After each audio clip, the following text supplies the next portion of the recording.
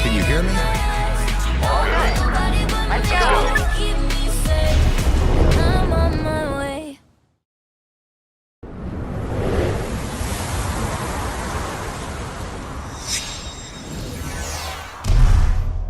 Have you come across this new type of token in your battles? Let me show you how you can get more of them. Time tokens can be found in both themed mode and classic mode. When you win a match, you can leave with all the time tokens in your backpack. However, if you get eliminated, you'll lose 20% of the time tokens in your possession. But is winning matches the only way to get loads of tokens? Not at all. You can use the supply shop's upload feature to take them out in advance. You can take out up to 40 time tokens per day. The most efficient way to collect time tokens is to head straight for the themed area, where there's a higher chance of finding them. It's also filled with supplies, so you're likely to run into other players. Defeat them to get some of their time tokens. Once you've got your tokens, head to the perk shop to exchange them for rewards. Available rewards this period include the Camel Superfan set, 7th Anniversary set, and Duneshine Dacia Level 1. Exchange your leftover time tokens for perk tokens to use them for future perk shop rewards. Collect time tokens in the game now, so you don't miss out on any rewards.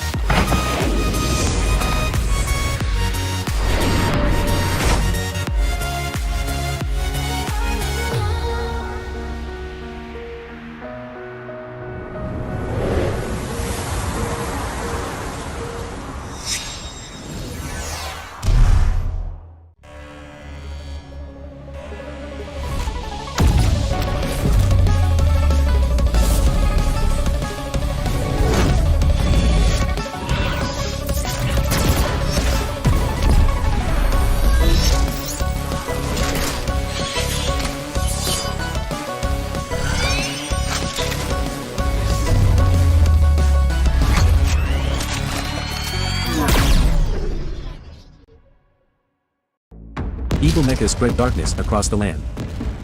The pandas fall in despair. Jade Fong Aurora extends a helping hand. Will it be justice or evil that prevails?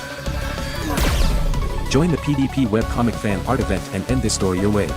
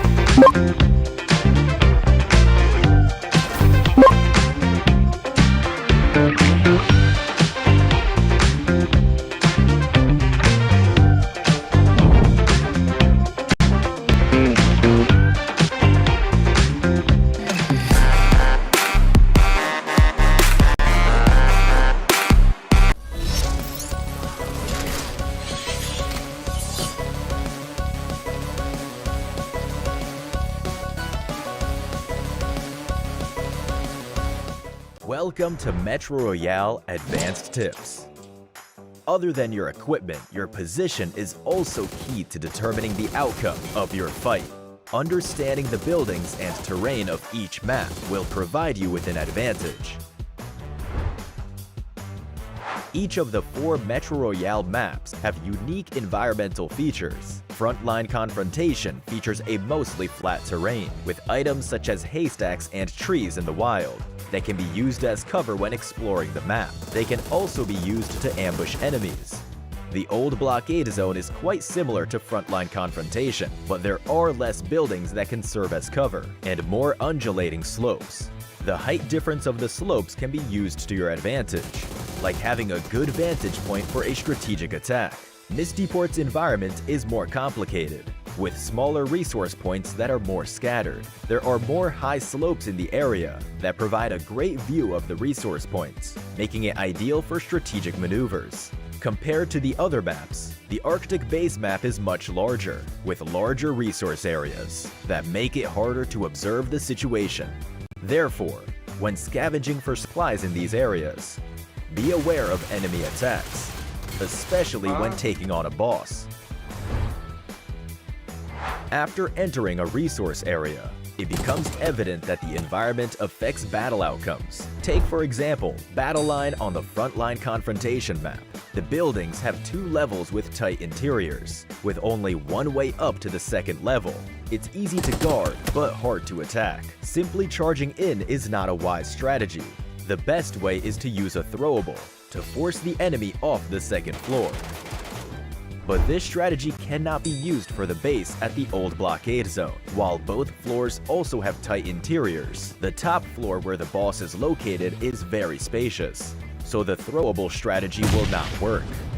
As such, when facing enemies on the top floor at the base, it's not wise to attack unless you're very confident. It might be better to wait for the enemy to leave the area, or head to a higher vantage point to snipe them. As the subway connects multiple resource areas, the subway route is also a key battleground. For example, there are only 2 entrances from the old blockade zone to the radiation zone, and they are connected by one railway. Players who are heading towards the radiation zone or leaving it will need to use this railway. This is why battles often occur here. As long as you can make use of the environment, you're likely to find a lot of loot. But if it's like the radiation zone in the Arctic base, where there are multiple exits, then you might be better off not strategizing too much here, as you might be wasting your efforts. Aside from ambushes in the subway, there are multiple positions that can be advantageous. These locations include fixed boss spawns, staircases, and the entrances and exits of the radiation zone. Take Arctic Base for example. You can lay and wait at the main entrance of Missile Silo or near the exit inside the subway. With the amount of resources available, people are bound to enter and exit, making it the perfect place to employ an ambush strategy. Also, take note of the boss's spawn location. There may be other players coming to challenge the boss. If you hear intense gunfire, that should mean other players are tackling the boss. A surprise attack at this moment might achieve unexpected results. Also, don't ignore those unassuming staircases. You're likely more vulnerable when going up the stairs, and cannot effectively fend off attacks from above.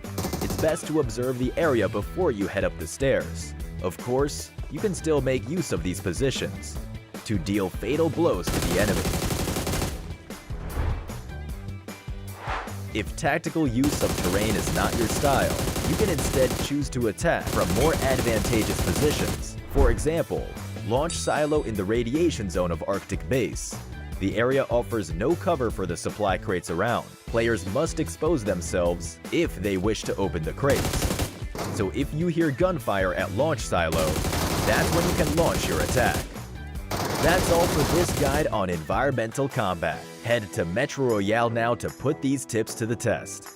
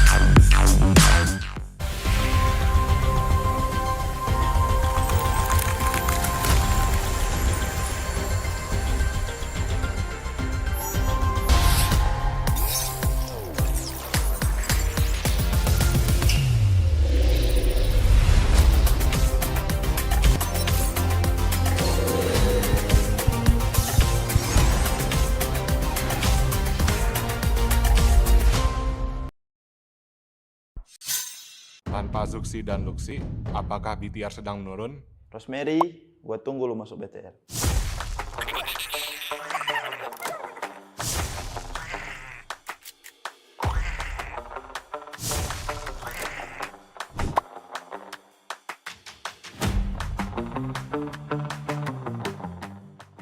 Kalau dari gue sih Rosemary sih, karena sama-sama dari Manado juga, terus jago kan, MVP, juara PMSL SEA.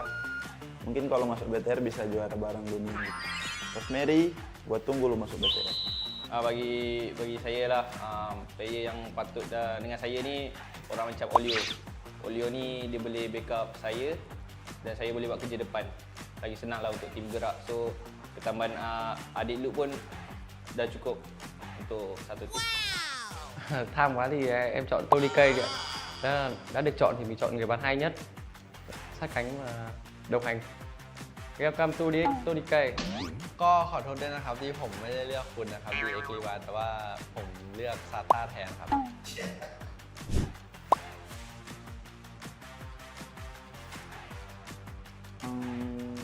Menurut gue sih TODAK sih, karena dia nggak gimana ya, bawa 3 loh sampai 3. BTR aja cuma 1 loh import dari Filipina, dia sampai 3 loh dari Indonesia. TODAK.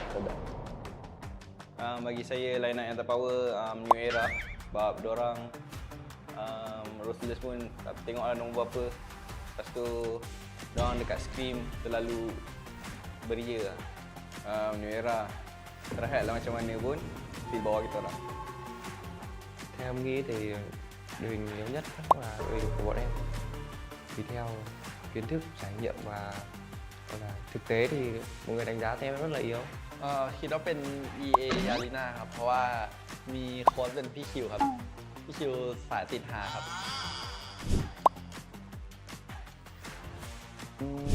Untuk yakin sih ya masih sama kayak tahun lalu lah, 100%. Mungkin tahun ini bisa lebih lagi, 1000 mungkin, karena benar-benar baru kan, tersisa aku doang di BTR, jadi ya the new jalan baru juga. Jadi pengen benar-benar buktiin lah, kalau bisa kasih piala ke BIGETRON, bahkan bisa jadi tim yang dominasi. First kali kita sebagai manusia kita tak boleh berharap sangat kepada itu, cuma kita harus ada mentaliti yang untuk juara, so senanglah sikit untuk menyedapkan hati dan mental yang kuat sebelum turnamen. Theo bọn em nghĩ thì tuần đầu tiên bọn em cần phải cố gắng về mặt điểm, cũng như là xem các đội hình của các team khác bắn như thế nào, bọn em học hỏi và rút ra kinh nghiệm và sẽ gọi là đặt ra một cái chiến thuật gì đấy gọi cho hiệu quả để tuần sau cố gắng và bứt điểm. ก็คาดหวังได้ครับเพราะว่าผมมองว่าทีมเราก็กำลังมาดีอยู่ครับแล้วก็ปรับเปลี่ยนผู้เล่นมาก็ถามว่ามีปัญหาไหมก็ไม่ได้มีผลมากมายขนาดนั้นครับแล้วก็อีกอย่างทีมเราปรับตัวกันได้ไวด้วยครับ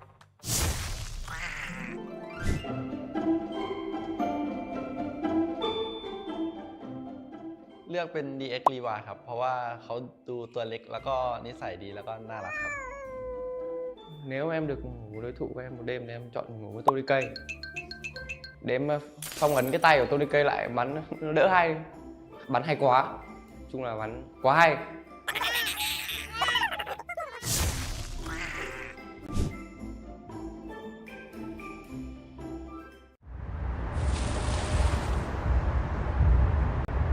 "2024 is history, but the fire of battle have just ignited in Kuala Lumpur, Malaysia. The chapter of the 2025 PMSL SEA Spring begins now, right here, right this moment." Hello, PUBG Mobile Esports fans! Get ready for the ultimate showdown as the 2025 PMSL SEA kicks off. For 3 intense weeks in Kuala Lumpur, from February 26 to March 16, 24 teams will battle for the coveted Southeast Asian crown, and a $200,000 prize pool awaits the victor. This season, the battleground is set for most intense fights yet, with exciting new formats shaping the action. Week 1 kicks off with 2 stages. In the group stage, 24 teams are divided into 3 groups and compete over 3 days. The top 16 teams will advance to the Super Weekend. Yes, say bye to Super Sunday. Now, 12 matches over 2 days will decide the Week 1 standings. Week 2 raises the stakes with a game-changing twist, Smash Rule. Once again, the top 16 teams advance to the Super Weekend after 3 days group stage. Before Sunday's matches begin, the match point will be set, determined by taking Saturday's first place team score and adding 10 points as the target score. On day 2, the battle will continue until team secures a winner-winner chicken dinner after reaching the match point, or until all 8 matches are played. It's also worth noting that on day 2, under the Smash Rule, matches will rotate between Erangel and Miramar. Based on each week's Super Weekend ranking, teams will earn league rank points to secure final slots. And finally, the finals. The culmination of all the action. The top 16 teams, based on their league rank points from the league stage, will face off in 3 electrifying days to decide who will take the crown. Now, let's cheer for these 24 teams from Indonesia, Malaysia, Thailand, and Vietnam. Rivals clash, legends rise. Only one will claim the throne and take the C slot for PMGO main event. The battle for glory starts now. Let the games begin!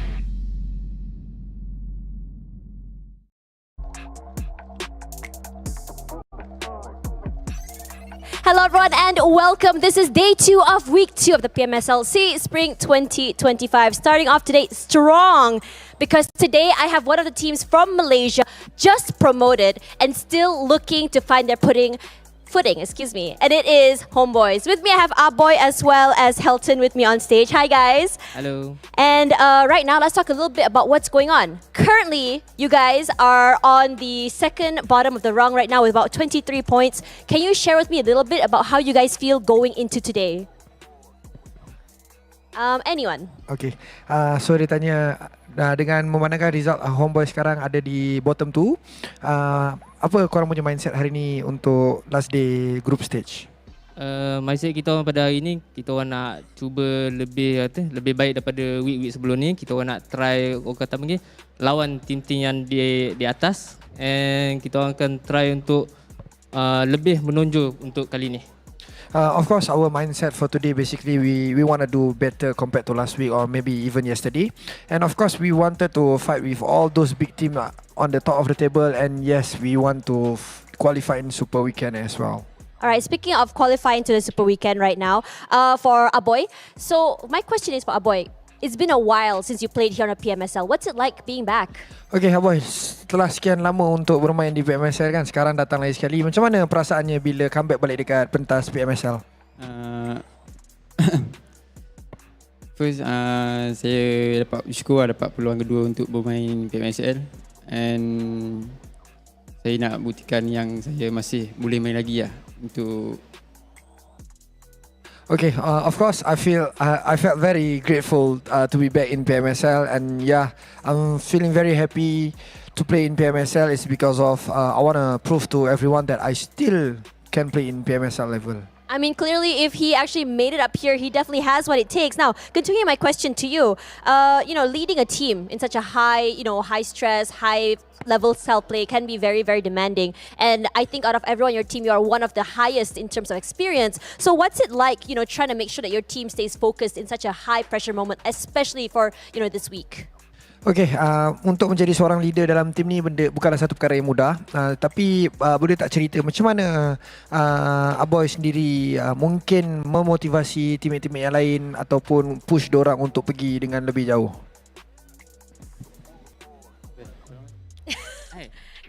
Siapa in-game leader ni?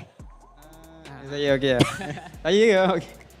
Okay, first saya akan motivate untuk player-player yang orang yang macam down semua untuk semangat, jangan putus asa Lepas tu makan pun sama-sama, semua pun sama-sama jangan seorang-seorang. Jangan ajarkan seorang-seorang, itu je. Okay, of course, as an IGL, I will always motivate my teammates whenever they are feel down or whatnot. But then, yes, I'll try to gel the chemistry even stronger by maybe we having a dinners together, having a lunch. Having a sahur together. So yeah, I don't want them to feel alone or they are struggling alone. I think it's better for us as a team to struggle together and win together. You know what? That's such a great mindset. I clearly can see for Homeboys, chemistry is definitely something they really, really care about. And I love seeing this from the team as well. Now that you've had some matches in PMSL, what's your take on the competition? Out of all the teams right now, which team do you think has really surprised you today? Setelah bermain 2 minggu, hampir 2 minggu, ada tak tim-tim yang mungkin Aboy rasa kagum dengan persembahan dorang ataupun tim yang baru mungkin tiba-tiba datang menjadi top contender? Banyak tim lah. Jap. I rasa macam you banyak nak cakap je ni. Boleh? Boleh juga, kita tengok titik. What's your take? Okay, bagi saya lah banyak tim yang improve lebih kurang macam KAGENDRA, New Era, 69. So boleh katakan tim-tim underdog lah. Banyak bagi saingan lah untuk kali ni. For me myself, I believe that all the underdogs team such as KAGENDRA, 69, they are performing really well in this PMSL and I very impressed with their performance. Okay, back to you, Aboy. You punya, I nak tanya your thoughts pula. What's your thoughts here? Aboy pula, team mana yang ni? Saya rasa choose one. DX lah. DX, Xavier, why? Sebab dia selalu ada. Macam selalu ada time last girl lah. Okay, of course, I feel very impressed with DX is because they are always there. I mean, when it comes to always there, what does it mean by every circle, every situation, no matter how hard the situation is, DX will always be there. So I'm impressed with that kind of gameplay. I love that. Okay, thank you so much. Boy, now for Helton, you have played in PMSL before, but right now this is first season for Homeboys to be in the league. So as a team playing together for Homeboys, how does this experience, kind of like compared to the previous seasons when you're playing on different teams? Okay, untuk Abel sendiri walaupun dah pernah bermain di PMSL tetapi sekarang untuk first time bermain bersama Homeboys. Macam mana perbezaan pengalaman ataupun apa yang dia rasai oleh Abel sendiri ketika bermain bersama Homeboys dan juga tim sebelum? Perbezaan dia banyak. Cuma Homeboys ni dia lebih orang kata apa ni? Dia punya vibe dia lagi lebih baik daripada saya punya team before this lah.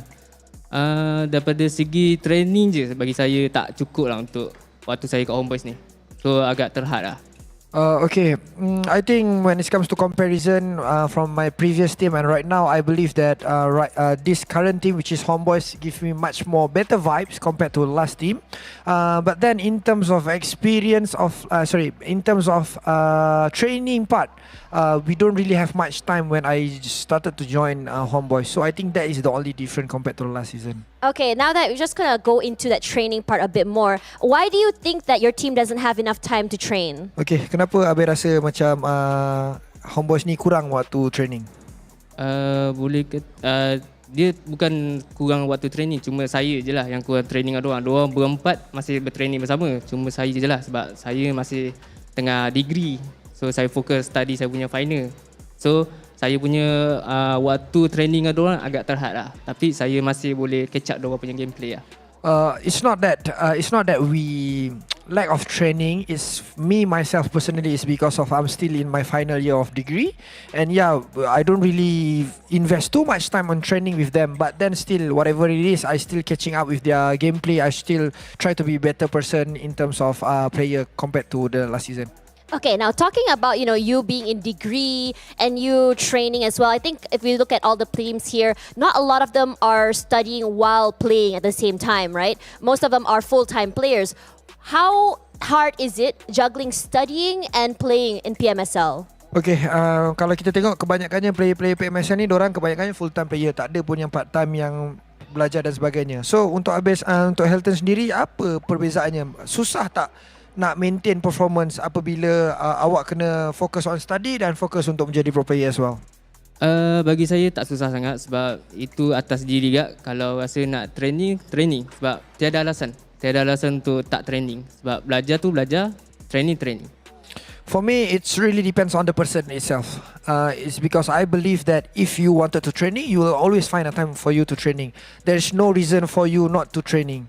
So I believe that if you know how to manage your time, then there is no problem for that. Now, speaking of problems, right? I think as a team as well, you all sit, you guys eat together, hang out together, train together. Now that you're studying, has it kind of like, caused like a rift or like, a divide between your team? Okay, kalau yelah kita bercakap pasal tadi Aboy ada mention yang dia selalu yelah makan sekali dan sebagainya kan. Bila habis tadi ni ada tak ada macam mungkin Aboy tak boleh nak join dorang punya activity bonding time tu? Ada je saya join dua punya body time bersama. Cuma bila waktu yang saya tak dapat tu, saya selalu pesan kat dorang lah, kalau boleh spend time together lah walaupun saya tak ada. Yes, of course. I do have joined their bonding time, having dinners together. But then, whenever I couldn't make it, I would always tell them, "Oh, just don't because of me, you are not having dinners together. So please have it even without me." You know what? That is so wholesome. I love to hear this interaction. Thank you so much for sharing, homeboys, with that. So good luck today as well. And speaking of luck, there are so many teams looking to find their luck on day number 2. Let's see whether or not their luck changes, or will it all just crumble down as we go into day 2 of week 2.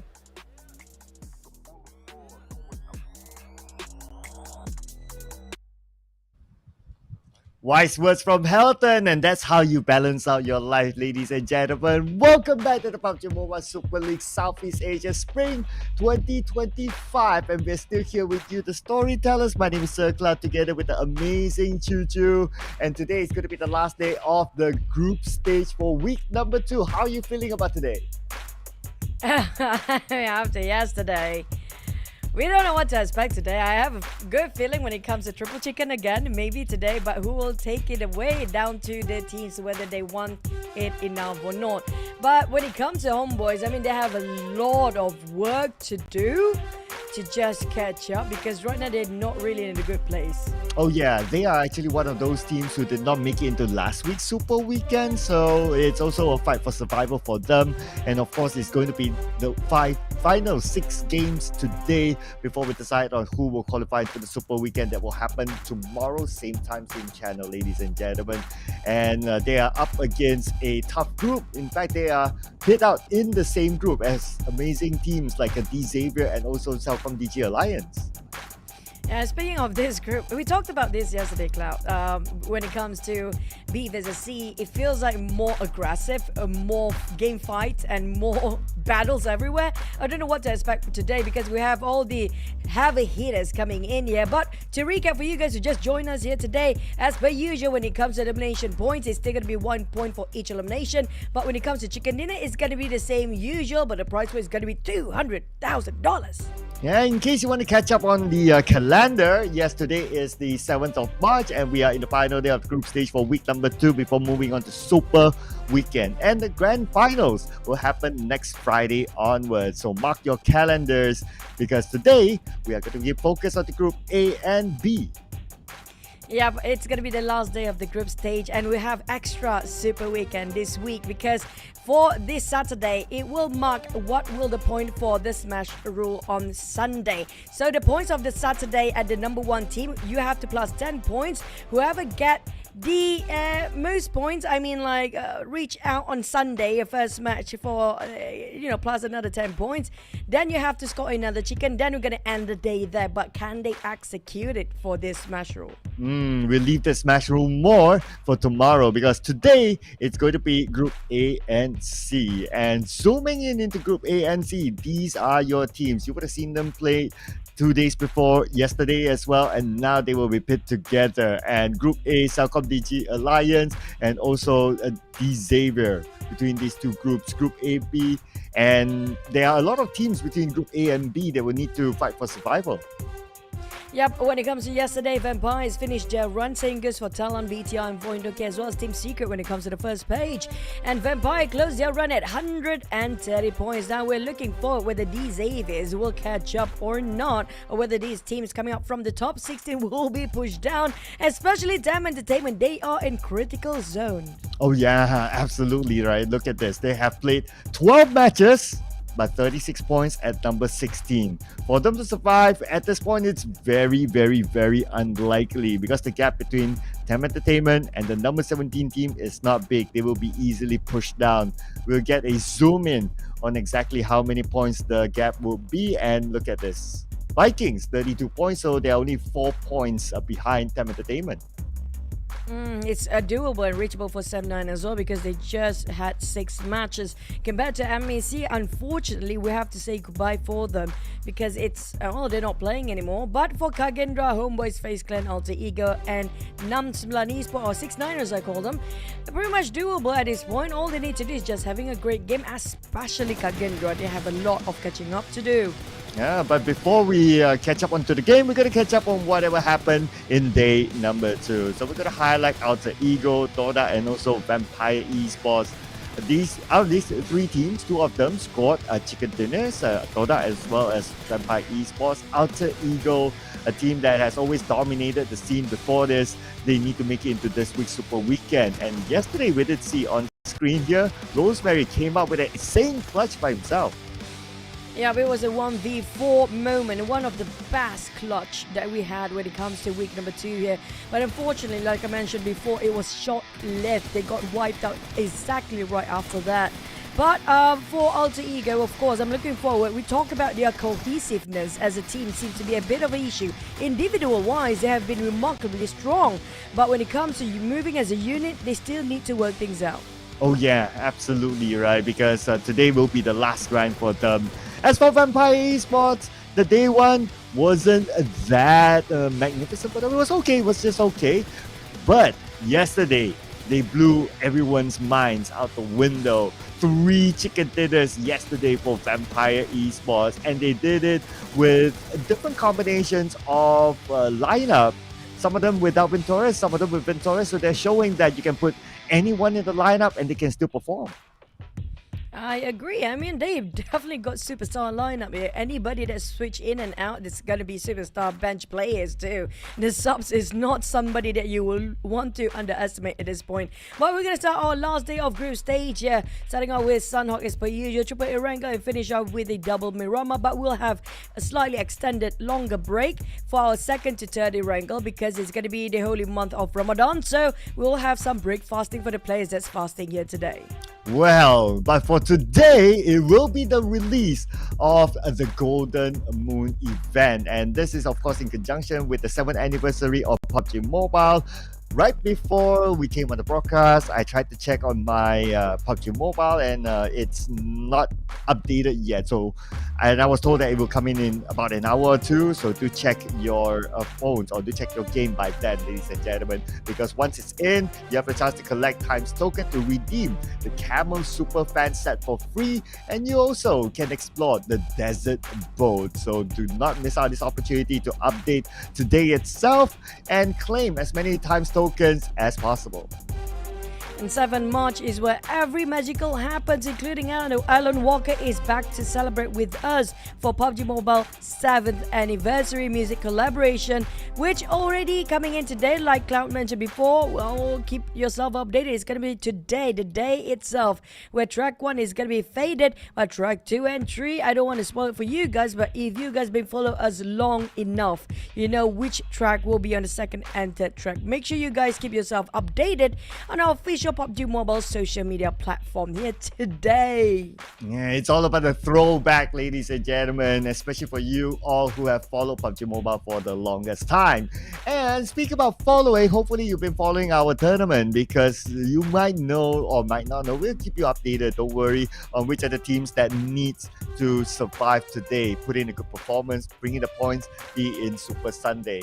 But this all will not happen without our official sponsor, which is TECNO. And this tournament is proudly brought to you by them, and they are here together with us, hardcore gamers. They bring the best value to gamers with the POVA 6 Pro 5G, and it is also powered by a very, very fast processor and also 120Hz ultra smooth display to give you the best gaming experience.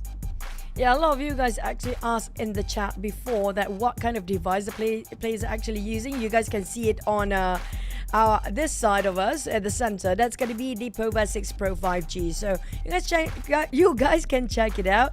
Even during the grand finals, make sure you guys just hop into the grand finals with that at IOI Mall, so you guys can see the device and try it yourself too. But for prediction here today, I'm gonna be very realistic. I'm gonna follow my guts for today. So my gut's telling me I should pick this tree. Yesterday was a disaster when it comes to our predictions. Yeah, I'm going for the least obvious one, right? Okay, maybe TODAK is kind of obvious because they scored chicken dinners yesterday, so they're looking pretty hot. But the reason why I put them, Strangers Esports and Alter Ego, these are the three teams that need to make it to the Super Weekend. So I would like to see them put up a good performance and put up a good show and put the challenge up to the other teams. Yep, for CELCOMDIGI Alliance and the Xaviers from my end, I want to see if they feel challenged what Vampire pulled out yesterday. So if they do, I love the ego to be in the way, so I want to see them if they can actually topple it off with another hat-trick today or not. But when it comes to TODAK, I mean, yesterday, that's huge respect coming up from us. We have to put them out there when it comes to prediction. I hope they do carry out their momentum here when it comes to the last group stage here today. Oh yeah, although they did score big yesterday, but then again, they still need to maintain the pace. They cannot drop their ball because today's group is going to be pretty tough for them. Nevertheless, ladies and gentlemen, we are going to jump in onto game number 1 in Sana. Let's go.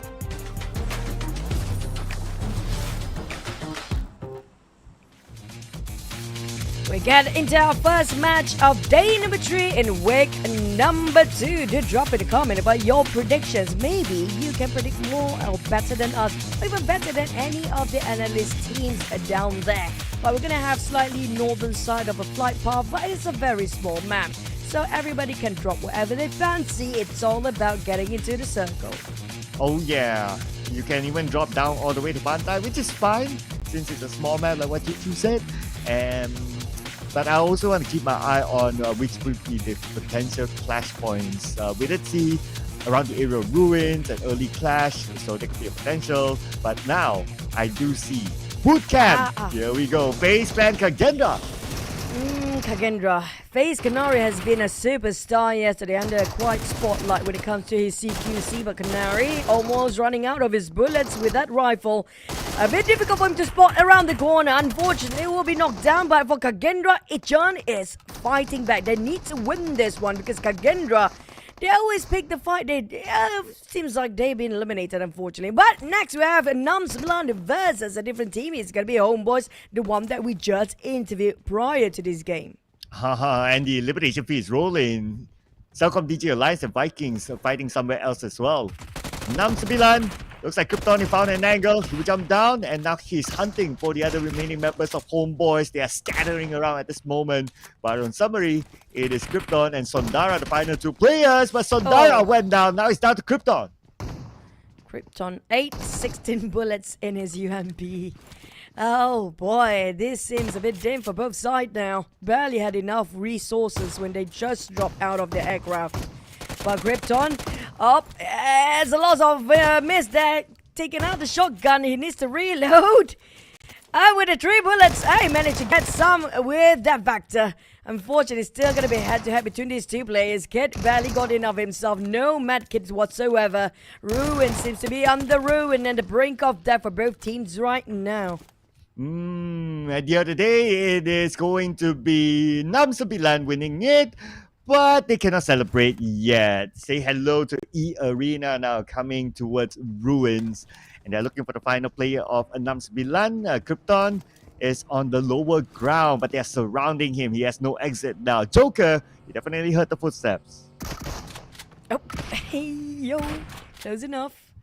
He knows exactly where they are at right now since he's going to the 2nd floor and there's nobody there. But for Tiger X, it's going to be the greatest opportunity to just recuperate themselves for a bit. While Canny, on the other hand, a bit far, but he is definitely interested in what's going on top of those compounds. Now, that relayed information will be crucial for the rest of SEM9, whether they want to take the fight or not. But this is quite a rare circle, to be honest. We're having all the way towards Camp Bravo for the next few stages. And we got a good amount of teams in this circle. And For this week, this is arguably the best Sunhawk circle so far. Best as in like it's kind to majority of these teams. It's going to be at the main peninsula, so a lot more space for these teams to play. They don't need to figure out where the circle will go. But anyway, here comes SEM9 eArena. Here we go. Oh, Tiger X get knocked down. 7-9. They are winning this one. Traxia quite in an open space to take that shot away. Joker hiding himself with a couple of structures in between. While Ansi, here comes a nade, hoping it will land on either of the play of 7-9. If he can get Canny to finish it off, it would be great, but unfortunately did not connect. Firan coming in. The Rock will be the only structure in between them and EA. Now, NC2 dropping down, but Firan, what a clutch in 2v1. He fought for the life of the team, and they will breathe to see another day. And he will be able to pick up his duo siblings, Kenny as well as Trexie. They will be back up with him. 4 points scored by 7-9, eliminating eArena. Wow, that is a good start there for 7-9. Definitely. Even though they lost one player, but it's going to be all worth it with that 4 points in the bag. Wiped up the entire team by himself just now. Thanks to Firan, who made it out in the very last minute. It was a huge clutch 2v1. They were at the brink of losing as well. But next, we do have Boom. We don't see the best of them yet. They are pretty okay, pretty stable in the middle pack.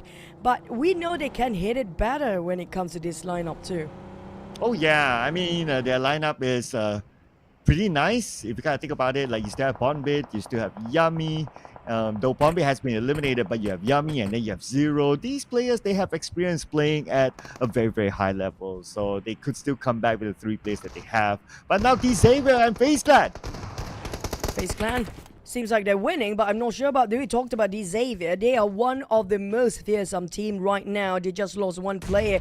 It's gonna be a 3v3 for FaZe Clan. FaZe Clan, they have been continuously engaging here. First it was KAGENDRA, and now it's gonna be Xavier. They knock down on Levi and finish off in an instant. This is gonna be a huge win if FaZe Clan can wipe up the rest of the Xaviers. But they are quite scattered for DX right now. Nate T in a different house, while the last player of the Xaviers nowhere to be seen yet. Yeah, and FaZe Clan, they managed to pull off a decent defense, winning it against Xavier. Xavier, they lost Levi's and Paragin, and they failed to collect those points, obviously. So for FaZe Clan, they have been pretty busy from the start. If you gotta think about it, from bootcamp, coming out of bootcamp, and they have to take another fight, but they are successful. So far, so good for FaZe Clan. Yep, I mean, it was KAGENDRA that just dropping himself right on top of FaZe Clan. It's always been there to take for bootcamp here. But it means that they're really well prepared in case somebody tried to crash into their compound as a start, hot dropping into their place. But for KAGENDRA, they have to recalculate their strategy and their rotation here because things are really dim. It seems a bit bleak when it comes to getting the spot for this Super Weekend. Yeah, hopefully we don't see more of what happened in bootcamp and also more of what happened in yesterday's Miramar as well. Well, 5 more games to go for KAGENDRA. If they were to survive, they will need to come out with big performances in the final 5 games. Speaking of the rest of the games that remaining, including Alter Ego, they're nowhere near safe here. It's a bit awkward for us to see this version of Alter Ego. We've seen their rise, and this is definitely one of the biggest fall to witness for Alter Ego within 2 years of span. Yep. At this moment, 22nd place with 27 points. Definitely not the best from Alter Ego, though we saw a good performance by Rosemary yesterday with a clutch. But that was one of those rare moments for Alter Ego. Not as much as we have seen like in previous seasons, like there's major comeback to win the trophy at one point. So it's a very different Alter Ego this time. And 5 more games, Alter Ego also in a very dangerous zone, not making it to last week's Super Weekend. Today is D-Day for them. D-Day, whether it's a comeback day or it's going to be Doomsday, is down to them to decide by end of today. I just hope I don't see this fall version of Alter Ego, honestly. It's so sad to see everything falling apart right before our eyes. But it's a different case for RRQ. We do know coming in Lapar, Gen Force's players and Hazel as well seems to be really pushing RRQ to a different standard this season. Now Gen Force, we do know how chill this guy can get, and we do know how aggressive and crazy how Nepeko just take the lead when it comes to being aggressive player. But at the same time, they're quite splitted apart. And when it comes to the position-wise, it's not the best. They pretty much need to regroup in case they're being charged in. Yep. Right now, because of we are at stage number 2, and it is Sandhawk. It is a smaller map, so definitely teams are very, very close to each other right now. So regrouping, staying together is going to be important as well. For Firen, doing a bit of a scouting work, they attracted the attention of FaZe Clan. FaZe Clan almost knocked him down. FaZe Clan, I have to say, we see different roster of FaZe Clan, but I love this, how they just adapting everything so fast within seconds. When it comes to being a CQC team, they pretty much handle it so well, but it's just a long range sometimes that needs a bit of work, a bit of polishing for FaZe Clan. But for Alter Ego, it's all about individual plays for them right now. We want to see them to work as a unit. They had that last few seasons. It seems like things to be dwindling down for them, but I just hope they can make it a comeback at least the very last minute here today. Need those points as well. I mean, so many teams, right, are struggling between Group A and also Group B that they need those points in. Even as compared to when having Group C in, Group C, you have you have a few teams, but between Group A and B, this is arguably very, very challenging here for a lot of these teams who need to fight for survivability. And based on the first game right now, if we were to look at this, SEMBILAN, HOMEBOIS, and KAGENDRA, 3 of these teams have been eliminated, and 3 of them will need the points. I agree. The thing about Group B versus C, there's more aggressiveness, there's more fights compared to Group A. They're a bit more tactical, they're more veterans, they are heavy hitters, but they are very smart in placing their strategy and navigating into this map, or every single map there is. So we might actually have a bit of a pause here and there waiting it out, because there's so many stage 9 when it comes to Group A playing compared to Group B versus C, because they are very careful and they know what at stake here for Group A players. It just shows that how serious they're taking this tournament here, and everything seems to be very calculated when it comes to Group A. Now when it comes to the circle, it's a different story entirely. We will wait for it to shrink down with it, whether it's going to be MAQNA or Camp Bravo, even BUM. But we do think it's going to be more towards the northern side, and there's going to be a clear path into it on the northern side for Strangers Esports. But in the middle, we have Boom Esports, RRQ. They are split up, but they should get together soon. Yes, and then Strangers Esports from the northern side coming in is going to be an easy entry for them. But I can't say the same for FaZe Clan. They might need to face off against another team that's in front of them to get into the circle. And plus, it's a crossroad. So that means you need to cross the road. Why did they cross the road? Because they need to. It's a road. There you go. But for Vikings, okay. Vikings is another team that I feel very interesting in certain way. Now, we do know some of the players pretty much are very veteran players too, but when it comes to the org itself, it's very fresh.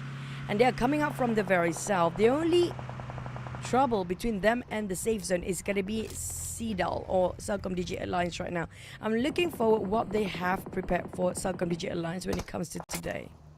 Oh yeah, absolutely right. Let's see if they can actually continue on their performance from the day before. One knock onto Leon, but then again, his teammates are not too far away. We don't see Vikings pushing all the way in, but who needs to? If we can take that long-range shot by Conti to finish him off. Leon's one of the star players for CELCOMDIGI Alliance out. Now RQ next. I'm surprised that CELCOMDIGI Alliance, instead of gatekeeping towards the side of Vikings just now, they resort to pushing in.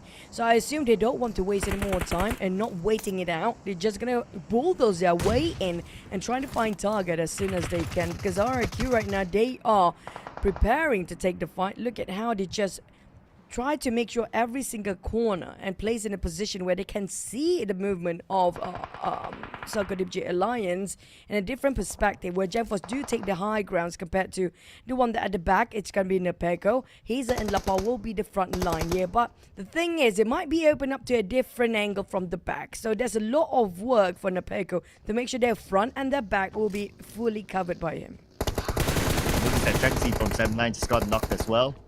Now Nepeko shut down by Jimmy OP, and that's a long-range knock.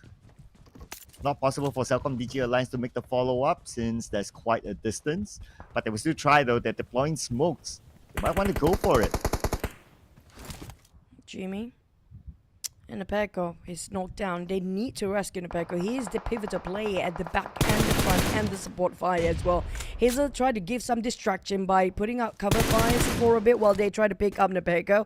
While we're looking at the circle, not much team coming out from the northern side. Only Boom taking across Mong 9 right now. Yummy May seems to be very isolated down there compared to the other two. They lost one member there. But this circle will shift all the way down south. Now that's going to be a long journey for Stranger, Boom, RRQ, even CELCOMDIGI Alliance. They will have to take the fight either way.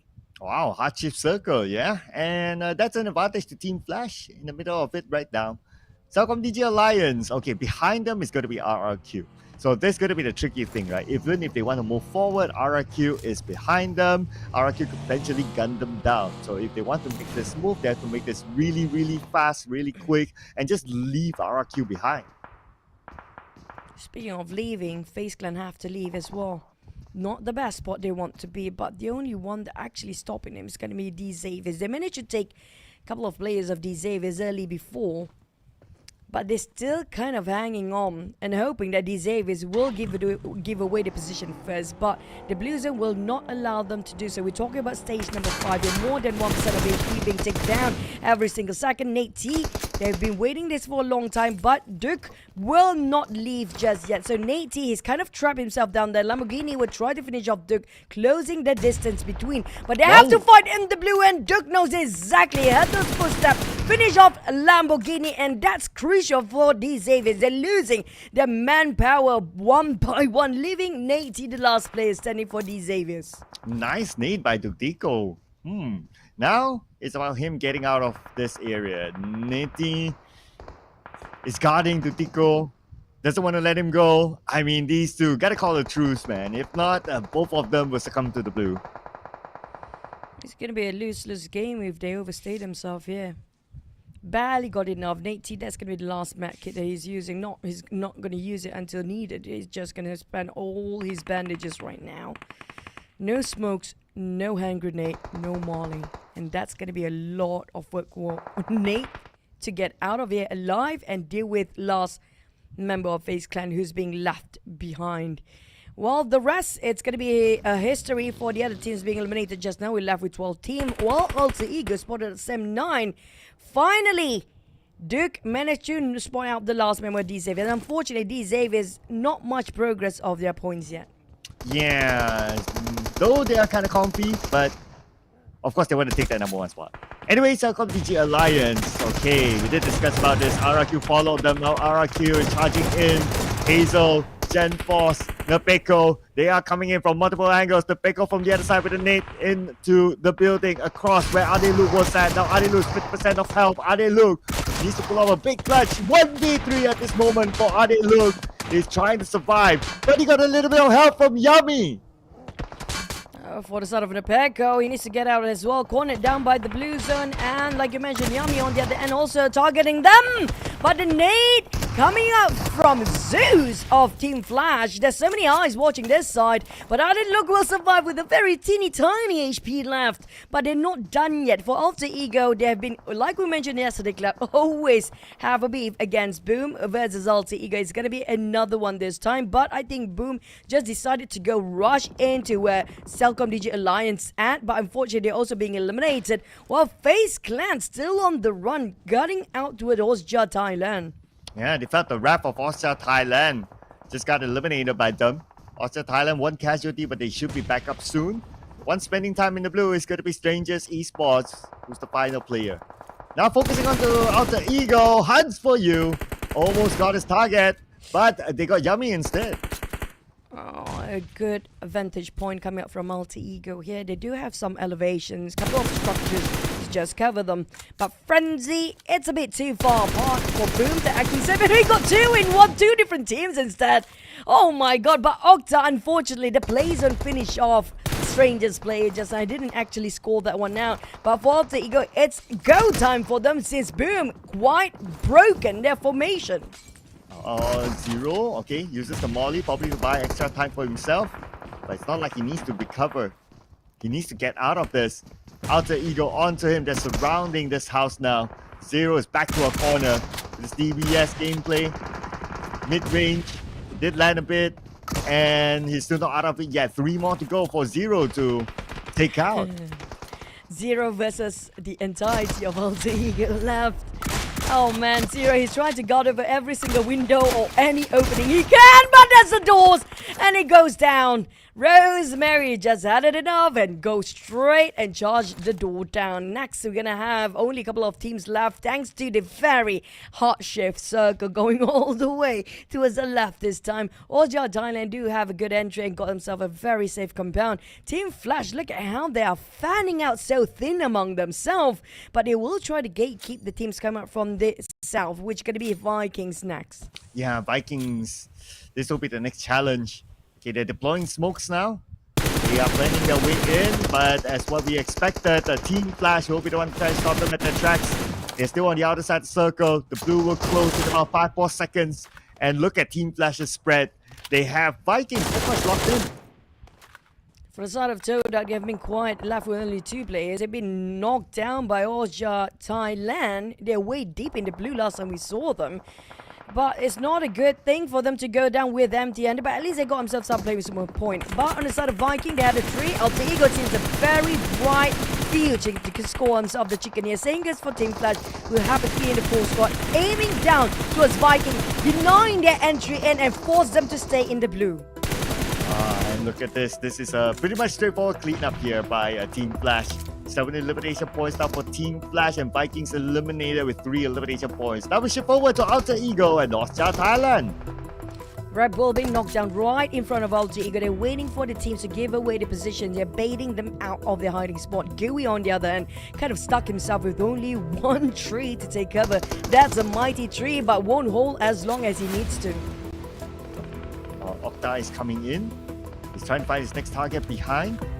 And Tops, Team Flash, they are in the middle of the circle right now. They have control of the circle, especially with this kind of spread. Tops will pick up a freebie there in the name of Red Bull. Zeus, not being spotted at all. Rocky May, Bounce, spotted out OSJA Thailand. They're all divided right now what to focus on for Team Flash. They have all the information they need. They know exactly where the rest of the other 2 teams' players are. But not so much for OSJA Thailand. They kind of stuck themselves cornered down in that very small house. Now here comes Octa, hoping to take the lead and charge in. But if he's not being careful, they might be gunned down by Team Flash. Zeus is watching right now. Keeping an eye on the Shopper. Shopper is playing the healing game. That's just that much that he can heal. And he gives himself away to the blue, denying away the point. Now leaving us with only 2 teams left. It's going to be either Team Flash or Alter Ego. 4v4. They have this curvature of the terrain that will cover them temporarily without being spotted on the other side. But last time we saw Team Flash have absolute information compared to Alter Ego. They don't have that clear information regarding the position of Team Flash. Young T not taking any time to waste at all. Rocky May will fall back and just wait it out for any flankers here. Rocky May will have to take all the tanking ability by himself, since all the rest of Team Flash will move towards his side. But they spotted on 1. Hunt for You is down. Here comes Tops. He got charged back. Countered fire by Alter Ego. We got that 1 rock and running down on his bullet. Running dry, but still managed to knock in another. Here comes the rest of Team Flash. And they will take this chicken, the fuzz, for week 2, day 3. With absolute control of the circle and the full team, Team Flash will not let the ball drop. They won it against Alter Ego. Alter Ego, desperate for points. They could have used that chicken dinner, but Team Flash will say no to it. Information is the key, and it was so crucial for them to know exactly where the player is coming up from. The thing I love about Team Flash, they weren't reckless trying to push in. They take their own time and they took it to their best advantage to know exactly how to push in with going into split just now. I love the fact they were being so patient to try to take that last fight. Whilst Alter Ego, they were too focused on OSJA Thailand just now. That also did not give them enough time to scout out the rest of Team Flash on the other side of a hill regarding their position. Yeah, and Team Flash took one job at a time, right? They block out Vikings and then they focus into getting into the circle, and then they block out Alter Ego, one job at a time for Team Flash. And look at the amount of eliminations that they got. They got a total of 13 eliminations, so 23 valuable points for Team Flash. And everybody been pulling their weight. Look at the damage output by each one of them. Very organized and quite a number of eliminations too. I mean, this definitely them improving from yesterday. And speaking of adaptation, Team Flash know what they're walking into when it comes to the last group stage to qualify themselves into the Super Weekend, and including the Smash Rule that they're preparing themselves for this last Super Weekend Sunday. So I'm looking for what they have to offer when it comes to hopefully to see them in the grand final, of course. But when it comes to Team Flash, let's rewatch their highlight.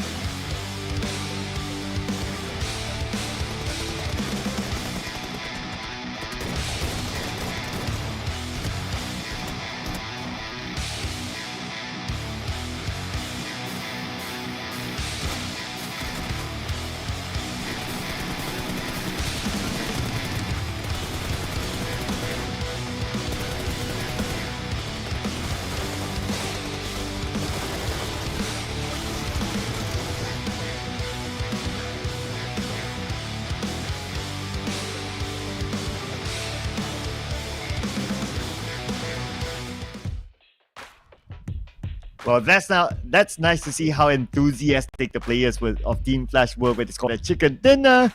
2,072 damage by Team Flash. It's not like they were staying quiet. The damage told the entire story. Other than that, in our top 4 teams, we have Alter Ego, OSJA Thailand, and FaZe Clan. Oh man, I mean, today has been a bit of a different top 4 that we look forward to compared to, you know, when it comes to day number 1 when it was A versus C. So I love how every single team in the top 4 right now stepping up, but it was Sunhawk, and that circle was ridiculously hard when it comes to the hard shift. But nonetheless, we have to give credit for all these 4 teams. I hope they can actually push the momentum forward and carry out into Erangel after this, because it's always Erangel they have some difficulty. But Zeus just now, he took the liberty just to gain the information and just stay put where he's at and try to play patient. I have to give it, his information was so crucial for the teams just now. Oh yeah, with 4 eliminations, 558 damage, Zeus is our MVP this time. But frankly speaking, all of them played very well, and that's why all of them survived to the end, and they have good spread. Everyone had their own strategy. They took care of themselves well. But of course, we have to pick one player as our MVP, and according to the stats, Zeus is the MVP this round. Now, he may not bring in the sexiest numbers as compared to the average MVP data, but a chicken dinner is still a chicken dinner. So that's going to be 23 points collected by Team Flash. And that's where it's getting sexy. The whole team unite to get that 13 eliminations. I mean, individually speaking, they are all great, but working as a teamwork, that's where perfection just give all their best. But when it comes to Alter Ego, they are bumping up. When it comes to stepping up the occasion, they do have the information on the chart right now with 12 total points. But compared to what Team Flash has, it's kind of still a gap, with OSJA Thailand stepping up as well at 9 points here, FaZe Clan at 8. but the numbers dwindling down as we move towards the second page later. TODAK, they didn't get elimination, but the point, when it comes to the ranking point, it does save them for a bit. Now on page number 2, CELCOMDIGI Alliance only managed 3 points, so it won't be enough for them to snatch the number 1 spot yet. Same goes for the Xavier, only 1 point. KAGENDRA, unfortunately, is the only team to not receive any points at all, so they will not change, or will not go up, at least in terms of overall standings. Now, speaking about overall standings, welcome Team Flash to number 5. Yep, pushing up and swapping with a CELCOMDIGI Alliance, while VOIN Donkey and eArena being pushed down there. Well, we do know VOIN Donkey is not playing anymore. For BTR and TALON, I think they're pretty safe to get into the Super Weekend here based on their points. But for these Xaviers, this is the least amount of progress that we've seen them in week number 2.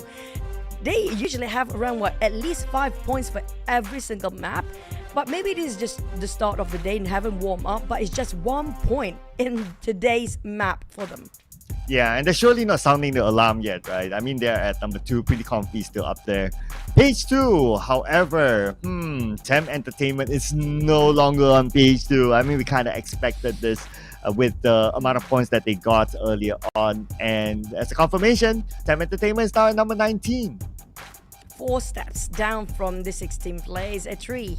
And it's going to be a damn big push down because FaZe just now, I have to say, they have been really great.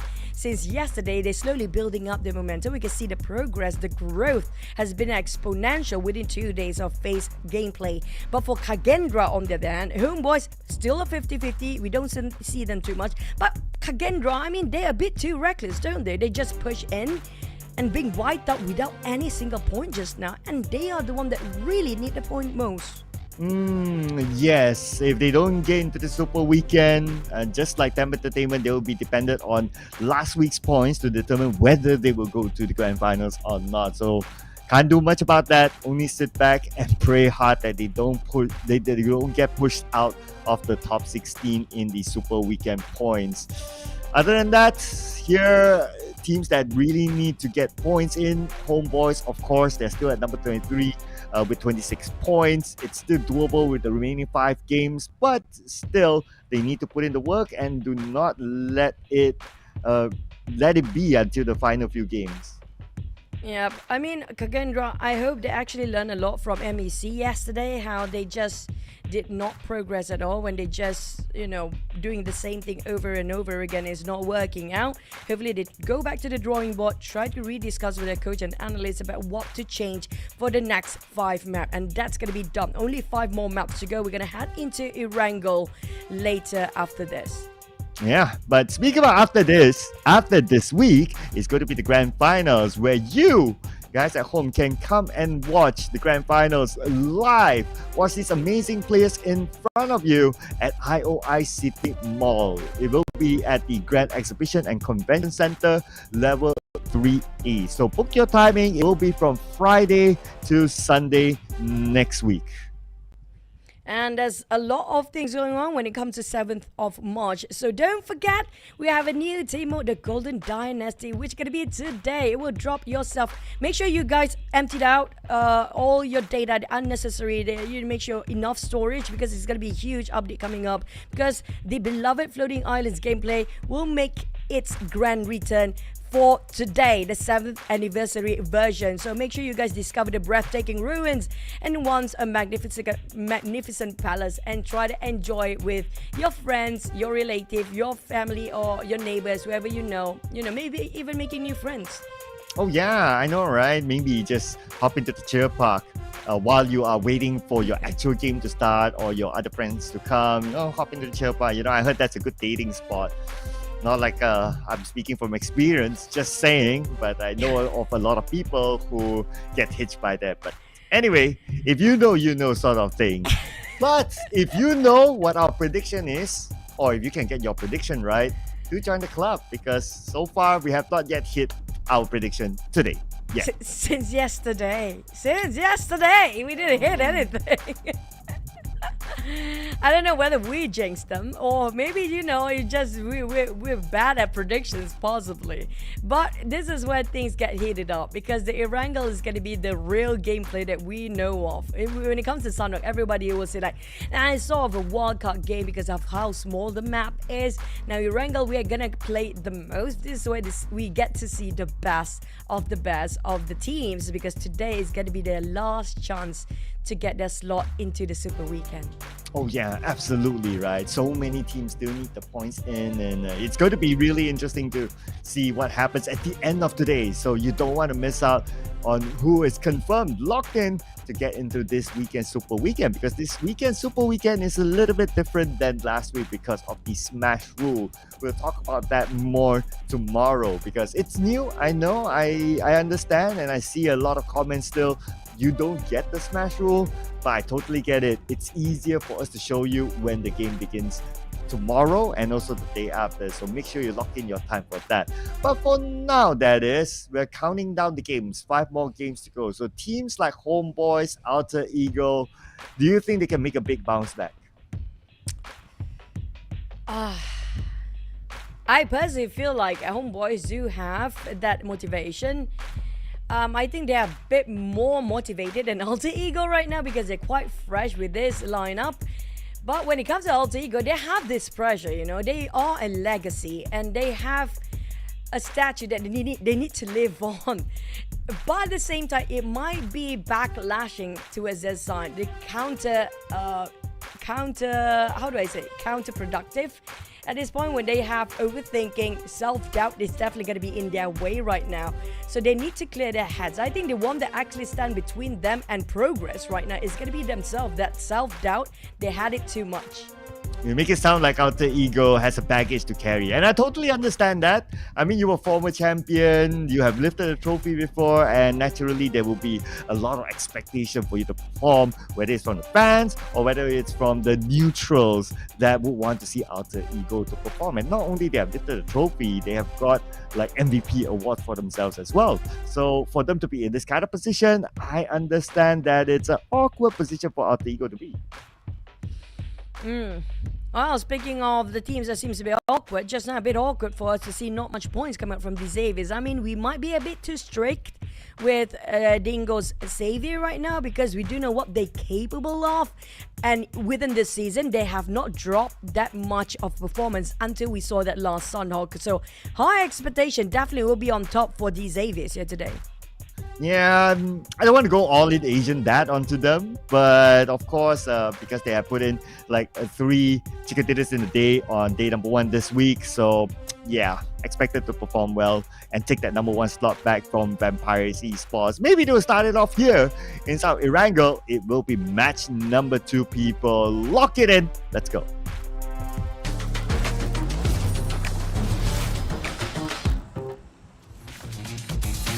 Gonna go into the first Erangel of the day. This is where everything will be locked up and away because this is where we get to see whether the team will to set a tone for the rest of the day or not. If they're not doing great in the first Erangel, it's gonna be hard for them to reset their minds because it's gonna be back to back Erangel all day long. And when it comes to the flight path, not so kind, a bit more towards the west side of the map, but we do know might be the circle will be contradicting where the flight path will be. We'll be on the eastern side later. Yeah, this was the common flight path yesterday, right? Obviously, it's a different set of teams. But with this sort of common flight path, even like yesterday, we did see a few early encounters, and considering that this is a fresh new group, fresh new game for all these teams, we might see that sort of thing happening in this round. So we've got to keep an eye on that as the teams start to drop right now. Homeboys, they're going to play a little bit safe. They're going to drop all the way up north. They even sent Kid just below Zarki. But some of them went to North Jogopul. And there is another team there. Vikings is also in North Jogopul. There might be a bit of rowdy start for teams on North Jogopul, I assume. But maybe they... Oh, never mind. We have another hot drop here. OSJA, Thailand, and D Xavier. Whoever got the gun first will get the win. And he managed to shut down on both of them. Nate T. I mean, he was the last man standing in the last map just now and managed to redeem himself and scored a 4. was 1v4 for Nate. Wait. How? What? How? I thought it was only one. Oh man. Replay, please, please, replay. Please. I thought it was only 2. Replay. I'm very sure we'll get a replay later on. Maybe our observers was also like, wait, what? That happened? What? It's even faster than the boot camp fight in game 1. And he even got 2 weapons already from there. Whoever dropped first, that was a crucial time. That microseconds, that milliseconds of difference will make such a huge change. I swear to God, OSJA Thailand is cursing Nate right now. How is this even happening? When that one particular player of the Xavier just block the entirety of OSJA Esports or OSJA Thailand to get their weapon in that very small shot. I know, right? We really got to see the replay again on how that actually happened. Yeah, I guess I can come up with all the theories. Like, okay, you drop right below you is the weapon, and then you drop like you speed drop there and all that. It's like, yeah, and it also has to be like the right weapon, right? If it's only like maybe a pistol, maybe it's not gonna be good enough. So we got to see the entire replay again. But what we're going to see here is TODAK making a change. Looks like Cleon is going to come in for the Irango match. Yeah, we had the interview with Cleon yesterday as well. And I feel like with Cleon, there's more firepower compared to when Cleon is not playing in the first map just now. When it comes to their movement, their navigation throughout the map for TODAK, it has been really good for them. But when the firepower needed, they weren't there. So I think the addition of Cleon into this will be really great. And also when it comes to CELCOMDIGI Alliance, we do have a bit of swap as well. Yeah, with Iftar out and Olio coming in. So I guess Iftar is going to help the team prepare for Iftar. Yeah, I mean, it's about maybe an hour to go. So it's good timing, keep the food warm. Once you guys are done, just come and eat. Don't need to reheat it. The food boy, the food guy. Yeah, he's not the water boy, he's the food boy. Yeah, it's so his role is the most important one, to keep the teams motivated, to know that hey, when they're breaking their fast, the food is gonna be there. So yeah, I think he keeps the whole team glued up and be motivated to get their chicken for this one, for that particular reason. But when it comes to the top 5 elimination, we have still Rosemary on the chart. It's actually taking number 1. But the problem with Alter Ego, despite we have this stellar performance coming out from Rosemary, it's all about the cohesiveness of the team. Yeah. I guess we can also theorize it to be like, okay, it's still the Rose carry, aka Rosemary Esports, aka Beast Mary, whichever name you want to call him. But if we were to look at that stat, then it looks like, hey, maybe the other players need to step up the game. I just hope there's no rift between Rosemary and the rest of the team, because I feel like his pace a bit too fast, or just the other teammate seems to be having a hard time to catch up to how the thinking process of Rosemary sometimes. But once they start to catch up, that's why you can see them steamrolling throughout the entirety of the tournament. It's just, it took them a bit longer this time to warm up to Rosemary gameplay. They really need to work things out. If not, it will be so difficult for the entirety of Alter Ego to catch up into the Super Weekend. Yeah, you can't entirely depend on to one player, right? Although there's some criticism for Rosemary, but again, when the stats came up, it's like, oh, he's still up there. So I don't know what else to say, right? Like, the stats don't lie. Like, he's still able to put in the numbers for the team. So it's really for the other players to catch up onto his performance as well.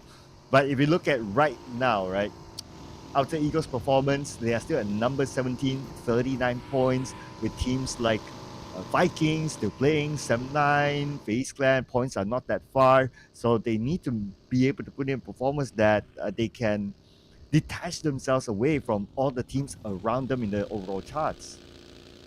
Yeah, when it comes to the team in the middle pack, I do agree. They kind of all stuck all together and not really having that much of difference. They're kind of doing almost the same thing here, wait it out, playing slightly safe, not doing something extraordinary. That's the difference between them and the rest of the teams up there.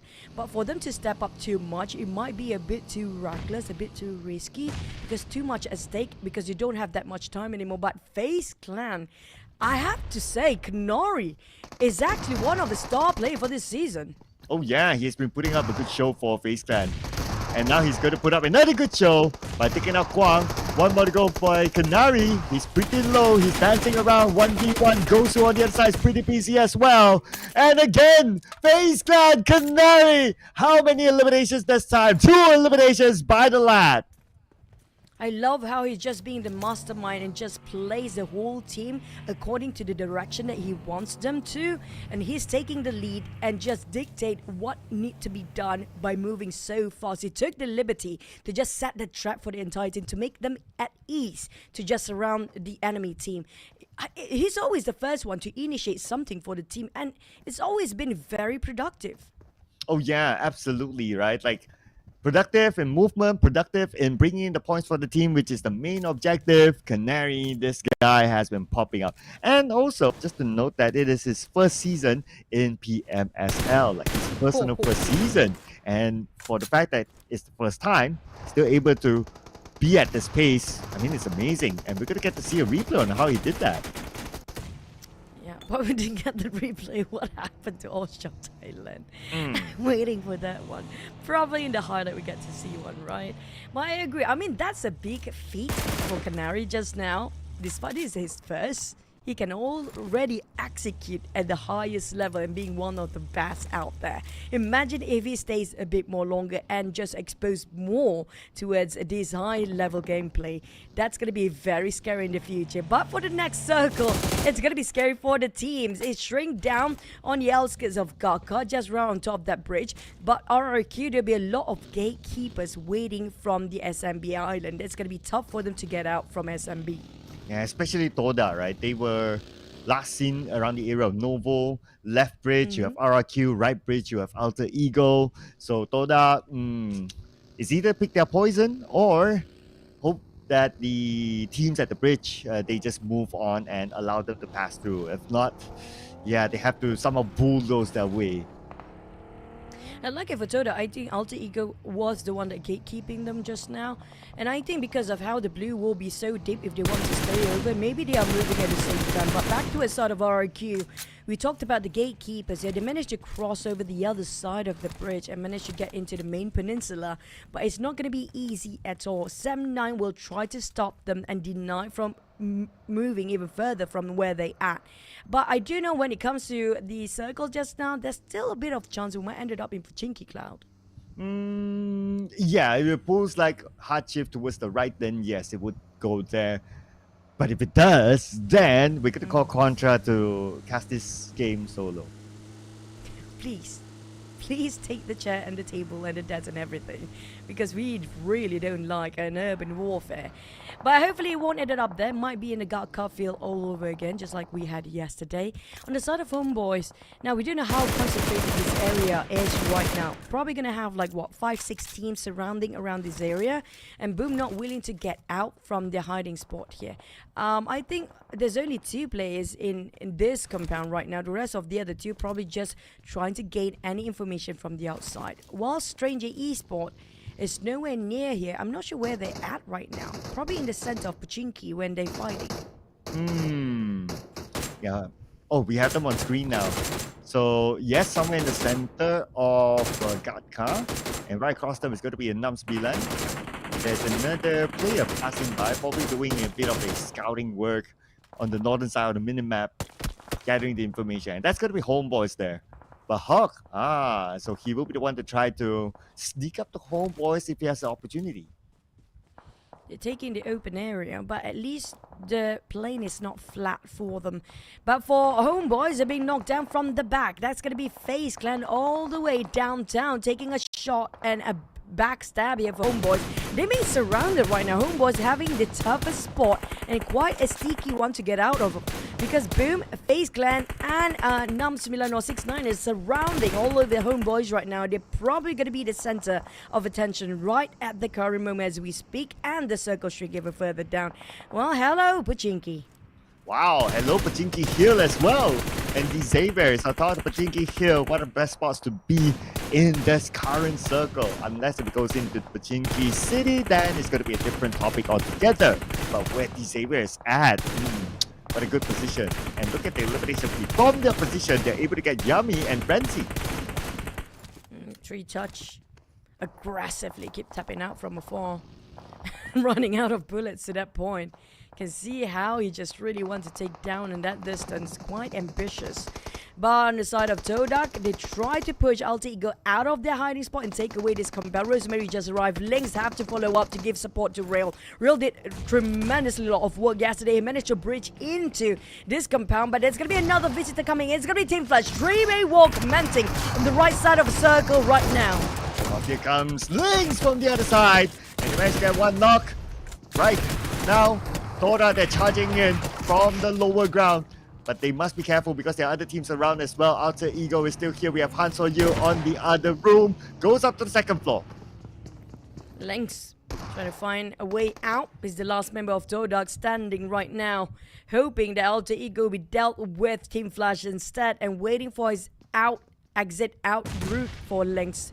But Tops will not let him go just yet. He popped the smoke for Lynx, giving away probably some information that he's at the back. Lynx prepping up the nade, hoping it would drop on Tops, but Tops seems to be getting on right on top of Lynx. We saw how he bounced back towards his side. Unfortunately, TODAK will have to say goodbye slightly early, but we're not done yet. Hans For You and Nocta. 2v4 Team Flash. Oh, and Team Flash. They just got Octa. Nice shot there by Baus. Zeus will finish off Octa, securing that point for Team Flash. Now it's going to be only Hans For You. Baus now down on his knees. And Hans For You is also the only player for Alter Ego. On the outside of the circle, the blue will be on top of him soon. But look at the POV of all Team Flash players, all aimed down towards Hans For You right now. All eyes watching him. They are just trying to smother him all around. He's being sat into a trap and cornered down. He's pretty much a sitting duck right now. There's no way out unless he can do some miracle clutch at this point for Hans For You. Yeah, it's going to be pretty hard, right? Look at the spread by Team Flash. 1-1-1 formation. And they will make sure that Hans For You do not get out of this. Okay, he has this vehicle. Let's see what he's going to pull up. But Team Flash, interesting move. One of them sent to the blue to maybe try to backstab, shoot from behind. Is it going to be worth it? A bit too overcommitted here for Team Flash to take down that last player of Alter Ego. But they need to take him out because he might be the poison later on coming up from the back.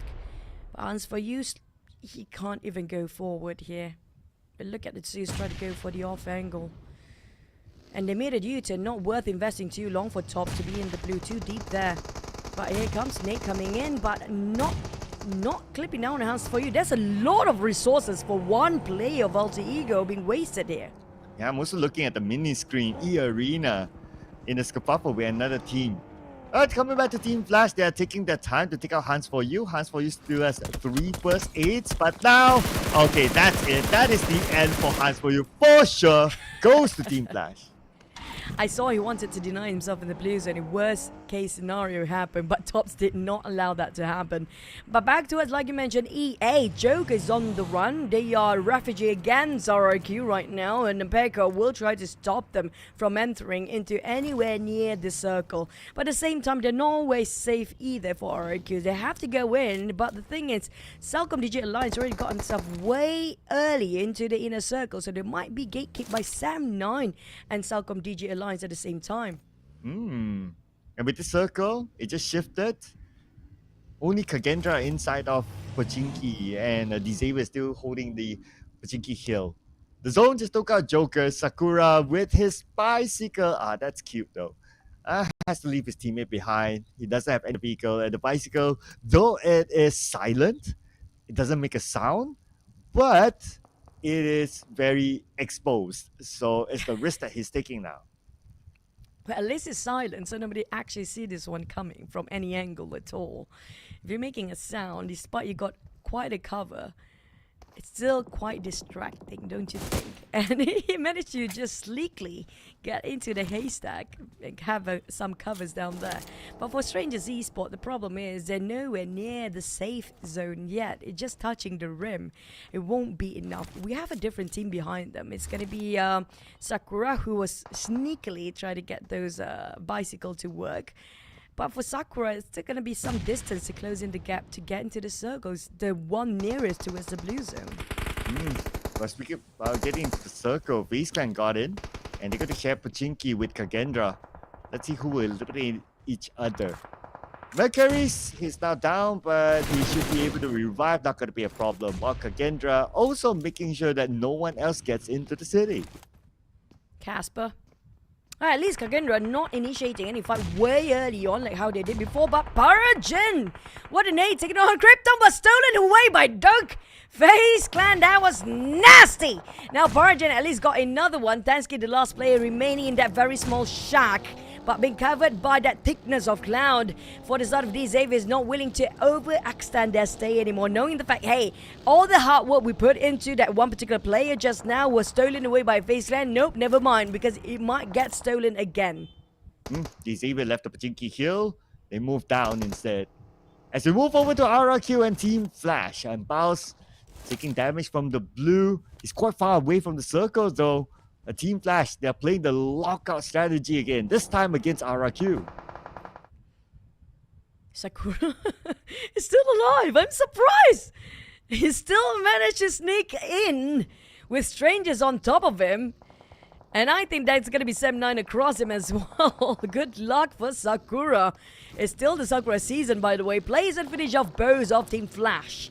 But for Team Flash, they are on the move. They try to get into the center where D-Zave has been holding it. Natey is still alive. The big clutch moment we had early on. The man is still living legend here. Let's see if he will continue to be the living legend with this sort of circle.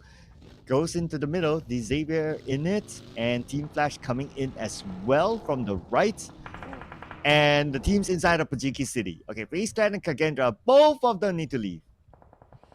And we're doing a 3-touch as a veteran player, but my eyes lock into Canary. Such a high asset here, a very expensive asset for FaZe Clan. They scouted the right people when it comes to this lineup here. Everything worked like a well-oiled machine for FaZe Clan for now, but it's gonna be KAGENDRA. Now, this could be redemption time for KAGENDRA. The last time we saw, they never performed so well in the close quarter combat. Now, it's still gonna be mid-range until FaZe Clan decide to go for the push. Like Canary, all eyes set onto him because he will be the one pushing forward per usual. Pushing forward time. Canary is waiting for that moment. They haven't got a knock yet. If they got a knock, then they might just all go in together. But Canary, he is playing the left side off angle. Let's see if we can actually get someone out of this. Cooking his own nade. They are just trading nades to each other, but not even a splash damage from either side. Now, for KAGENDRA, they're quite splitted apart due to the forcefully coming in, rushing FaZe Clan. Also, CELCOMDIGI Lions going against SEM9 on a different side of the map right now, right on the south side where we're actually looking at. But for KAGENDRA, that chopstick trench won't hold as much long. Ichan is knocked down. Casper couldn't actually see through that thickness of smoke. But here comes KAGENDRA. Achul tried to make some damage control. Duke being knocked down. Duke from the flank side. They spotted out. At least he's giving some information about Casper's whereabouts. But for FaZe Clan, the smoke really blinded when it comes to getting any information on KAGENDRA right now. Here comes KAGENDRA. Casper, the not so friendly ghost, charging in with the DBS. He secured that one elimination point. Out of Dutico goes out for the second floor. He gets punished by the other members of FaZe Clan. KAGENDRA, their CQC at a task right now.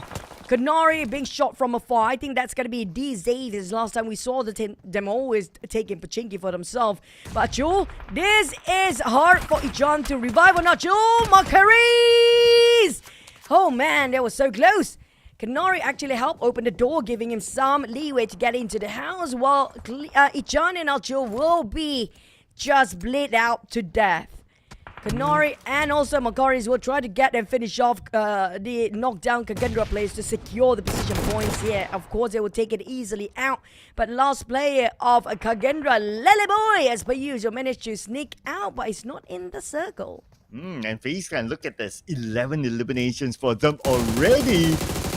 You could potentially add more. Sakura is still in the game, and now he's picking a fight with Strangers Esports. Let's see if we'll be able to survive this. The answer is no, because of CELCOMDIGI Alliance butting in from the other side. Meow Meow, aka Mela, spotted out the player first, but unfortunately he whiffed it a bit and be taken by CELCOMDIGI Alliance. That also is a crucial information for Mela, aka Meow Meow of Strangers Esports, that there's some other teams across the other side of that mountain or hills.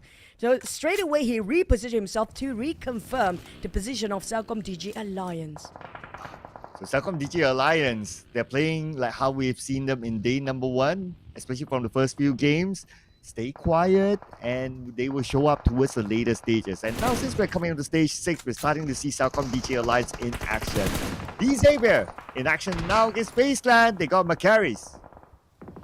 Nate T almost down to none and got knocked down from afar. It's going to be Zeus again. Speaking of Team Flash, Zeus watching. Here's the watcher for the entirety of Team Flash for now, taking every single spot opportunity that he can get. While FaZe Clan Kanori, this is going to be a star player, the last remaining player, 11 elimination. Can he actually just get another point before the blue will burn him out? It's going to be hard, right? Look at the damage onto him. If he moves forward, he'll be in an open area. I wonder how many first aids. Okay, 2. Okay, one more before we say goodbye.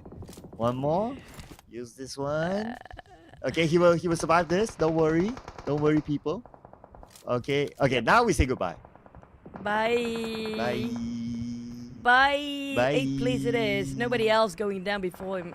Bye, Canary. It was a nice run for you guys. Still quite a number of eliminations. Not too bad for FaZe Clan. Yeah, actually, right? 11 elimination for FaZe Clan with 1 placement point. How can you complain about that? It's not too bad. Oh, for the other teams, RRQ just got KAGENDRA Leaderboard out. For Gen Force, his helmet totally being broken down. I think he overpicked himself to a side of Xavier's way too much just now.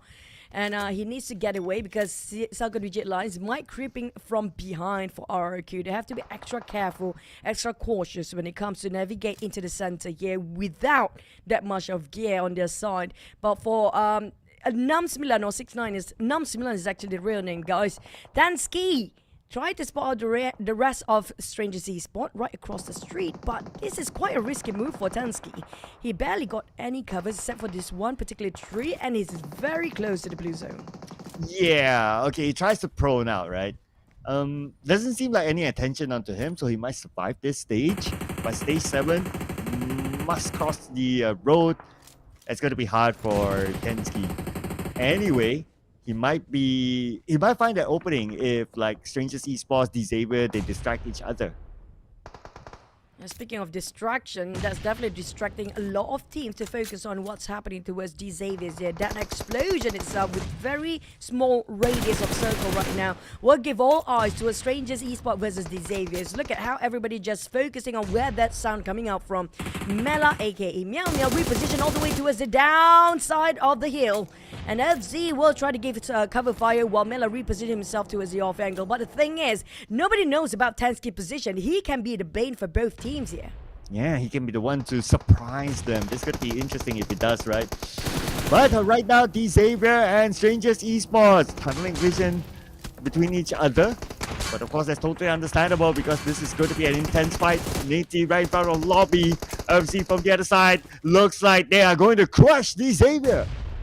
Lobby X, Strangers, next to the AA, they're looking at the wrong way. It was a nice angle by Lobby as Damage entirely taking DX out of this equation. We're down to top 5, but we're not done yet. Alright, keep taking on Team Flash. Team Flash reposition top, trying to get a better angle and a better cover as well, because this at the foot of the hill, not so much information or any view he can actually get. But the rest of CELCOMDIGI Alliance now taking advantage where RQ will focus on Team Flash. They are bombarding them from behind, and one by one, limb by limb taken out, and they are definitely ousted. Here comes CELCOMDIGI Alliance, the masters of late game. And at this moment, they have managed to collect 7 elimination points. Looking for more, they still have Team Flash and Strangers Esports to eliminate, coming from the southern side. Now, Strangers Esports, they are still recovering, licking their wounds from the earlier fight. Now for Strangers Esports, numbers-wise, they are doing okay. Not so much for Team Flash. But Tops, like I mentioned before, he only got 1 tree at the foot of this mountain, so not many things can actually be done by Tops right now. He's been cornered down. It's all about a very slow death. But where is that one last play of Team Flash? Mela tried to make a comeback on the side here, tried to take advantage and steal away Tops, but unfortunately still taken by Adik Look of CELCOMDIGI Alliance. But Zeus, the last man standing, Team Flash still hides, but I think Mela kind of get an idea there's somebody there. Yeah, Mela pops that smoke. Maybe he wants to advance, try to take him out. Okay, he's just checking the rock just in case there's anyone there. But from our vision, obviously we know that nobody's there. But it's just a precautionary move by Mela. Anyway, CELCOMDIGI Alliance, look at the terrain that they have. They have this elevation that can be very, very important for them to score this chicken dinner. They are very careful, of course. Walking on eggshell for CELCOMDIGI Alliance, knowing the fact they have no information about Strangers Esports or even the last player. They don't even know if there's actually 2 teams, 2 different teams, or 1 team only. Well, Zeus, he's one with the nature, camouflage himself with the bushes, and now he got only 40 bullets remaining in that rifle. Has to be extra careful, wait it up, playing very patient, not even moving an inch from that hiding spot. While Strangers Esports now slowly trying to bait out the rest of CELCOMDIGI Alliance position, but they're not easily taking that bait out. They are very careful. Both teams having the same mindset right now between CELCOMDIGI Alliance and Strangers Esports. Yeah, showing a good level of discipline here, not to rush things. They know they still have some time now. But as time goes by, we will be on stage number 9 in about 18 more seconds. Zeus is just right in front of Leo, but he doesn't have that angle to take him out. How to reposition without jeopardizing the entirety of their safety here. Lobby Axe will have to collide with Leon, so I think they're probably going to have the same mindset, try to go for the off angle.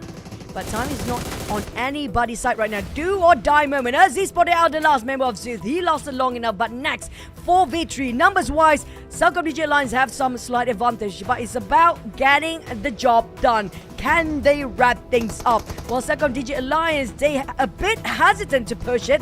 Lobby X trying to confuse them with those vehicles too. But here comes the push with Leon DZ taking the charge alongside with Adik Luke, while Mela will try to stop them from pushing forward. Oh, nade onto Adilu. Adilu evaded that.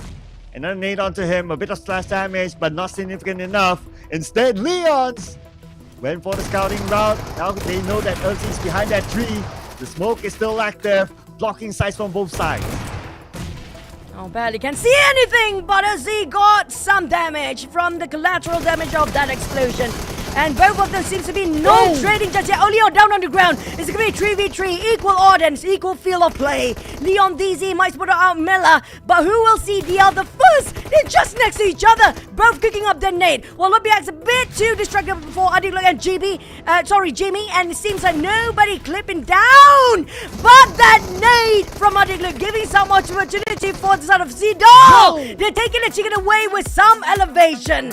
That's gonna be ended by CELCOMDIGI Alliance taking the chicken away. That is CELCOMDIGI Alliance, the king of late game gameplay. Although one player went down first, but that did not stop them to get this chicken dinner. Strangers Esports. Terrain-wise, they want the lower ground. CELCOMDIGI Alliance had a bit of terrain advantage against Strangers Esports. And with being the masters of late gameplay, they will not let go. That chicken dinner, it goes to CELCOMDIGI Alliance. This was a tight, and again, I mean, it's all down to whoever exposed themselves first. Whoever got a later reflex will go down than the other. But for Tops, I mean, he was pretty much in the trap just now, and Zeus lost it long enough. This is where, you know, the nades by Jimmy and Adik look just now was the opening to see where the rest of Strangers eSport players were. And it's all about timing. They almost got on their side for Strangers eSport. It was a 4v3, but thanks to one of the players of Strangers managed to make it equal field just now in the 3v3. Oh yeah, and with that, they will get, how many is this? 11 eliminations, so that's going to be 21 points collected by CELCOMDIGI Alliance. Everyone contributed, and everyone dished out a good amount of damage as well. But normally the MVP will be decided by the damage output. If it's still going to be true, then it's going to be Jimmy OP, not that the MVP. But of course, we get a confirmation later on, and also the points collected so far by all these teams. While that, we check out the highlights.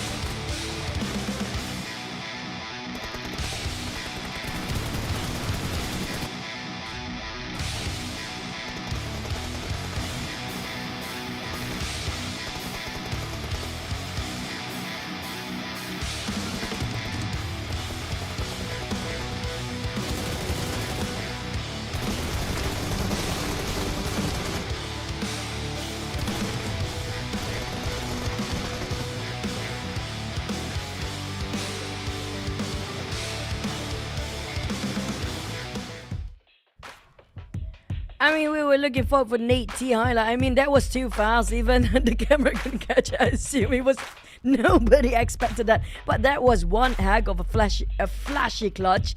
Still, nonetheless, we have to give it. These Xavier still make it up to the top 4, regardless they were being eliminated quite early on due to their performance. I have to say, Nate T really shined that one. But CELCOMDIGI Alliance, they still carry out the momentum throughout the entire week 2. Yeah, and Strangers eSport stepping up the game. Same goes for FaZe Clan. FaZe Clan is hitting it big this time. Ooh, yes, big, especially with the numbers here. The most damage among our top 4 teams, 2,358. So that's something there for FaZe Clan, warranting them up to top 4. And of course, our MVP is going to be the IGL himself, Jimmy OP. 3 eliminations, 492 damage, 277 damage received, 37% team contribution, and the maximum survival time of 27 minutes, 50 seconds. I mean, Jimmy's hand grenade just now was the tension breaker between a 3v3 of Strangers eSport. Well deserving MVP, of course. But the thing is, for CELCOMDIGI Alliance, I love how the way they play, like slowly bulldozing teams from behind, but the trigger discipline, the discipline to work as a unit and not a one-man show. They know exactly the fundamentals of the game to actually get the win. While they got themselves 21 points, but there's a lot of double-digit elimination this time, Cloud. Oh, yeah. And also want to shout out to like 5 teams who scored a double digit as well, right? Besides CELCOMDIGI Alliance, we have Strangers eSports, we have the Xavier, and so on and so forth. But what's going to be more important, of course, are the teams that did not collect points. OSJA Thailand, Vikings, Boom Esports, Sem9, eArena. 5 of them, no points at all. Yeah, thanks to the 4 teams that got double-digit elimination. Almost 3. Another one got a 9. But Vampire still stands solidly at number 1 spot. D Xavier's finally get a progress. They got himself like what? From 70, that's going to be 12 points from that one single man. That's still huge. With CELCOMDIGI Alliance now cutting across to 3rd place, slowly climbing up. But we're looking at the very bottom here. Slowly, New Era is losing their grip on that 16th slot. Yeah, they're like what, 43 points, and they are not playing today. They cannot add more to their tally. So very high potential they will be pushed down. Another team highly potential to be pushed down as well. It's going to be Team Secret, 52 points, 10 points away from the current drop at least, where Alter Ego is at 42 points collected by them already. And we still got 4 more games to go. Still kind of possible for even Team Secret to go down. Yep, like I mentioned yesterday, 60 is going to be the most safest, comfortable spot for them to get into the Super Weekend. And especially Team Secret, they're almost there, but is it going to be safe enough? We're going to have to wait and see. But for KAGENDRA, we see some improvement when it comes to their rotation just now, but still not going to be enough for them to push their numbers up. For our top 4 gunslingers, FaZe Clan, Strangers, Esports, D Xaviers, and RQ. I mean, FaZe Clan, Kanori, I'm not surprised if it can even be better than Tony K at some extent. Okay. I mean, that's a very interesting point. Well, he needs to be consistent. That's the thing, right? So he is in his first season in the PMSL. Looking good so far. Not going to lie, not going to take that away from him. But if he can continue to be at this level, to be consistent, that might even come true. Now, for today, we still have more games to go. We're going to have a wrangle after this. Game 1, it was Team Flash. Game 2, it was CELCOMDIGI Alliance. So we don't see the Xavier yet getting into the Chicken Dinner chart. But they got a good amount of points earlier on. So who knows, they might shoot up to get the Chicken Dinner later. But you guys need to shoot into the game very, very soon because this new update is coming. Yep, it's going to be today, guys. March 7 marks the 7th anniversary. And it's going to be a huge update, including the Golden Moon event is on. It's going to be today. So don't forget to collect the Times token and redeem the Camel Super Fan Set for free. I love camels. I've been riding them last time, 10 years ago. They were really nice animals and mammals. And also the Desert Boat. The Camel will soon join the PUBG Mobile Battlegrounds. So join you and your Golden Moon journey starting today. And don't forget, if you already downloaded it now, just hashtag PUBGM 370, hashtag Golden Moon 2025, and also hashtag PUBG Mobile so we can see your content with the latest version of the Golden Moon. Yeah, we'd like to know what you think about the new update. And besides the Golden Moon update, we will be having Alan Walker back as part of the 7th anniversary music collaboration with PUBG Mobile. So this will also be part of the content that you will see throughout the entire month, which is the birthday month of PUBG Mobile and also Choo Choo, by the way. And if you have been since way back then, you might know, or you might be able to guess what will be track number 2 and track number 3 would be. So put it in the comment section, people, in case all of you or any one of you was from that era. That era. Not all at all. 7 years, guys, have been together, and it's going to be more than 7 years, hopefully, in the future, because it gets even better, especially when it comes to this week's Smash Rule. There's so many new things coming up for this season. I'm looking forward for what's going to happen by end of this week. But for our prediction, hey, at least CELCOMDIGI Lions don't let me down. They got on 1, but the other 2, and Strangers almost close as well for you, Cloud. Yeah, they got 2nd place, right? So yeah, they were close. And Alter Ego, at least they have shown a bit more improvement as compared to yesterday. So we might see the best of them and them getting a Chicken Dinner soon. 4 more games to go. But let's check out how they're feeling right now at the arena. We got HOMEBOIS on screen, and HOMEBOIS, 4 games to go to come up with a miracle. Difficult. I mean, we had this conversation with MAQNA Esports Club yesterday. It didn't turn out well. And we can see the numbers still got pushed down until right now. But when it comes to the teams at the very top, that's the thing, right? What do you think that's quite consistent, that the same team happen to be at the very top almost every single season? What's the difference? Well, I guess if we were to compare them and some of the teams that are struggling, it's clearly experience. They have been around for quite a while. Teams like CELCOMDIGI Alliance, the Xavier, and these 2 teams, they haven't changed their lineup much. So they have had the season after season after season accumulated experience with this lineup, and it's showing in their performance here today.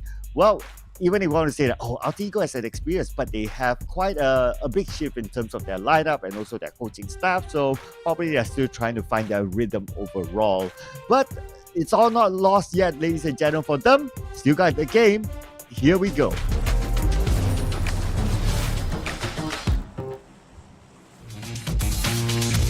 It's going to be their wrangle, the game changer for the teams that still have their momentum now, because after this, we're going to head into an extended break for break fasting. So whoever still got the momentum and already set the tone for the entire day, they need to push all out now, because a break will actually put a pause for their hype and for their adrenaline rush. But at least the flight path is different compared to the last one, very contradicting in fact. Yeah, earlier it was on the left side, this time it's on the right side. So let's see if that affects anything, especially like a potential early encounter at Jinky, maybe Nati do it again. But I think that gave OSJA Thailand like PTSD, right? Like they don't want to go there anymore. It's like, okay, nope. Thanks guys, nope. Yeah, all eyes on Nati. He's close to OSJA Esports again at OSJA Thailand. I'm looking at Nate. He's a bit separated from the rest, so we don't miss any actions anymore in the last one. He's dropping himself around the Pachinki area as per usual for these savers. OSJA Thailand, I think you're right. They got themselves PTSD. They're dropping way into around Milta Power Nova Noi area. Well, I guess per usual going to be going to his side of SMB. TODAK is going SMB as well. Well, we do have some teams, Homeboys, untouched, but it's going to be quite an interesting circle. We might end up right on top of that Medusa intersection. Yeah, it's pretty much a common circle, right? If you think about it, it's not like one of those weird ones like goes to Starburst, Zarki, or even Meet to the Base. It's definitely going to be 100% land at the end of the circle. But if it goes to the Medusa intersection, then there's going to be a lot of open space, and we love open spaces. It's going to be tough for the teams, especially the ones at the very bottom, to gain points if it happens there. Because, I mean, the difference, if I actually can break it down for the teams at the very bottom, when it comes to the sudden rush and the sudden push by the other team in the CQC, they were not that prepared. Now we do have some swap for Homeboys, but will it make any difference at this point? I would say yes, they still have the chance, but okay, 4 games to go, and you came up with 60 points as the benchmark. They still have the amount of games. It's just a matter of whether they can put in the work or not. Whether they can actually think like their enemy or not, because right now I feel like Homeboys, they have the general idea of how they're supposed to be doing, but execution seems to be a bit of a problem. But the different thing coming out from RQ, they're not dropping all the way to as Nova Repnoy. They're just going to, as per usual, run the Milta area. It's quite close. It's still inside of a circle. The furthest team away from this circle was Strangers Esports. They're hovering around Zaki last time we saw them. So I don't know whether they want to play it very slow, because last time we saw the left side of the where EA are at, around the hospital area, around Jogopo, there's so many teams actually drop way out of the circle. Yeah, and that means they will need to travel into the circle. So potential clash while they are traveling. Stage 2, maybe stage 3, they'll be pretty interesting to watch. But the circle is kind, right? So that means you have like a lot of space for you to travel. Even if you see another team traveling the same path, you can like, okay, we just hit the other way and still get to our destination. So I guess it's one of those rounds that we might see more fights happening at stage 4 onwards. Unless if the circle just decide to go Lipovka all the way. That'll be fun too. No complaint from me. Oh, not at all. Lipovka, that would be pretty fun. Like push all the way to the edge, or even like a Milta Power, like all the way to the edge. That would be nice. Like if you still have that, normally you have like a percent of water in it. So that will be... that will also mean that teams will have less land to play with, and they will be forced to take more fights. That means if that happens in case of Milta Power, it's going to be a huge celebration for OSJA Thailand, because this is where they're at right now, on top of this Milta Power. And if it's Lipovka, then it's going to be Alter Ego's game, whether they can defend or not the longest as they can be. Because we assume when it comes to stage number 3 or 4, if that's going to be that kind of circle, there will be a lot of visitors will try to take away their compound here. Oh yeah, and that's where the 1v1 team crash will happen, and then maybe a third party will happen as well. We've seen that happen multiple times. Teams are prepared for that, and those involved like Team Flash, we've seen them doing it. CELCOMDIGI Alliance, they like that kind of strategy. Xavier as well. So a lot of teams, if they see the right opportunity, they will take it, especially if it involves their third party. Now, speaking of third party, I have a feeling the teams that are coming in very late have the idea of playing third party. We talked about the teams on around the hospital and Jogopol area, and the last time we saw they are quite close together, so I assume maybe some few fights early on will be coming up from that side instead of the teams inside of a circle, because right now they're nowhere near, they're not even moving yet. So probably those teams from the outside, they might actually have a lot of problems to deal with, because they might be the one that actually have to fight where you can't even fight the blue zone, and they will be bumping into these teams that force them into the fight early on, which is going to waste so much resources and time. Yeah, they can clearly take their time, right?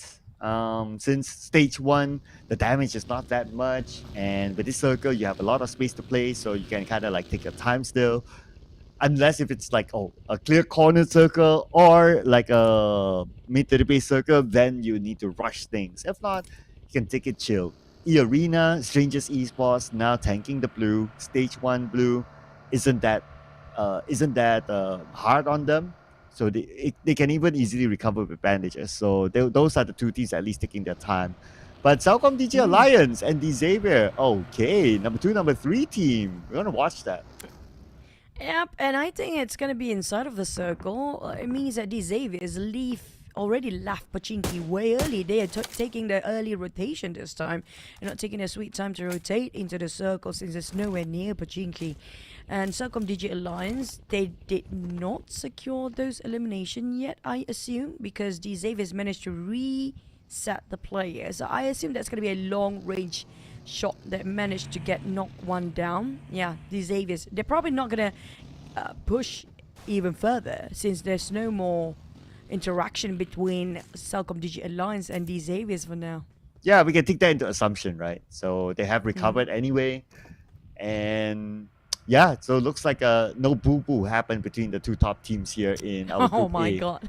But the RRQ, okay. What happened there?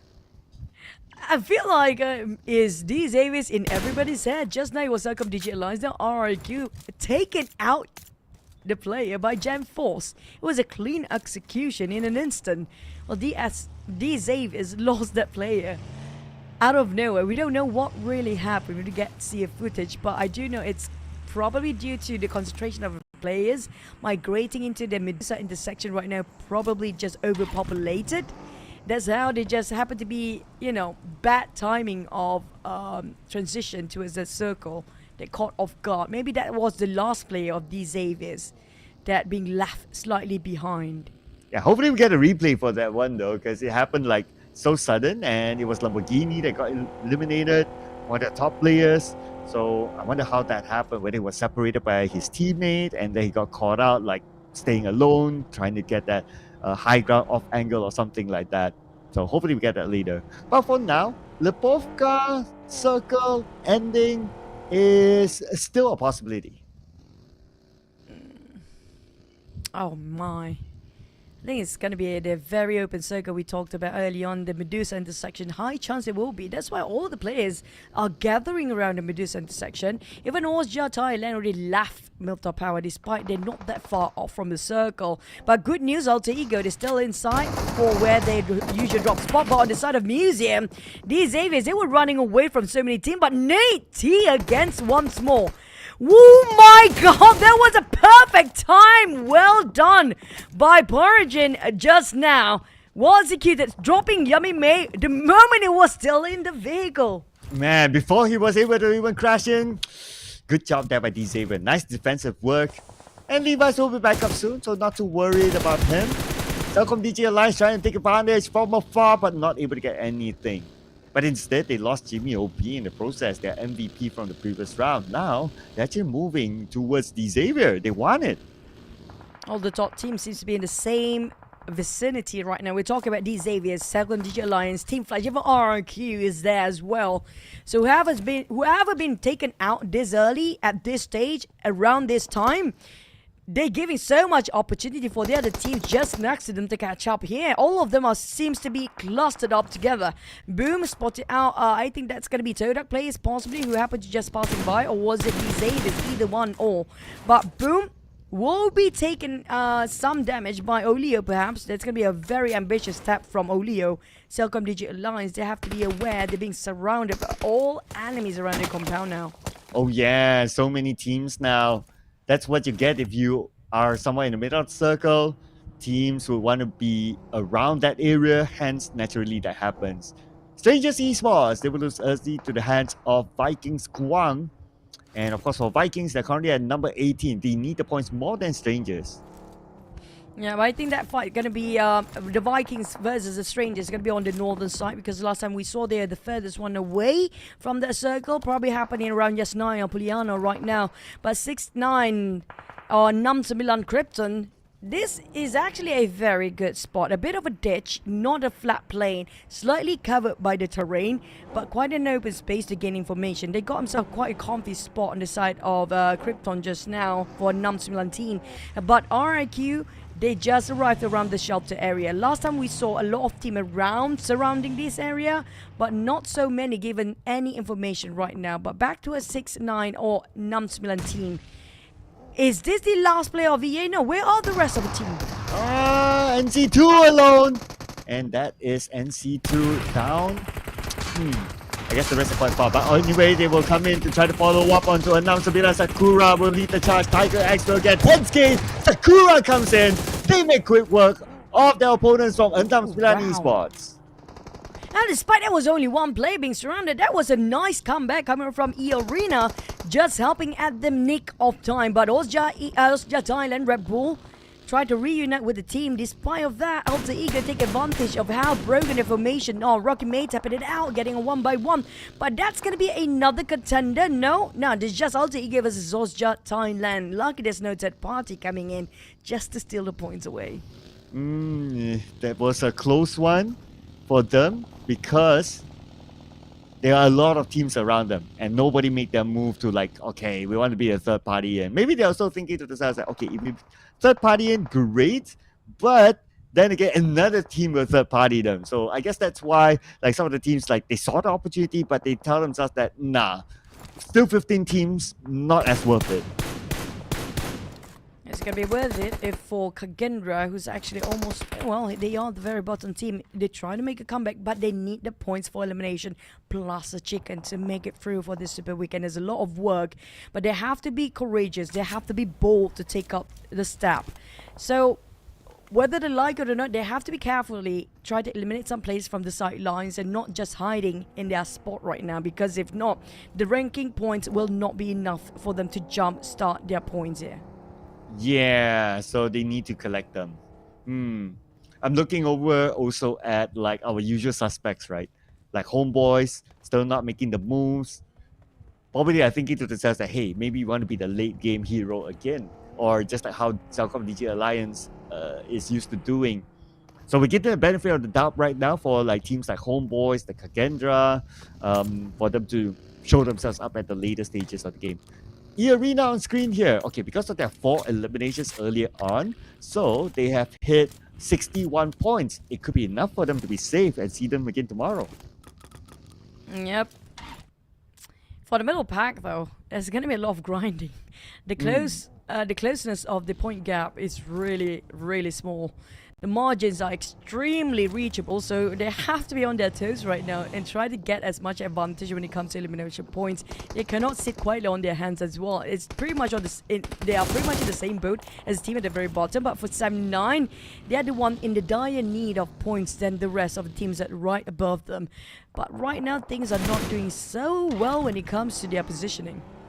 Yeah, and so at some point they really need to bring in the points, because the longer you wait, great, you can come in later, do the CELCOMDIGI alliance, but bodies for them to shoot, bodies for them to get points out of, won't be as many. So let's see what sort of strategy are they going to cook up here, especially like what you said, the middle pack teams. Well, I think it's safe to say I do prefer B group versus C group yesterday. The pacing is a bit more faster compared to this one. This one is a bit more tactical, a bit more orchestrated when it comes to approaching to team fight for the teams of A group. Maybe because they are veterans, they're heavy hitters, they know that they can afford to make mistakes, but unfortunately we do know KAGENDRA is not that great when it comes to CQC, and they have to fight against one of the best teams out there, the Xaviers. Well, if you want to be the best, you got to beat the rest, they say, even if it's the Xavier. The Xavier, they're playing without Lamborghini, so they could be an advantage for them. But look at the tactical of the Xavier, they're not going to make it easy for their opponent. Now for FaZe Clan, not easy at all for them. They bump into SEM9. Dap managed to take down Duke. FaZe Clan, they are on the rise when it comes to their performance, but unfortunately losing a lot of men. Not really a lot, just one player. But that's going to be 3 touch. Managed to take down on Kenny. Oh, SEM9, they did not see this one coming. But unfortunately for both teams, they are quite close to the blue zone. And one of them even got burned off. And it's going to be stage number 4. Still going to hurt at this point. Nari, as per usual, will be hopeful to take down on any players of SEM9. But unfortunately, they are very slippery for the players. Managed to escape by a very, very close second there. The moment the blue zone hits them. Now Kanari is on the chase. They are on the hunt to go for SEM9 players. He's going in for Firen. Okay, but behind, the other players of SEM9 following up. And now they have arrived as well. 3v2 with Canary and Macaris. Both of them pretty low on health. They need to find a space to reset. They deploy those smokes. Nades will be sent across by SEM9. No splash damage at all. But this nade could be big. Ooh, a little bit too short still. 3 touch just arrived. 3 touch will be the game changer for them. And here comes a vehicle running down on Dap. But Macari's will be having the trade-off here. For SEM9, it's going to be 2v2 since 3 touch has arrived. Firen, on the other hand, he whiffed it. He whiffed it where he wasn't supposed to be. But 3 touch on the other take every golden opportunity he can. While Kanari and Macari's will actually try to revive his teammate. While we're back to eArena, or happen to be on the heated smoke and just been cornered down the side of the Vikings too. They got at the foot of the hill, and this will cover them temporarily for the revive.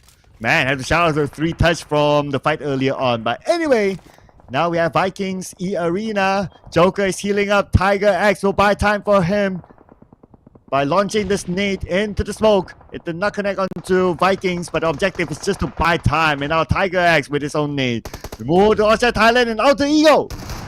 Oh man, OSJA Thailand, the moment they got just a glimpse of hope. Red Bull, that's brutal by Rocky May. Coming in with shotgun just now right at the backside. It was a perfect timing to give some support, but I want to see what happened to FaZe Clan. And because last we saw, strangers suddenly appeared out of thin air to be the third party, and now they're in a tough spot. They barely got a time to reset. 3 touch have to carry this for the team. They lost Macaris. Kanari tried to revive. Oh, that's a brutal way to go. And 3 touch now all by himself. Strangers Esports, speaking of perfect timing, they just happened to be there to wipe everybody off. 3 touch. Here we go, launches the nade across, but they all know where exactly he is. Strangers Esports behind him, right in front of him is going to be Team Flash, and Team Flash, they are a team that likes to lock out other teams. This is going to be their specialty here. Tops will be at the front, gathering information with his buggy. What bounce, sends a nade across on the 3 touch, and it's a surprise to that 3 touch is still alive. And he got barricade, a solid barricade with those exploded vehicle. Not gonna be long enough. He got 3 vehicles to just cover himself at tops.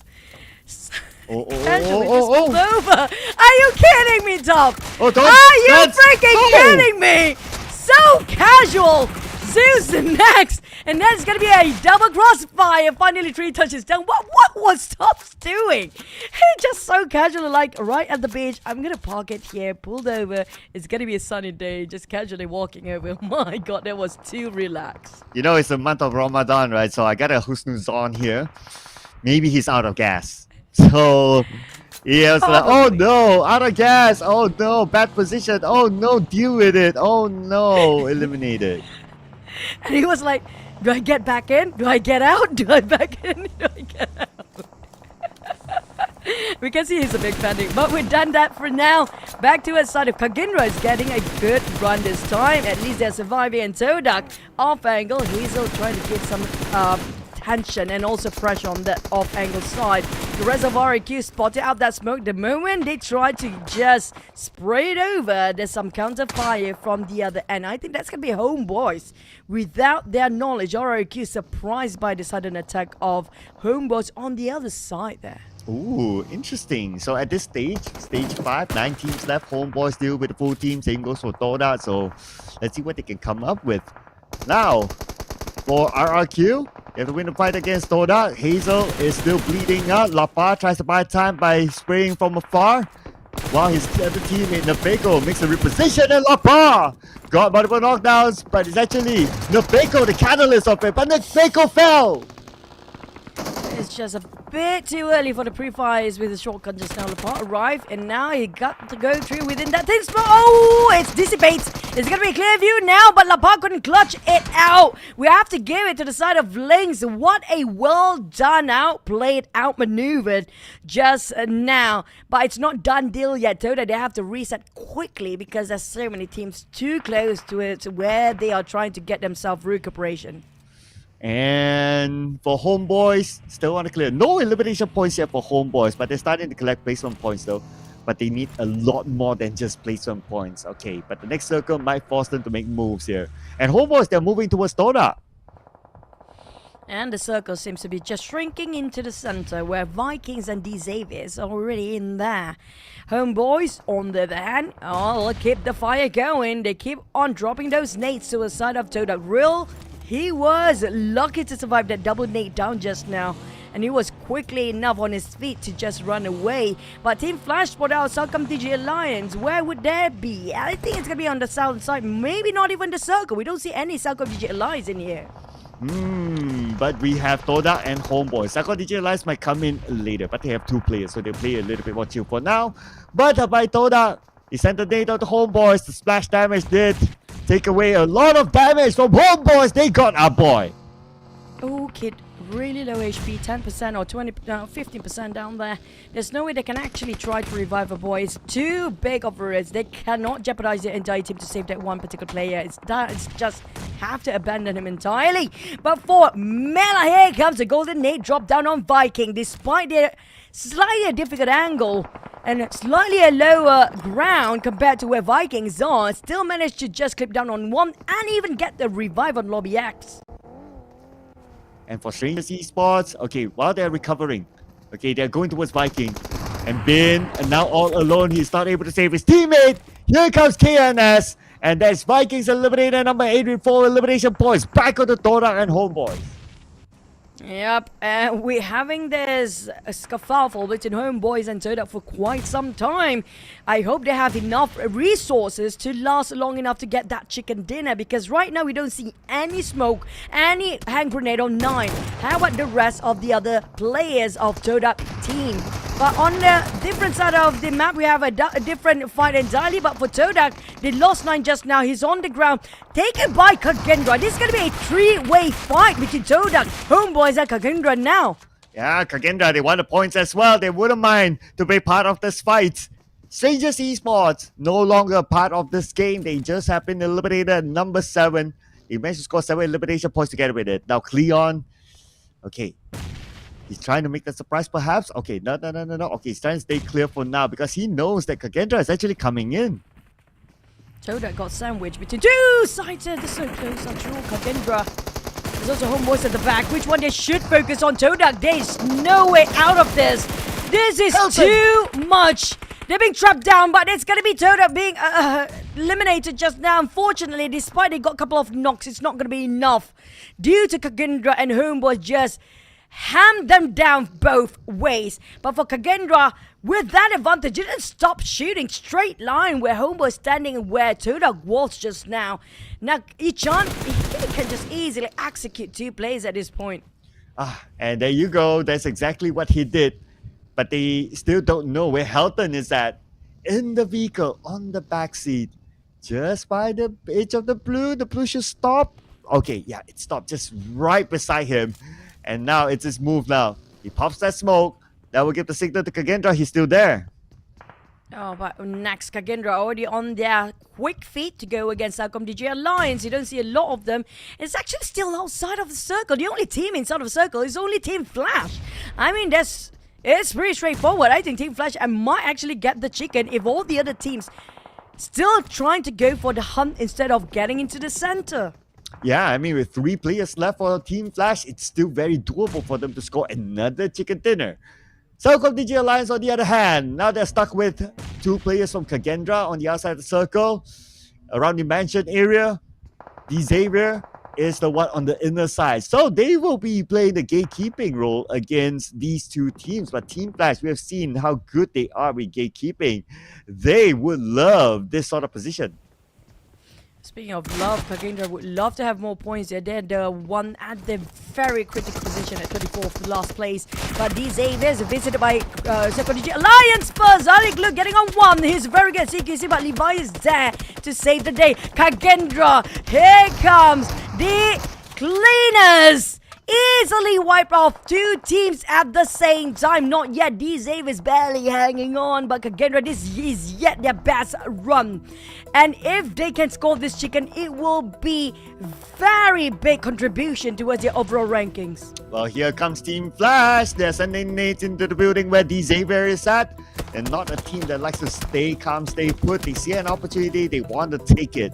Want those points in. Atu comes in with the DBS. He's on the lower ground. He managed to infiltrate the building. Oh, Acho knocked down the moment he got Bridge, and then Casper tried to do some damage control, but another one! Casper is on fire! He's the one that actually tried to win over against these Xaviers, but he needs to go for the reload. There's going to be one more player of these Xaviers they have to deal with. It's going to be Levi who denied Porridging down there, and it's going to be still the Xaviers. Almost got eliminated entirely, but HOMEBOIS going to say goodbye for now. Levi, he denied the points just now from taking by KAGENDRA, but the Blues will not be merciful anymore. DBS in his hands, getting out of the window, trying to make a turnaround.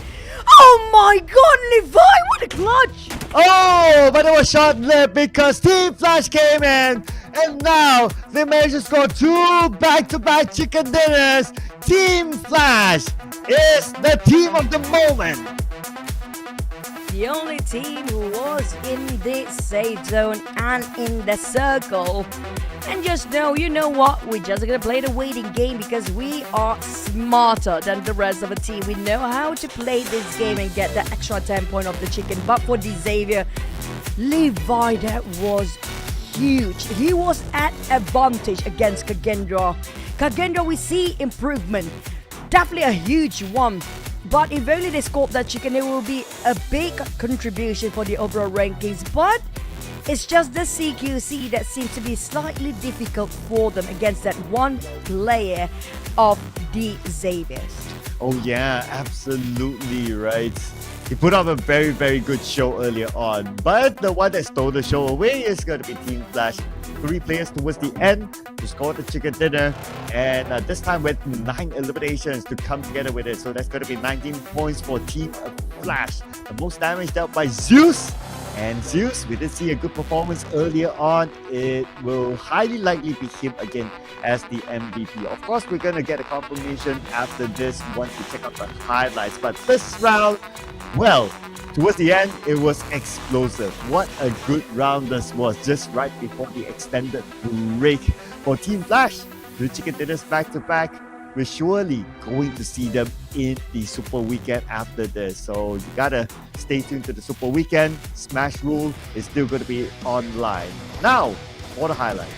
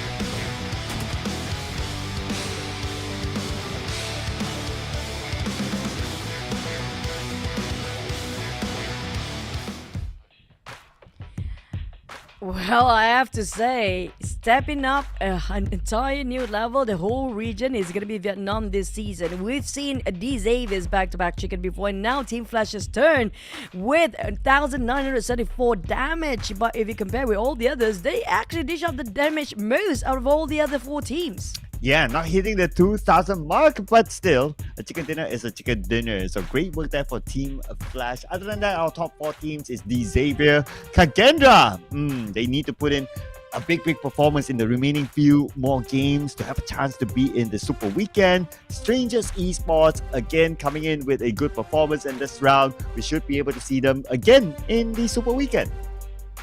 Yep, I'm looking forward for their performance when it comes, especially Sunday. I cannot wait for this Sunday because I'm super excited with the new format here, especially with the Smash rule going on. How things will actually turn out, we're gonna have to wait and see whether these guys can actually handle the huge pressure of that Smash rule in this Sunday. But nonetheless, we're gonna have to give it to Zeus. I mean, this guy is so good at getting information, and not just that, he is a full package for the team. You want him as a scouter, he's perfectly well balanced when it comes to gaining information. His firepower is amazing. His game sense and teamwork is remarkable as well. Yeah, you want good hairstyle, you know, he does know how to come up with a nice, gorgeous looking colored hair as well. So he's definitely a full package there. A full package that brings Team Flash 19 points in this round with the chicken dinner, followed by the Xavier 13 points. Still pretty nice there. KAGENDRA 11 points. Only 3 teams with a double digit on top. Other than that, HOMEBOIS, good work this round. Managed to bring in 7 points. Same goes for TODAK with 5 points. So these teams, of course, they're the highlight teams because they did not enter the Super Weekend last week. But HOMEBOIS, they need more than just 7. It's a good thing that not too much of a difference when it comes to the first page and second page and when it comes to the match rankings, because it means that not many teams are going to end up with a 0. The only team without a point this time, a bit awkward for us, but it's going to be Boom with 0. The only team without any point in this match. Yeah, Boom Esports, though their overalls aren't too bad, so they are still okay, but we will confirm the overalls right now. So on page 1, because Team Flash got a double chicken dinner back-to-back, they are now in the podium spot here. Number 3 as of now for Team Flash, pushing down CELCOMDIGI Alliance to 4th place with only a 2-point gap between the 2 teams. But for, I don't see KAGENDRA yet, so they're still on the last page. But Alter Ego slowly climbing up. Like I mentioned before, 60 is going to be safest bet right now. But VOIN Donkey slowly get pushed down as well. They should be biting their nails at the sideline. Team Secret too, I mean, slowly, they're losing their group there, Cloud. At 13 now, I mean, oh, so close. Yeah, and they can't do anything about the points, right? Okay, 52 points by Team Secret. Okay, on page number 2, okay, new era, we know that they have been pushed down, but 4 games to go. We still have Vikings, SEM9, SEMBILAN that can still collect points. Even HOMEBOIS, they probably have a chance if they can tune up in the final 3 games.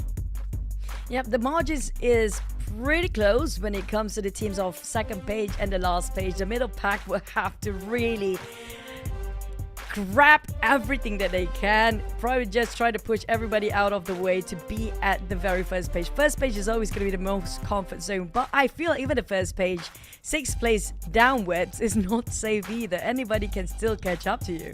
Yeah, not at all. It's very, very scary now. 3 more games.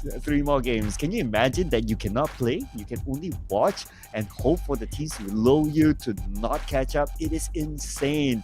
They're probably gathering together somewhere while waiting for iftar, and then at the same time just shaking, just hoping for hopefully that team goes out, they'll just be shouting among each other. I mean, it is just what it is, right? Yeah, for the teams that can't do anything anymore, they're just gonna observe and pray and hope that, the teams that are close enough will go down easily after this break, because we're gonna head into a slightly extended break. See you guys after this.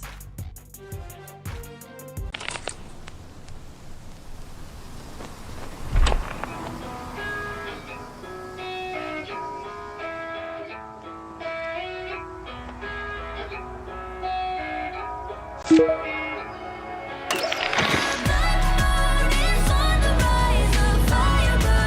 you hear me? Let's go. I'm on my way.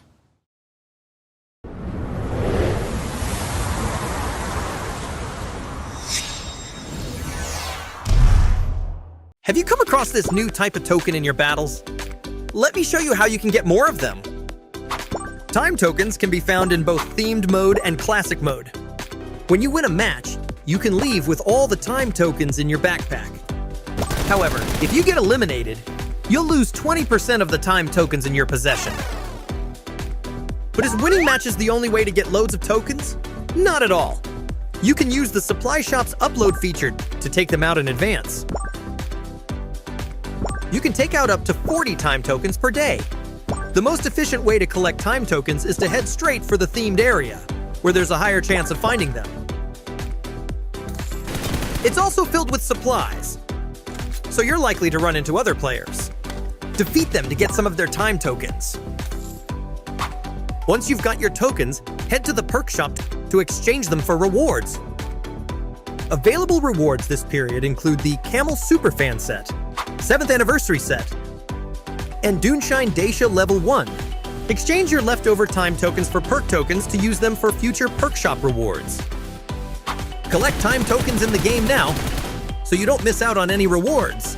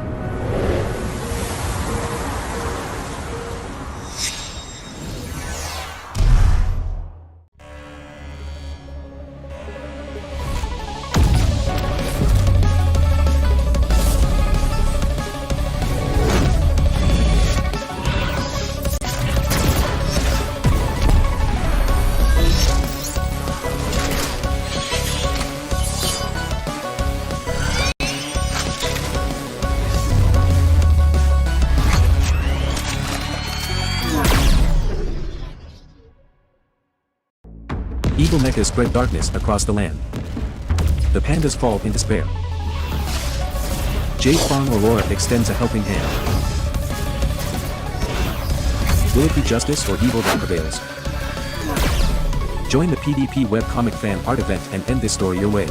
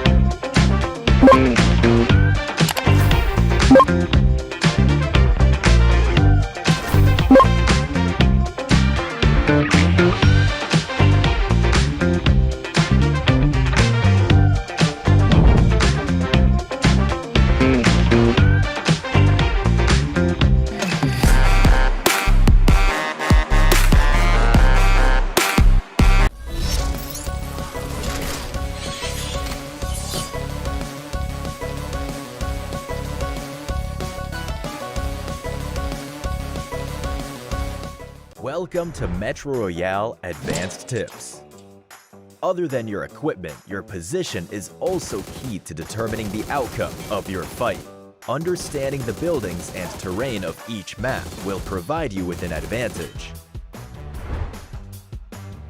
Each of the 4 Metro Royale maps have unique environmental features. Frontline Confrontation features a mostly flat terrain, with items such as haystacks and trees in the wild that can be used as cover when exploring the map. They can also be used to ambush enemies. The old blockade zone is quite similar to Frontline Confrontation, but there are less buildings that can serve as cover, and more undulating slopes. The height difference of the slopes can be used to your advantage, like having a good vantage point for a strategic attack. Mistyport's environment is more complicated, with smaller resource points that are more scattered. There are more high slopes in the area that provide a great view of the resource points, making it ideal for strategic maneuvers. Compared to the other maps, the Arctic base map is much larger, with larger resource areas that make it harder to observe the situation. Therefore, when scavenging for supplies in these areas, be aware of enemy attacks, especially when taking on a boss. After entering a resource area, it becomes evident that the environment affects battle outcomes. Take, for example, Battle Line on the Frontline Confrontation map. The buildings have 2 levels with tight interiors, with only one way up to the 2nd level. It's easy to guard, but hard to attack. Simply charging in is not a wise strategy. The best way is to use a throwable to force the enemy off the 2nd floor. But this strategy cannot be used for the base at the old blockade zone. While both floors also have tight interiors, the top floor where the boss is located is very spacious, so the throwable strategy will not work. As such, when facing enemies on the top floor at the base, it's not wise to attack unless you're very confident. It might be better to wait for the enemy to leave the area, or head to a higher vantage point to snipe them. As the subway connects multiple resource areas, the subway route is also a key battleground. For example, there are only 2 entrances from the old blockade zone to the radiation zone, and they are connected by one railway. Players who are heading towards the radiation zone or leaving it will need to use this railway. This is why battles often occur here. As long as you can make use of the environment, you're likely to find a lot of loot. But if it's like the radiation zone in the Arctic base, where there are multiple exits, then you might be better off not strategizing too much here, as you might be wasting your efforts. Aside from ambushes in the subway, there are multiple positions that can be advantageous. These locations include fixed boss spawns, staircases, and the entrances and exits of the radiation zone. Take Arctic Base for example. You can lay and wait at the main entrance of Missile Silo or near the exit inside the subway. With the amount of resources available, people are bound to enter and exit, making it the perfect place to employ an ambush strategy. Also, take note of the boss's spawn location. There may be other players coming to challenge the boss. If you hear intense gunfire, that should mean other players are tackling the boss. A surprise attack at this moment might achieve unexpected results. Also, don't ignore those unassuming staircases. You're likely more vulnerable when going up the stairs, and cannot effectively fend off attacks from above. It's best to observe the area before you head up the stairs. Of course, you can still make use of these positions to deal fatal blows to the enemy. If tactical use of terrain is not your style, you can instead choose to attack from more advantageous positions. For example, launch silo in the radiation zone of Arctic Base. The area offers no cover for the supply crates around. Players must expose themselves if they wish to open the crates. So if you hear gunfire at launch silo, that's when you can launch your attack. That's all for this guide on environmental combat. Head to Metro Royale now to put these tips to the test.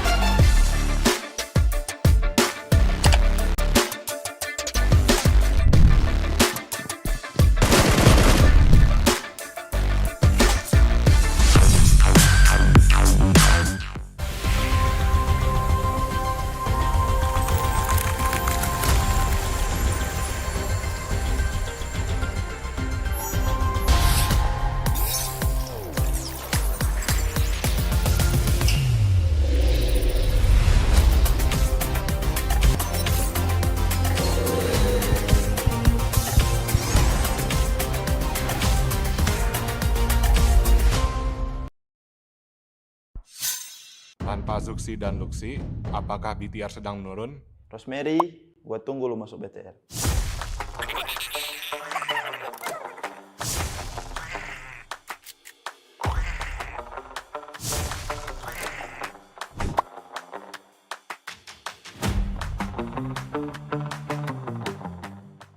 Kalau dari gua sih Rosemary sih.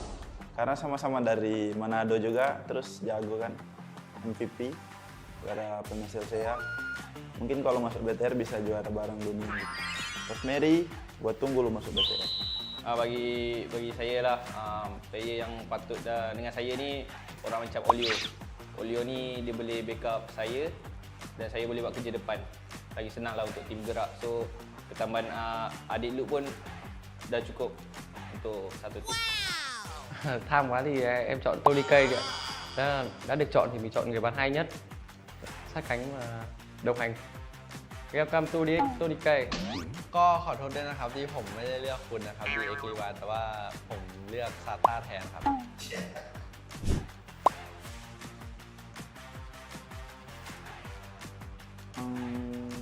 Menurut gua sih TODAK sih. Karena dia nggak gimana ya, bawa 3 loh sampai 3. BTR aja cuma 1 loh import dari Filipina. Dia sampai 3 loh dari Indonesia. TODAK. Bagi saya line up yang terpower New Era. Sebab diorang Ruthless pun tengoklah nombor berapa. Lepas tu diorang dekat scrim terlalu beria lah. New Era terhad lah macam mana pun di bawah kita orang.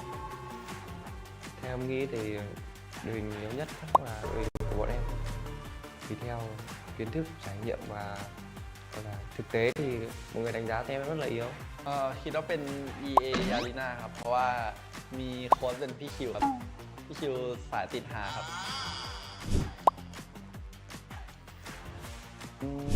Untuk yakin sih ya masih sama kayak tahun lalu lah. 100%. Mungkin tahun ini bisa lebih lagi. 1000 mungkin. Karena benar-benar baru kan.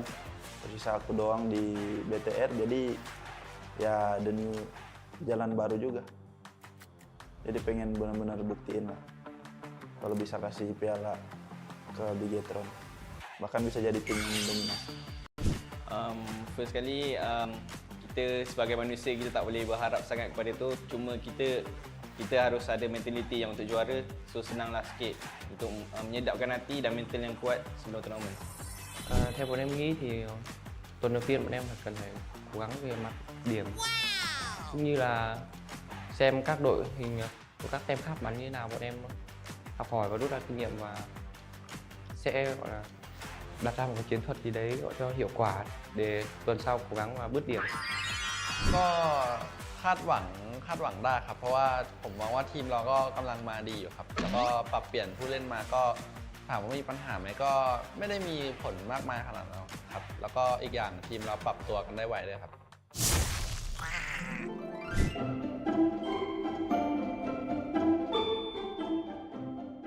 เลือกเป็น DX รีวาครับ เพราะว่าเขาดูตัวเล็กแล้วก็นิสัยดีแล้วก็น่ารักครับ Nếu em được ngủ với đối thủ của em một đêm thì em chọn ngủ với Tony K. Để em phong ấn cái tay của Tony K lại bắn nó đỡ hay. Bắn hay quá. Nói chung là bắn quá hay.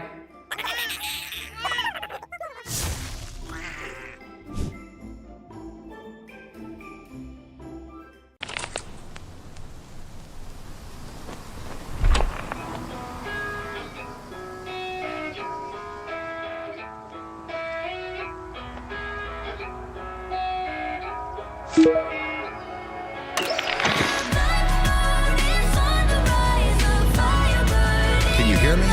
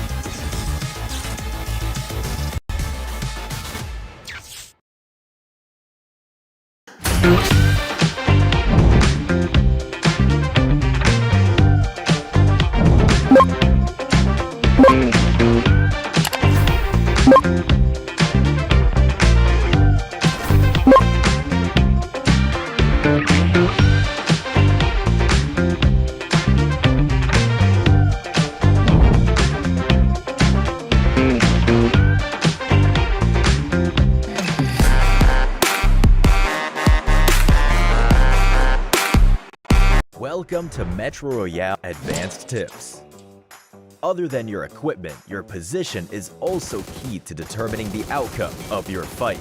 Understanding the buildings and terrain of each map will provide you with an advantage. Each of the 4 Metro Royale maps have unique environmental features. Frontline Confrontation features a mostly flat terrain, with items such as haystacks and trees in the wild. They can be used as cover when exploring the map. They can also be used to ambush enemies. The old blockade zone is quite similar to Frontline Confrontation, but there are less buildings that can serve as cover, and more undulating slopes. The height difference of the slopes can be used to your advantage, like having a good vantage point for a strategic attack. Mistyport's environment is more complicated, with smaller resource points that are more scattered. There are more high slopes in the area that provide a great view of the resource points, making it ideal for strategic maneuvers. Compared to the other maps, the Arctic base map is much larger, with larger resource areas that make it harder to observe the situation. Therefore, when scavenging for supplies in these areas, be aware of enemy attacks, especially when taking on a boss. After entering a resource area, it becomes evident that the environment affects battle outcomes. Take, for example, Battle Line on the Frontline Confrontation map. The buildings have 2 levels with tight interiors, with only one way up to the second level. It's easy to guard, but hard to attack. Simply charging in is not a wise strategy. The best way is to use a throwable to force the enemy off the second floor. But this strategy cannot be used for the base at the old blockade zone. While both floors also have tight interiors, the top floor where the boss is located is very spacious, so the throwable strategy will not work. As such, when facing enemies on the top floor at the base, it's not wise to attack unless you're very confident. It might be better to wait for the enemy to leave the area, or head to a higher vantage point to snipe them. As the subway connects multiple resource areas, the subway route is also a key battleground. For example, there are only 2 entrances from the old blockade zone to the radiation zone, and they are connected by one railway. Players who are heading towards the radiation zone or leaving it will need to use this railway. This is why battles often occur here. As long as you can make use of the environment, you're likely to find a lot of loot. But if it's like the radiation zone in the Arctic base, where there are multiple exits, then you might be better off not strategizing too much here, as you might be wasting your efforts. Aside from ambushes in the subway, there are multiple positions that can be advantageous. These locations include fixed boss spawns, staircases, and the entrances and exits of the radiation zone. Take Arctic Base for example. You can lay and wait at the main entrance of Missile Silo or near the exit inside the subway. With the amount of resources available, people are bound to enter and exit, making it the perfect place to employ an ambush strategy. Also, take note of the boss's spawn location. There may be other players coming to challenge the boss. If you hear intense gunfire, that should mean other players are tackling the boss. A surprise attack at this moment might achieve unexpected results. Also, don't ignore those unassuming staircases. You're likely more vulnerable when going up the stairs, and cannot effectively fend off attacks from above. It's best to observe the area before you head up the stairs. Of course, you can still make use of these positions to deal fatal blows to the enemy. If tactical use of terrain is not your style, you can instead choose to attack from more advantageous positions. For example, launch silo in the radiation zone of Arctic Base. The area offers no cover for the supply crates around. Players must expose themselves if they wish to open the crates. So if you hear gunfire at launch silo, that's when you can launch your attack. That's all for this guide on environmental combat. Head to Metro Royale now to put these tips to the test.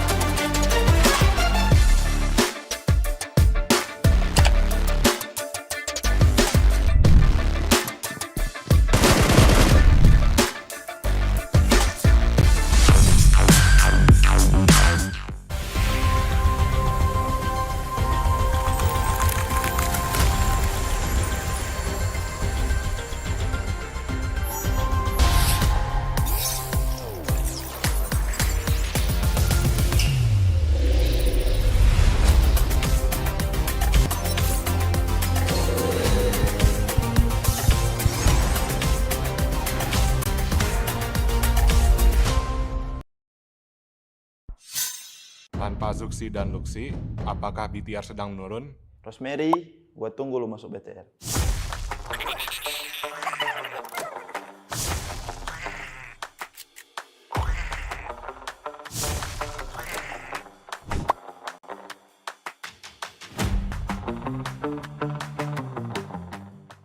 Kalau dari gua sih Rosemary sih. Karena sama-sama dari Manado juga, terus jago kan, MVP. Juara PMSL SEA. Mungkin kalau masuk BTR bisa juara bareng dunia gitu. Rosemary, gua tunggu lu masuk BTR. Bagi saya lah, player yang patut dengan saya ni orang macam Olio. Olio ni dia boleh backup saya dan saya boleh buat kerja depan. Lagi senang lah untuk tim gerak. So ketambahan adik Luke pun dah cukup untuk satu tim. Tham quá thì em chọn Tony K kìa. Đã được chọn thì mình chọn người bắn hay nhất, sát cánh và đồng hành. Welcome to Tony K. ก็ขอโทษด้วยนะครับที่ผมไม่ได้เลือกคุณนะครับดีเอ็กลีวาแต่ว่าผมเลือกซาต้าแทนครับ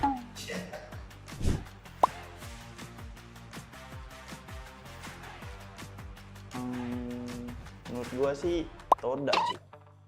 Karena dia nggak gimana ya, bawa 3 loh sampai 3. BTR aja cuma 1 loh import dari Filipina. Dia sampai 3 loh dari Indonesia.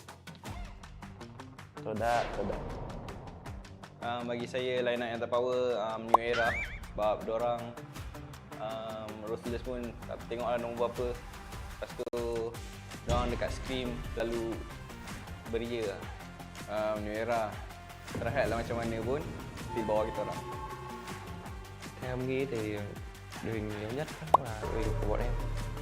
Vì theo kiến thức, trải nghiệm và thực tế thì mọi người đánh giá theo em rất là yếu. คิดว่าเป็น eArena ครับเพราะว่ามีโค้ชเป็นพี่คิวครับพี่คิวสายติดหาครับ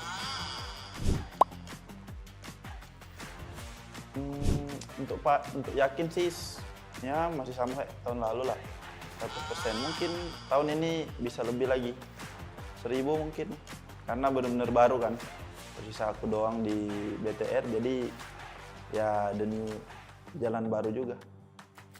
Jadi pengen benar-benar buktiin lah kalau bisa kasih piala ke BIGETRON, bahkan bisa jadi tim yang dominasi.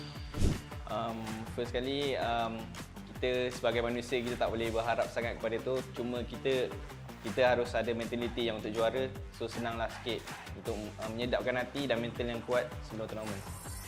Theo bọn em nghĩ thì tuần đầu tiên bọn em phải cần phải cố gắng về mặt điểm, cũng như là xem các đội hình của các team khác bắn như thế nào, bọn em học hỏi và rút ra kinh nghiệm và sẽ gọi là đặt ra một cái chiến thuật gì đấy gọi cho hiệu quả để tuần sau cố gắng và bứt điểm. ก็คาดหวังได้ครับ เพราะว่าผมมองว่าทีมเราก็กำลังมาดีอยู่ครับ แล้วก็ปรับเปลี่ยนผู้เล่นมาก็ถามว่ามีปัญหาไหมก็ไม่ได้มีผลมากมายขนาดนั้นครับ แล้วก็อีกอย่างทีมเราปรับตัวกันได้ไวด้วยครับ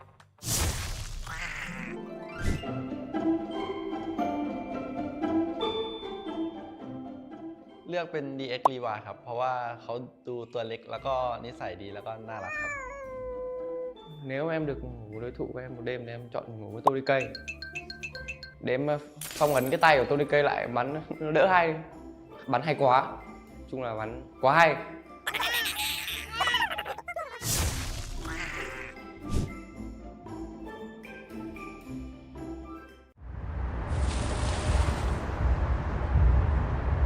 "2024 is history, but the fire of battle have just ignited in Kuala Lumpur, Malaysia. The chapter of the 2025 PMSL SEA Spring begins now, right here, right this moment." Hello, PUBG Mobile Esports fans! Get ready for the ultimate showdown as the 2025 PMSL SEA kicks off. For 3 intense weeks in Kuala Lumpur, from February 26 to March 16, 24 teams will battle for the coveted Southeast Asian crown, and a $200,000 prize pool awaits the victor. This season, the battleground is set for the most intense fights yet, with exciting new formats shaping the action. Week 1 kicks off with 2 stages. In the group stage, 24 teams are divided into 3 groups and compete over 3 days. The top 16 teams will advance to the Super Weekend. Yes, say goodbye to Super Sunday. Now, 12 matches over 2 days will decide the Week 1 standings. Week 2 raises the stakes with a game-changing twist, Smash Rule. Once again, the top 16 teams advance to the Super Weekend after 3 days group stage. Before Sunday's matches begin, the match point will be set, determined by taking Saturday's first place team's score and adding 10 points as the target score. On day 2, the battle will continue until team secures a winner-winner chicken dinner after reaching the match point, or until all 8 matches are played. It's also worth noting that on day 2, under the Smash Rule, matches will rotate between Erangel and Miramar. Based on each week's Super Weekend ranking, teams will earn league rank points to secure final slots. And finally, the finals, the culmination of all the action. The top 16 teams, based on their league rank points from the league stage, will face off in 3 electrifying days to decide who will take the crown.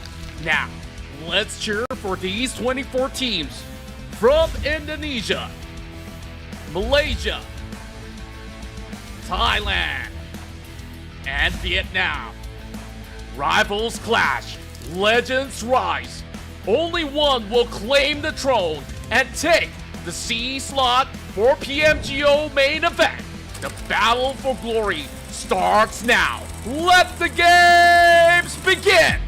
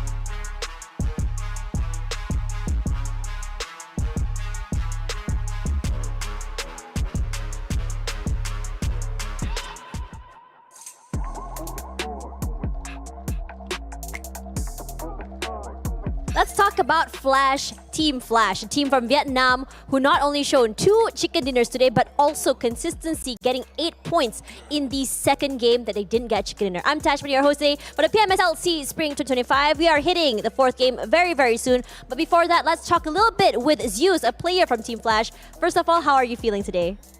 Zeus, thì bây giờ là em cảm thấy thế nào? Em cảm thấy rất là vui vì bọn em đã được 2 cái top 1 rồi. I feel happy because we just got 2 chicken dinners. You know what? I would be too. I mean, especially since last Super Weekend didn't really go exactly as planned. So let's talk a little bit more about that. So, you know, I talked earlier about your chicken dinners, your 8 points, and you know, despite not being able to get the chicken dinner, you guys still managed to be consistent. So, not only are you guys insanely good last week during group stage, but also this week you guys are bombastic. What changed between then and now? Tuần trước thì các bạn cũng thi đấu rất là tốt rồi, nhưng mà tuần này thì các bạn còn bùng nổ hơn nữa là mình có 2 cái cơm gà và 8 điểm trong trận 2. Vậy thì các bạn đã thay đổi điều gì so với tuần 1? Thì tuần 1 là bọn em cũng có bị lỗi vài phần, và sang tuần 2 thì bọn em đã cải thiện nó và thay đổi nó tích cực hơn. In week 1 we make some mistakes, so moving on to week 2 we try to improve. Alright, so, you know, right now, I think also when you talk about week 2, right? Zeus last week, I think Jay Hunter called him the stabilizer for the team. And I loved hearing that because that's exactly how I felt watching him play last week. He is the guy to really come up on top, go get the team through clutch situations. Now, in this week, what I see from Zeus is that impact maker, big numbers in terms of damage. So what exactly changed in terms of how you play? Is it a difference in terms of confidence or you guys change your strats? Thì vào tuần này bạn đã có sự đóng góp ảnh hưởng rất lớn với đội và mình đã gây ra rất là nhiều sát thương. Vậy thì so với tuần 1, mình đã có thay đổi gì về lối chơi không? Hay là có thay đổi gì về sự tự tin trong mình khi mà mình thi đấu? Thì bọn em có thay đổi một chút về lối chơi, và so với tuần 1 thì bọn em bị lỗi nhiều, và tuần 2 bọn em cải thiện nó, cho nên là bọn em đã sử dụng được tận dụng được những cái mà bọn em đã bị lỗi trong tuần 1 và khiến cho bọn em tự tin hơn. Compared to week 1, when I make mistakes, for this week we make changes to our play style a little bit and improved, fixed our mistakes. Therefore, it also boosted our confidence. Okay, so there was a fixing of mistakes as well as boosting confidence, which I love, by the way, because you can really see it in your first game today with that 2 chicken dinners. Now, let's talk a little bit about Xavier, because Xavier, your fellow Vietnamese team, also right here in the top 3 with you guys, right above you guys as well. So, do you guys have anything you say to that team? Bây giờ thì mình hãy nói một chút về Dingo Xavier. Thì Dingo Xavier cũng đang nằm trong top 3 và xếp hạng ngay trên các bạn. Vậy thì không biết là bạn có lời gì muốn gửi đến team Dingo Xavier không? Em muốn gửi tới DX là chúc anh bắn bùng cháy hơn. I want to tell DX is that I hope that you can perform more bombastically. Aw, I love this solidarity between teams and nations. I love that for them. Now, final question. So today is this is the final day before you can secure a spot to that Super Weekend. Last Super Weekend, you guys only managed to scrape by with only 2 points, so it wasn't the best of situations for you guys. So does this strong performance that you are seeing today boost your confidence, or do you still feel pressure knowing that, you know, last week didn't do too well? Hôm nay là ngày cuối cùng để mà có thể giành được suất vào Super Weekends. Thì tuần trước thì các bạn đã thi đấu cũng không quá lý tưởng, và như vậy cái sự mà thể hiện rất là tốt vừa rồi thì có giúp các bạn tự tin hơn không, hay là mình vẫn cảm thấy áp lực do tuần 1 mình đã không thi đấu quá tốt? Tất nhiên là bọn em sẽ thấy tự tin hơn. Of course we will feel more confident.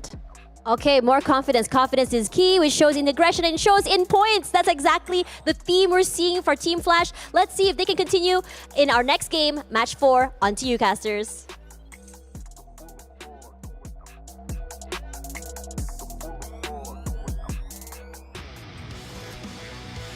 Short and sweet coming out from Zeus' side, despite of being short when it comes to his answers, not that short when it comes to how incredible he was in the game.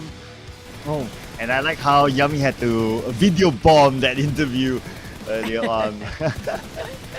Yeah, and Paul was like, he video bomb, but he doesn't video bomb. You know, he's keeping it chill. But yes, Team Flash, what the day has been for them. 2 chicken dinners so far out of 3 games. I mean, what else can you ask for, right? So far, the entire week in our group stage, the Vietnamese regions have been doing very well. And I agree. When it comes to this season, we can see how they have been rising up the occasion for the entirety of the region. We talked about not just, I mean, this Xavier is no question asked. They've always been on top, one of the best in Southeast Asia region overall. When it comes to consistency, when it comes to, you know, putting it up on the table. But Team Secret, Team Flash, this is a huge upgrade compared to the last time we saw them. Yes, and let's also forget the fact that CELCOMDIGI Alliance also scored a chicken dinner earlier on today, since we are looking over at some of the best moments from the previous round. But you can't take it away from Team Flash. Now, this will be the biggest question, right? Since we are heading on to 3 more games, the last 3 games of the group stages. Of course, for Team Flash, CELCOMDIGI Alliance, we're definitely going to see them again tomorrow, but it's still a question mark for teams like HOMEBOIS and KAGENDRA. Oh, especially these two, I agree. I mean, it seems a bit harder for them to actually really get out of the trench of the very bottom. But Alter Ego and OSJA Thailand, I mean, compared when it comes to firepower, we've seen more on the side of Alter Ego. When it comes to the points, average eliminations on their side too. None of them getting their chicken yet. For OSJA Thailand, I don't know if they still have that PTSD against Nate T of the Xavier, but hopefully it's going to be a different case for the next one. But when it comes to top 4 rate, OSJA Thailand do have it better compared to Alter Ego. Yeah, even though like the stats do favor Alter Ego, right? But overall, it's still OSJA Thailand that does better. Like 15th place, 16th place, we're making a comparison.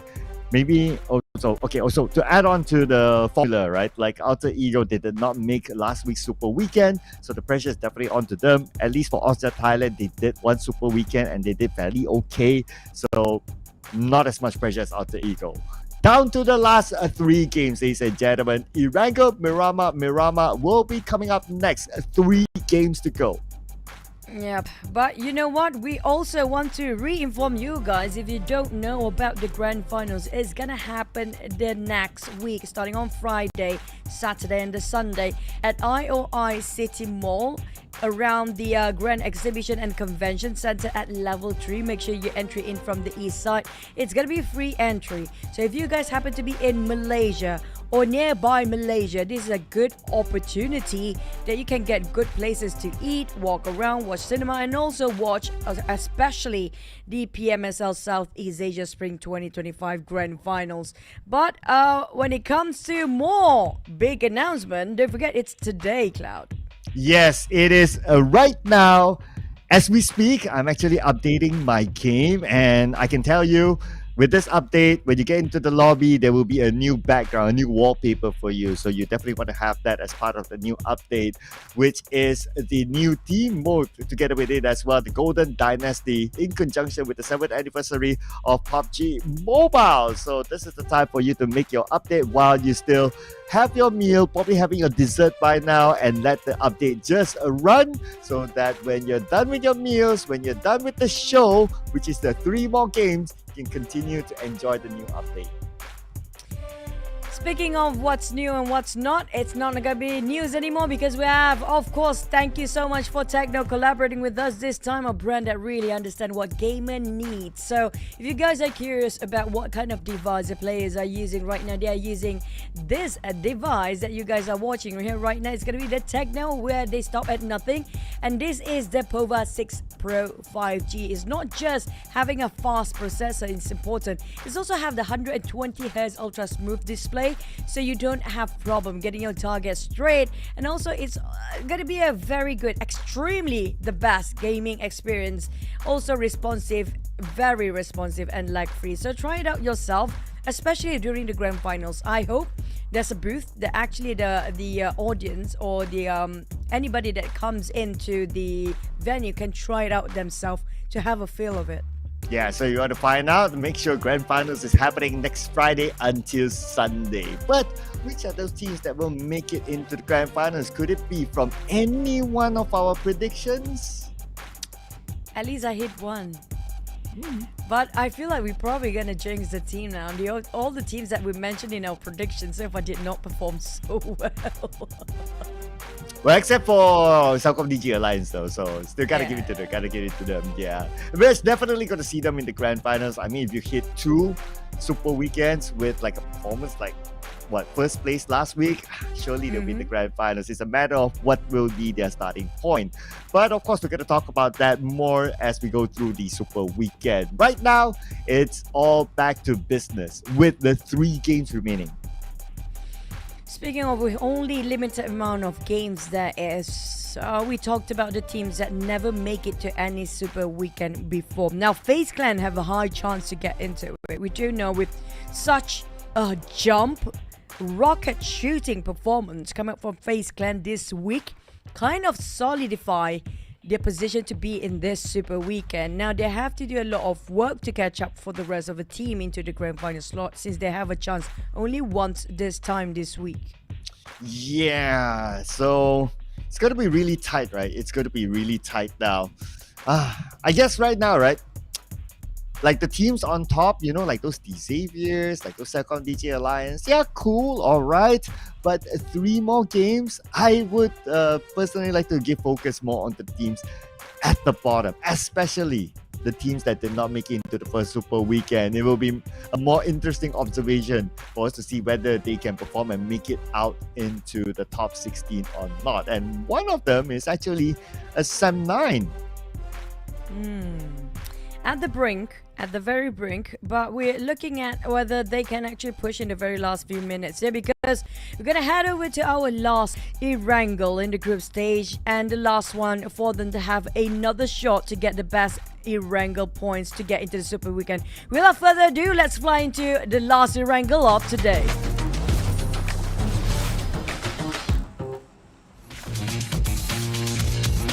The fight resumes after the break. Who will continue on to be the team that gets the chicken dinner? Here we go. It's going to be a wrangle, ladies and gentlemen. It looks like we're going to get a southern flight path this time.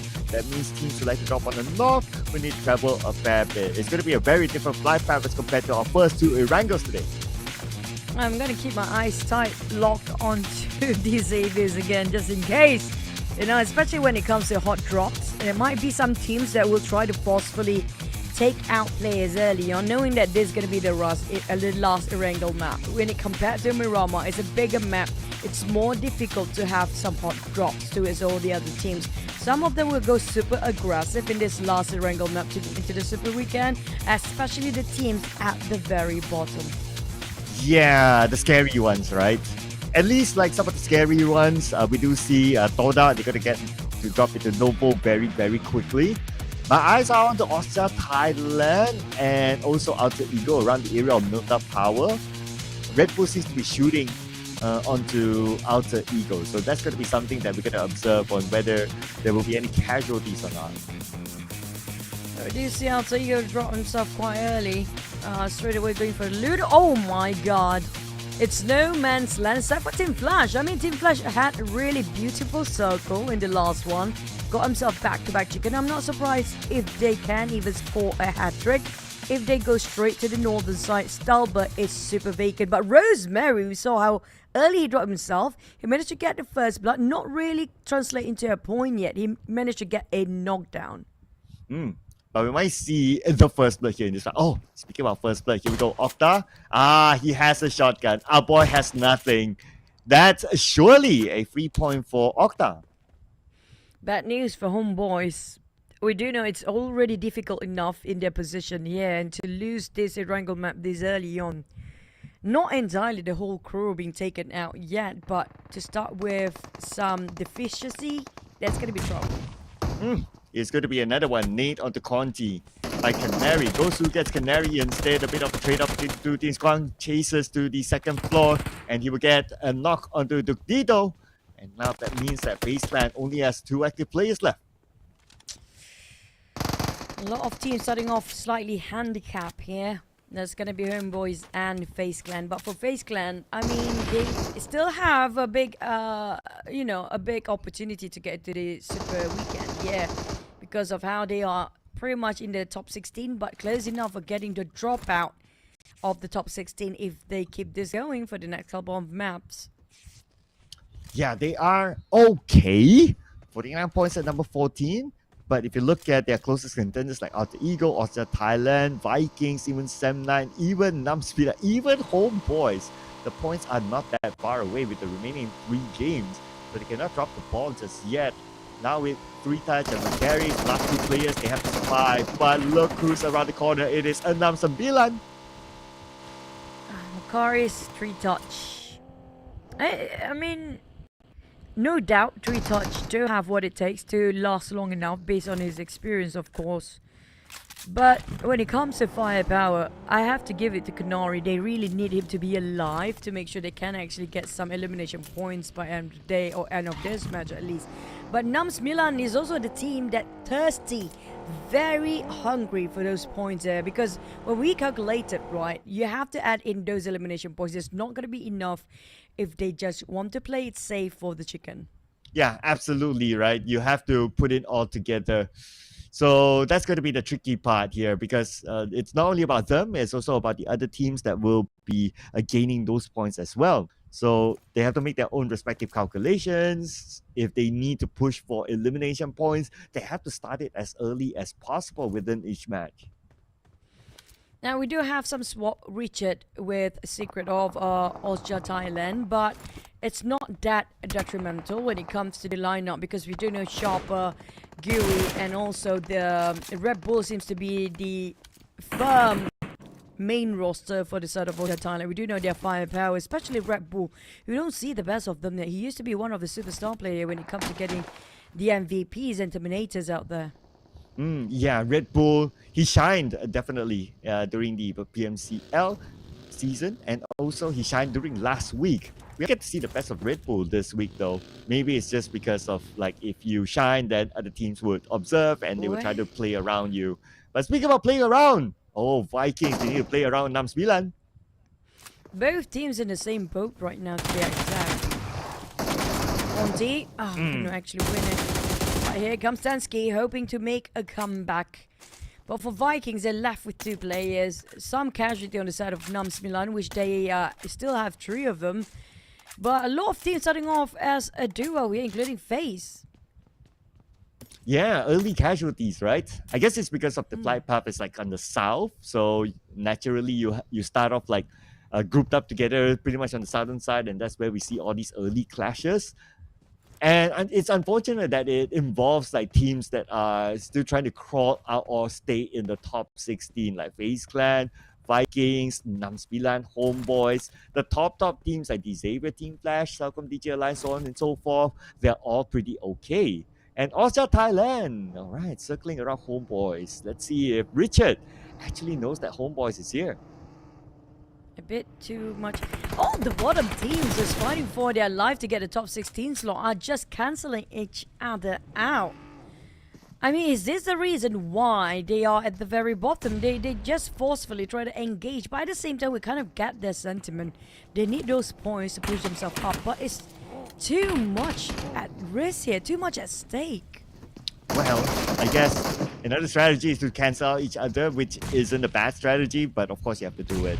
Just like what OSJA Thailand is facing right now against Homeboys. They'll be happy to cancel out Homeboys. Homeboys will be thinking the same as well.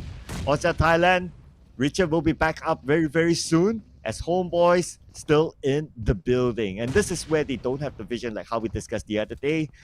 And it allowed OSJA Thailand to reset. Sharper reposition himself, going outwards instead. And now they are cornered down in for the side of Homeboys here.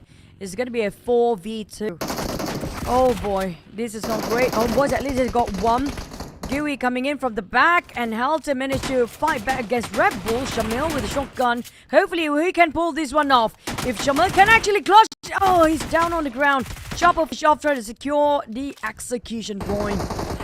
But what's left is going to be just Gui and Chopper. Very heavily costly so far. Nobody being sacrificed yet. But if he wants to pick them up, unfortunately, Homeboys, is it still mathematically possible for them with only 2 more remaining maps?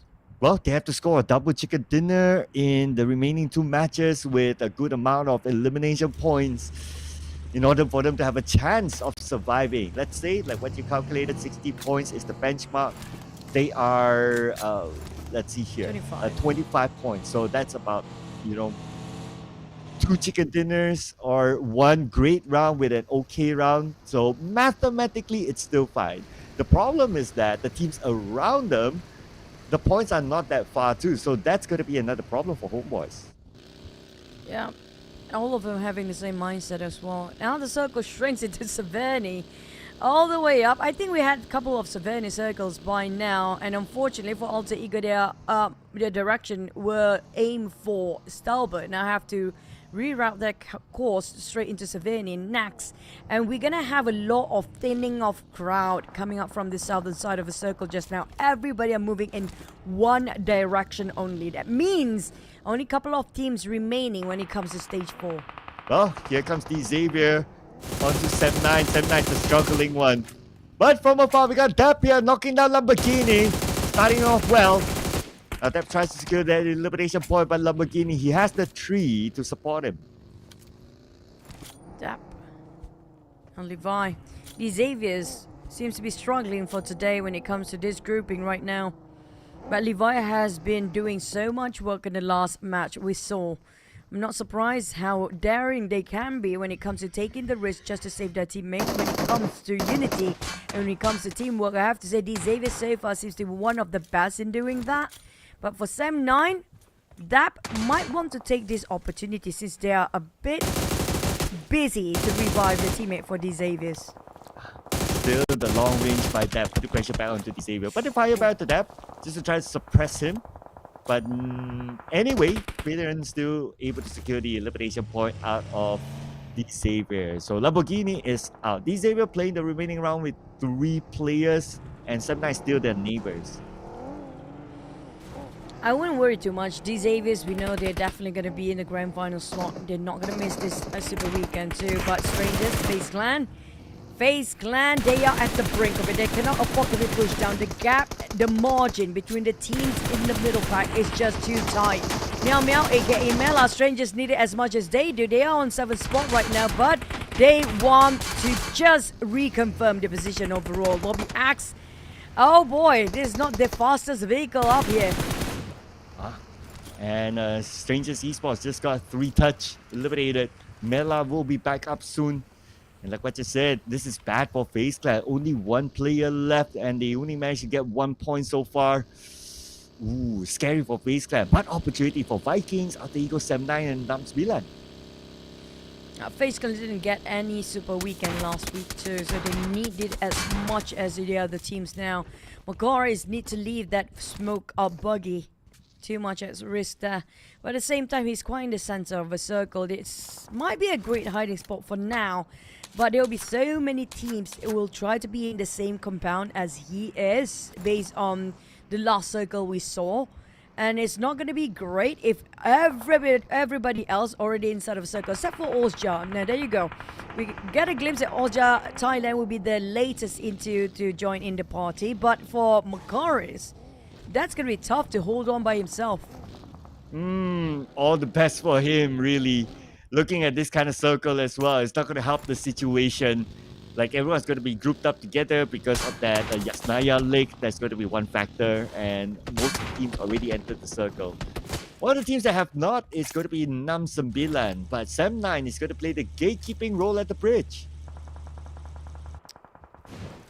Who are they gatekeeping? Can you say this? Oh, there's going to be the fight of the Giants. CELCOMDIGI Alliance versus the Xaviers right now. Parjan on the run. Managed to knock down on 1. But quite scattered for the Xaviers. They are being choked by the, of course, on top of Rosehawk Bridge. So both teams having the same mindset. Hey, we want to get to the bridge first. Whoever first might actually win over the other. But Leon DZ will probably need some help before they start to make some action for CELCOMDIGI Alliance. But Parajin, this is hard for him. Yeah, it's difficult. Stuck underneath the bridge here. And without the circle, Zone will come in anytime soon. And his opponents around him. Sem9 has an idea that he's here. I mean, CELCOMDIGI Alliance, okay, passing by as well. Okay, he has to hope that like everyone just leaves and he comes out later. If not, it's gonna be real hard. But Jimmy just doesn't want to let him go. Knowing this, guys. Oh, Parajin, he should have waited a bit more longer. The rest of these Xaviers already abandoned him entirely. Last I saw, I think they're around almost the center of a circle as well. So Parajin, all meant for himself. You have to survive this by your own. Yeah, his best bet is to jump into the water and swim right now. He managed to dock himself, but how much further can he go? Okay, that's going to be the biggest question. And his teammates, they thought to themselves that it's not going to be worth the risk. So sorry, Parajin, you're on your own right now. But for TODAK, sorry, not sorry. They want the points out of OSJA Thailand. OSJA cornered down, got some elevation, which gave a huge advantage for TODAK. Leon giving the pressure on, surprising them from actually moving forward. But Team Flash is there as well, so this is not great for OSJA Thailand. They're being actually aimed by two sides here. It's two different angles entirely, and TODAK suppressing them all the way, denying their entrance with the help of Team Flash. I don't see OSJA Thailand gonna get out of this. Yeah. And the fact that they are number 14, it's insane for OSJA Thailand, right? If they bow out right now with 2 more games to go, they still need to collect those points. They're tanking the blue right now. And look at this. Okay, nice bird's eye view. Chopper is still surrounded by Team Flash and also another team. So it's going to be super hard for him. But on screen, Team Flash against TODAK. Zeus! He made it. TODAK, that's going to be the last of them. They're not safe either. I mean, Boom can take over them anytime. Even OSJA Thai. But OSJA Thai at the brink of death right now. Next we have 6-9 or ENAM SEMBILAN. Nate again. Wow. This guy's just not giving up, right? Snooping in the points for the team. But finally, he drops down. Now Levi's has to come in. And it looks like they still win it at the end of the day at the expense of Nate. Oh no. Levi, he walked himself in a trap just now. It's not even possible for him to save Nate, but Nate did so much work again. Clutched that one out by getting 2 elimination points. But RQ was pinning down that shack just now. So the moment he walks in, that's going to be a done. Well, there you go, Parajin. I wonder, okay, somebody step on the soap and fall. So too bad for that. But anyways, the Xavier, not too worried about them, frankly speaking. But a little bit worried for Sem9 versus CELCOMDIGI Alliance coming on the kill feed. But we have Rosemary here from afar, taking out talks on Team Flash. A bit too aggressive now. Rosemary committed to get those eliminations, going out of his way to not be with the rest of the team inside of the inner side of the circle. Team Flash, on the other hand, Zeus, we just had the interview. Right now, they are on the move. They had 3 men, lost Tops early on, but at least Tops ended up his way in a fashion. Got 3 eliminations and not going empty-handed still. But Alter Ego, we talked about them before. They're not in the sweet spot at all. 16th place right now, but Sem9 and VKE, KAGENDRA is still there. KAGENDRA is still doable, possibly. Yeah, 4 players still as of now with 3 games, 26 points. Still can break the mark. Still can break the mark here. But let's see what will happen to FaZe Clan. Yep, that is the end of FaZe Clan. Mercury's out. Alter Ego still a full team, 3 points behind them. So it's scary enough for FaZe Clan. Speaking of scary, eArena still having a fall. Got himself at the borderline. Will gatekeep all the teams coming up from the west side of the circle here. But they're pretty much safe. I don't think they want to leave anytime soon. But some of the Vikings will have to go through the eArena if they want to get into the center. And the rest for RQ, I don't know whether they want to cut across straight to the center or just going to go up north, because they're quite splitted apart for their teammates. Oh, they might decide that later after they save Genforce. Knockdown, and they're on their way. Okay, first is going to be Lapa. He has to deal with Bin from Vikings. But looks like they're going to let that one go. It's not going to be worthwhile for them. Sorry, Gen Force. He will be taken out. And the point will go to eArena. Circle shrinks more. It's gonna be no man's land, only at the rim of the circle. But for Boom, they do have a solid compound to work around with, and they already dominated over that compound and make sure every angle's covered. But the one in the center, it's gonna be an open space, slightly uneven terrain, some bumps and some dits in there. But for RRQ, they have to deal with Strangers Esports, like it or not. Even though they can safely just migrate into the center, but they have to make sure their backside is going to be cleared. And for Strangers Esports, they can gatekeep KAGENDRA, who's moving towards their direction right now. As for eArena, they're dealing with VIKINGS now. And they're playing the gatekeeping role as well on the left side of the circle. On top of that hill is going to be 7-9 coming in. And 7-9, nice position to be in. With that here, they'll have a good vantage point against the other teams. But for the Xavier, 2 eliminations, no place on points. Oh, look at how many teams coming over this side. I don't know why RRQ didn't land in the center. Oh, they did park there. I thought they're going to push all the way to the side of eArena down there just now. But for RRQ, they're going to take around this shack, but they don't want to overstay themselves here. It's not the best place to hide himself from the rest of the teams because it's a very small space, easily can be wiped out by one hand grenade. So I think they just try to check things out if there are any death boxes lying around. KAGENDRA, on the other hand, I have no clue what are they aiming for, because right now they're just trying to make sure the back end is dead off, but they're quite separated. They're back towards CELCOMDIGI Alliance. Wow. Here comes the late game hero, CELCOMDIGI Alliance. Publishing forward to KAGENDRA. Looks like you got your answer, Choo. They show up. They pick up those points, 2 elimination points for KAGENDRA. And their objective to get into the circle, so far so good. But Casper knocked. It's a bit shaky for KAGENDRA. It's going to be Alter Ego. Do have some elevations here. They will try to pressure on the KAGENDRA side. But they're just next to each other. It's not entirely getting into the circle here. Both of them pretty much in the same boat. But it's just a different level of terrain. That's it. The thing is, one way or the other, they have to fight. Because the moment Alter Ego want to cut across to the center, it's going to be an open space where KAGENDRA's at. And they're not really in a good place right now. But thankfully, the terrain will cover them for a bit much longer.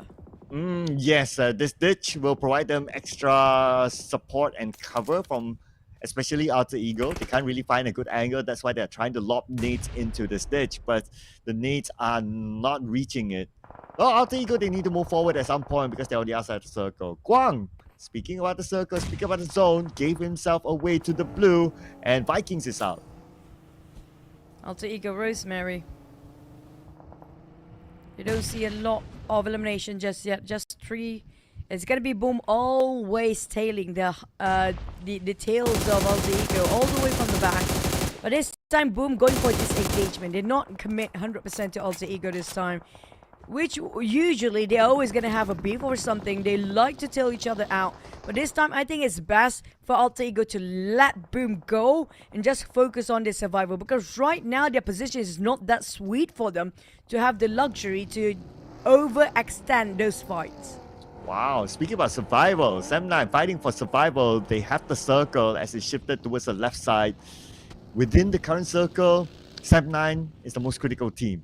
Boom Esports is going to come in, and they are right behind, I believe it was CELCOMDIGI Alliance, because last we saw them, they were on the outside. Yeah, that's going to be it, CELCOMDIGI Alliance. They're not in the circle yet, so they have to now be careful of the fact that Boom Esports is behind them. I mean, CELCOMDIGI Alliance, last we saw them just on the very south, right? And Boom seems like spreading out. I don't know whether they want to follow Alter Ego slightly to the north. But KAGENDRA is the one that are in trouble right now. They are the furthest one away from the circle. But back to the side of Boom. Well, it's going to be the clash. CELCOMDIGI Alliance will be their next target. They managed to take a couple of them down and ousted entirely. Left with one last player of CELCOMDIGI Alliance. Jimmy is on the run, but there's nowhere to run nor hide. It's just completely open space. But we won't worry too much about CELCOMDIGI Alliance, right? Yeah, they're fine. We'll surely see them again tomorrow. But for 7-9, still unsure. They have to collect more points here. Long range spray put pressure back on Boom Esports. Boom Esports still on the outside of the circle. The blue is starting to close. They will put extra pressure onto them. Now where are they going to go? But Bombit, if he can pull off a nice off angle, then maybe they can just come back against 7-9. On this side, Boom taking on 7-9 as well. I have to say the reflex coming from Boom is just a very quick and clear. They are prepared, but the thing is, do they have enough resources? Did they manage to just reset each other out after that fight? Yummy May managed to open up the space for Sam9. One or two of them been knocked down as well. Yummy May, but it's not going to be enough. Unfortunately, Traxy next, trying to take down, finish off Yummy May. But on the other hand, Sam9 managed to wipe out almost half of Boom, but unfortunately, they lost on that one. Boom need to reset fast because next contender is going to be there soon. Alter Ego, on the other hand, managed to be alive and staying alive as a 4. It's just too bad for Sam9. They still remain on the outside of the top 16 with 2 more games remaining. But the good news for them is that majority of the second half teams have been eliminated. Alter Ego, they continue to collect points. Now 5 eliminations in the pocket, and they're looking for more. The next target could be Team Flash. It's doable. It's doable. If they can actually push themselves up to the top 10, I mean, it's more solid than what they had last week. But it's going to be Boom, Alter Ego, eArena, and RRQ. All 3 of these teams have full squad except for RRQ. Out of 4 of these teams, 3 of them coming out from the Indonesian region, except for eArena. Right now, Boom, we do know they are capable, more than capable to get into the Super Weekend, but Alter Ego needs this so bad. Oh yeah, because they missed out on last week's Super Weekend. They could use the chicken dinner now. Hands for you gets pumped from Boom Esports from afar. Tries to secure that elimination point. There's still frenzy behind Pondbit though, so they cannot just crash in like this. And Yummy is on an off angle on the left side. Hands for you tries to secure that elimination point by lobbing in those nades. Pondbit pretty low now, bleeding to death. Even though they just popped the smoke, but second too late just now. We saw how the bounce of the hand grenade will finish it off straight away. Alter Ego, on the other hand, do have more elimination. This is the best version of them that we're looking at this week. And RRQ, on the other hand, they will try to just hold on Alter Ego's movement, even on the process of getting eArena down. They're kind of stuck in a corner right now. eArena all clustered up together in a very small shack. Yeah, bring pressure down. And we could potentially see an all-Indonesia finale. But then again, right now, Hazel will need to survive this. He is alone here. And multiple angles from Alter Ego, especially from this high ground. Lapar is going to come in, but what can Lapar do? Oh, this is not great! Almost close to getting a double nade down. Another one, and that's just sealing the deal. And C taking up Frenzy, leaving the teams with only 3 left. But Alter Ego still have a 4. Will they finally bounce back? This could be the moment here for Alter Ego, right? 4 players still active. Let's see how will they deal with RRQ. RRQ, they somewhat have the circle as well, but they're pinned down to the corner. As for eArena, you can see them on the other side as well. I wonder if Joker will pull off something. Oh, okay. I guess he's just going to play the healing game and might give himself away to the blue. There's no way he can climb that up and try to survive what all eyes easily can see when he's trying to climb himself up across that wall. So Joker, is all about timing here. It's going to be RRQ versus Alter Ego. They are fanning out. E8 players and C2 is still in the game. Nobody focused on eArena. They actually will be the wild card that will actually mark as a third party between these two teams. Rocky May going in for the charge, while Rosemary taking on eArena all by himself. He knows what he has to do. The back end is just Rosemary to take it on. And RRQ, oof, here comes Hans for you. From a nice angle, spotted them out, and that's going to be Napeko down, and that is it. eArena, last player left is going to be NC2. Unless an insane clutch comes in, it's definitely going to be Alter Ego. They are now unstoppable, and they will charge in on the NC2 to end the game. 1 evade, NC2 fires back, he got 1 knockdown. Can he at least secure this point as a bonus? He did, and he will, but the nade! What the heck? That was 5 seconds too late. But they still wasn't the flawless, but they finally are back in the game. Welcome back to PMSL SEA Spring 2025 Alter Ego. That is Alter Ego fighting back for their slot into the Super Weekend. Almost a perfect game for them, except towards the end, but they don't mind giving away that 1 point towards eArena. It's not going to be a big contender for them to survive.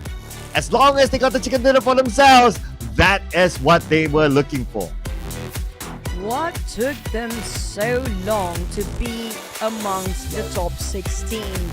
How the Fallen suddenly arise in the last minute here at the very last Erangel. But when it comes to the final blow, it's all about coordination. I have to say, this is the best we've seen Alter Ego throughout the entirety of this season. And the first time we're looking at them playing as a team. And it's not only about the chicken dinner, right? They got a good amount of elimination points together with them. And as a confirmation, it is 11 elimination points, so 21 points for Alter Ego in this round. This could be a big comeback here for Alter Ego. They cannot afford to miss out on this Super Weekend. As long as they can get into the Super Weekend, anything can happen. We might still be able to see Alter Ego in the Grand Finals next week, as long as they're able to get, again, into the Super Weekend. And then we'll talk about the Smash rules. And then we'll talk about the points collected to be in the Grand Finals. Alter Ego, welcome back to the PMSL Southeast Asia. Finally, after a disappointing many rounds, we do see them here with the chicken dinner. But hopefully it doesn't stop here. Hopefully there's more, just like how we can show you more by these highlights.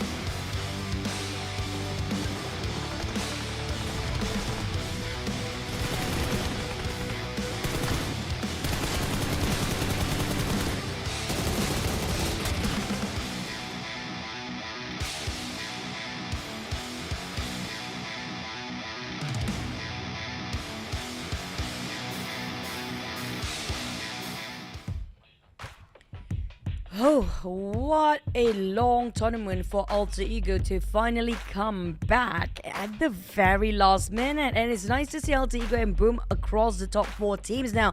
But eArena, I mean, this is going to be the underdog team that nobody expect. Maybe they'll be incredibly strong when it comes to the grand final. Hopefully we get to see them. And also Team Flash, such consistency. Oh yeah, Team Flash today still, although it's not a chicken dinner, but then again, they're pretty safe up there. And again, with another top 4 performance for Team Flash, yeah, not too worried about them. You can even look at these stats, right? That Team Flash, the only team with 3 digits damage, 942. Hasn't been the most active, but still able to survive to the end. So they are just showing that they are flexible. They can play the gatekeeping role, they can play the elimination role, or they can play the survival role. Oh, it's been a while. We finally got him back after such a very quiet season for Alter Ego. We saw their downfall. Will they bounce back? Can they carry forward? But MVP this time, no question asked, as per usual. Rosemary is back here. Yesterday we saw how he silenced the lobby when he pulled such a big clutch against Team Secret, and finally we get to see him across this board. Oh yeah, it's been a while. It's been a while for Rosemary here.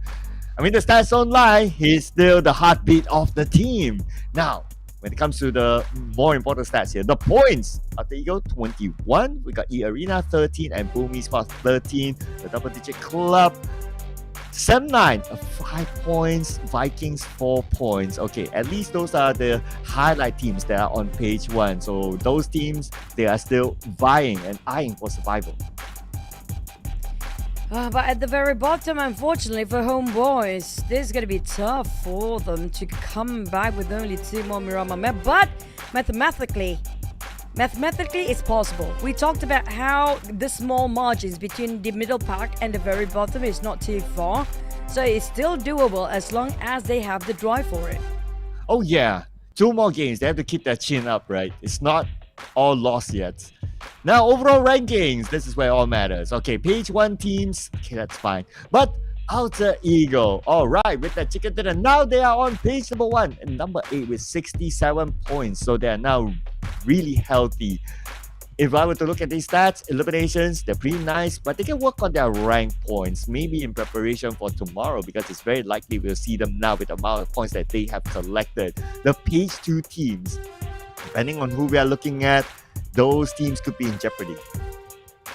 The only team at the top 8 without a chicken here is going to be eArena. That shows how great when it comes to the consistency as well. Now, that should be not underestimated by the teams on the top 8, but this is where things get a bit spicy. OSJA Thailand, a bit shaky, only 2 points different. FaZe Clan, I have to say, all the second page, none of them are safe. Maybe it seems to be a bit fair. BTR, kind of okay. We did set the marking point of safe zone around 60. VOIN Donkey, a bit shaky. They can't do anything about it. TODAK is still doable for them to push their numbers up. Team Secret in a very critical zone here. Yeah, I'm looking at Team Secret 52 points. They are only 4 points. 4 points away from a Vikings. Well, okay, new era. They're not playing, so we're going to put that aside for now. SEM9 can also catch them. So this is real scary. SEMBILAN can also catch them. So Team Secret, they are still shaking right now with the remaining 2 teams. They'll be hoping for these teams on page number 3 to be eliminated early so that they won't get pushed down. It's all about praying and wishing now. They cannot do anything more for Team Secret. But for the teams that's not finishing off their run, KAGENDRA, Homeboys, KAGENDRA will be slightly difficult. Is it still doable? That's the question. 2 games more, 29. That's 31 points. Yeah, they have to come up big next, okay, in the second last game. If they go out early, then maybe the last game won't matter for them. But what matters here is our top 4 strategies, the teams that use the most smokes. And wow, look at RRQ 51, way ahead of Alter Ego.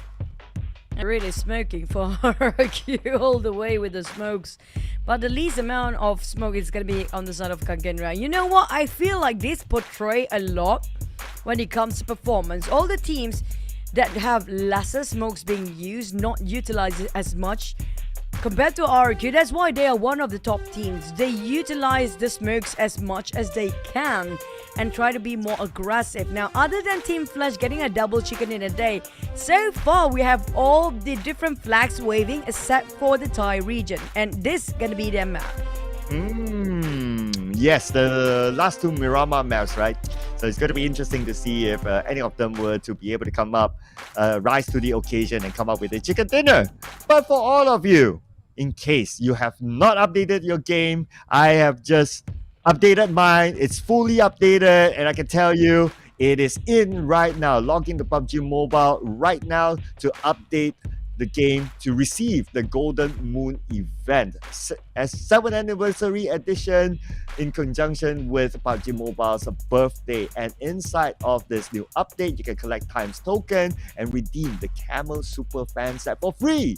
And you can also try out the Desert Boat. Obviously, I didn't have the time to try it out because, yeah, we're still running the show. But all of you can do that during the intermission and let us know your experience. Don't forget to hashtag PUBGM370, hashtag Golden Moon 2025, and also hashtag PUBG Mobile. Next up, it's gonna be all the big updates here today, 7th of March it is. Alan Walker is back for all of us to enjoy some music with the game. If you remember the first season, the song sound like, I'm sorry, but you know, I can't sing because my voice right now is cracked up. But yeah, and also we have Faded. I think that was season 2 of PMCO, or was it later? Whilst the track 3 is kind of still a question mark, we are more than happy and welcoming, of course, our great DJ and musical genius Alan Walker to collaborate with the 7th year anniversary of PUBG Mobile. So you guys know Faded already. I think everybody knows this song. You are living under a rock if you don't know Faded. Yeah, if you don't know, you can always rewind, to some clips online on social media. I'm sure they're still there, like the music videos and all that, to revisit those audio tracks. And who knows, while you search them, you could search the clue for track number 2 and track number 3. So that's a bit of a tip for you, ladies and gentlemen. But speaking about tips, let's see here. So at least I got one here today. You got one, I got one. Okay, so we're not too bad on our tipping. Where's TODAK? Yesterday's TODAK seems like drowning. I don't know if TODAK can be drowned, but they're definitely drowned by the performance of A group right now. I mean, like, I don't blame them, because we do know A group, pretty much all the heavy hitters actually in there. Yeah, a lot of big teams, like how we discussed yesterday as well. Expect today to be a bit more difficult for the teams, especially the ones that are struggling to get into the top 16. So that's something that they need to work out on. I mean, at the end of the day, it's competition. They're bound to meet anyway, so they have to find ways to overcome this. Last 2 games, teams like KAGENDRA, teams like HOMEBOIS, at least Alter Ego, they could be out of it. So those teams will need to work it out. For Alter Ego, I mean, they have some relief a bit temporarily, but they have to be extra careful, because right now we talked about how close things are between the teams in the middle pack down to the very last down there. Still within reach for the teams that are still playing here today. But for some teams, I mean, especially for MAQNA Esports Club, who's not playing here today, I have to say we can't see them in the grand final. There's no way in for them anymore. But for the others, there's still a slight chance, a slight hope for them to get into the grand finals here. But when it comes to teams like HOMEBOIS and KAGENDRA, how aggressive they're willing to be in the Miramar map. Yeah, they have to go all out to collect as many elimination points as possible. If not, it might be too late for them. Another team I want to point out also is SEM9. Though they got into the Super Weekend last week, but they ended in number 13 on Super Weekend. So if they don't get into this week's Super Weekend, there is still a risk that they might not go into the grand finals. Everything can change for this Super Weekend, really, Cloud. I mean, some teams might get relegated from this Super Weekend, not even get a chance to get it twice. So the teams that actually had it once, whoever did whatever in the past in last Super Weekend, nothing can be changed. But they can, for the teams that get into this Super Weekend, change so many things, including pushing down the teams that had last Super Weekend. Imagine that happened with so many teams struggling to be in just this last Super Weekend. Yeah, that's the thing, right? And it doesn't help the fact that we only have like 2 weeks of league stages. It's going to be pretty tight. There's no further comeback here after this week. That's it. It's locked in. The teams will move on to the grand finals. Just like how we will be moving on to match number 5 for today. Of course, we're going to switch up the map onto Miramar, the Dusty Dunes. Without further ado, let's see if the Thai teams can rise up to the occasion. Fly in.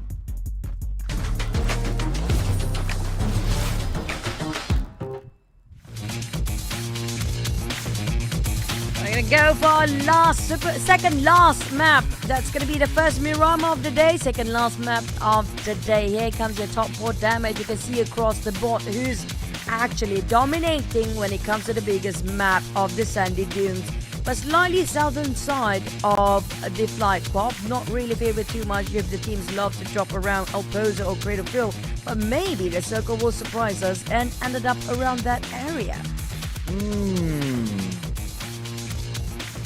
around the area of Elpozo. We haven't got to see that yet this week. We have been seeing a lot of hills outside of Los Lunas, that area, or even like a northern circle, but we haven't seen the El Pozo yet. So if we get to see El Pozo, that'd be great. And if it's El Pozo, DJ would love it because that's a regular drop spot. So they wouldn't mind a bit of El Pozo. But of course, we're also going to observe some of the other hot spots as well to see if there would be any potential clashes. Picado, Chumasera, looking at the drops, looks like it's going to be all clear for Homeboys and Kagendra. Hot drops seems to be not possible for now. Everybody's just gonna mark their territory and make sure everything is safe. Except for OSJA Thailand. We're looking some stacked up together. But yep, we have left side Mountain Way, which seems to be very important here. Power Grid will be the best place to land on in this side of circle right now. Kagendra dropping around Picado, probably gonna go straight to Power Grid. Walls are queue, and we have visitors Nam SEMBILAN. 6-9ers are dropping right on top of our players, but they're probably gonna part ways the moment they almost land down. But will be first blood here. Not really. Yeah, at least they separated, right? So that's fine. Since obviously RRQ, they landed first. So it's not wise for anyone else to try to challenge them. Anyway, for Nam SEMBILAN, they found a vehicle around Hacienda de Patron. So that's objective secured. Get the vehicle, get to your regular loot spot, and continue on from there. Just to review again, I mean, Nam SEMBILAN, they did get into the first Super Weekend, but they were the very bottom, only scored 1 point for their league points when it comes to first Super Weekend. So things aren't so great for them either. They need to get both Super Weekend here. And for the teams that never been to Super Weekend, we talk about HOMEBOIS. Of course, they are in jeopardy. Strangers Esports seems to be more solid this time to get into the Super Weekend. They didn't get last week as well. FaZe Clan, shaky, very shaky. Absolutely right. And they didn't make last week's Super Weekend. HOMEBOIS, okay, they're throwing in everything right now. Frankie is going to come in here for the Mirama match, and they need everything. They need everything in, whatever they can change to hopefully change their fate as well. They need to put it in. And at least they have a good start in Chumasera as well. No other team is going to challenge them. So right now, it's up to HOMEBOIS on how they're going to manage the next step. I think Sem9. Oh, wait, Yuhai and Kenny. Yuhai finally in. Welcome back. And for Sem9, this is a great spot for them with this sort of circle. Montenegro seems to be very vacant, and they are the only team. We have Mika in as well. Now that will have to take a bit of a rest. But I think as long as they actively moving inside of this circle for Sem9, this is going to be a no problem for them to survive for the top 4.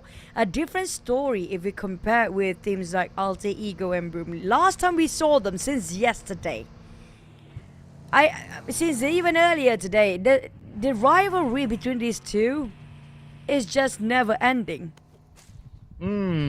Alter Ego and Boom. Like even in the overall charts, look at their rivalry, quote unquote rivalry, right? Like 67 points, 66 points, number 8, number 9, just next to each other. But if they can hold hands, you know, and be happy with their relationship, you know, accept each other as they are, you know, don't question each other, have trust, you know, all the relationship things that I can't really relate nowadays. You know, they can both go to the Super Weekend together. Hopefully that's going to be the case. It's been a while we saw them to fight for the trophy now, especially Alter Ego. Last time we saw Boom booming up there. But for this particular map, of course, the second last Mirama, HOMEBOIS and KAGENDRA. If they got eliminated early, that's going to be game over for them, especially KAGENDRA, since they are the least amount of points down there. They cannot even die without any points. They cannot afford to do so. Yeah, no negotiation for KAGENDRA for sure, right? In their current state. So let's see what they are able to come up with. Sem9, I also want to point out that the fact that they put both Yuhai and Mika subbed in this round, and hopefully for the next round as well. This is the dynamic duo during the Geek Fam days when they were playing together when Yuhai was on loan from BTR that time, and that gave them the success during their days in GigFam. So hoping to replicate that again.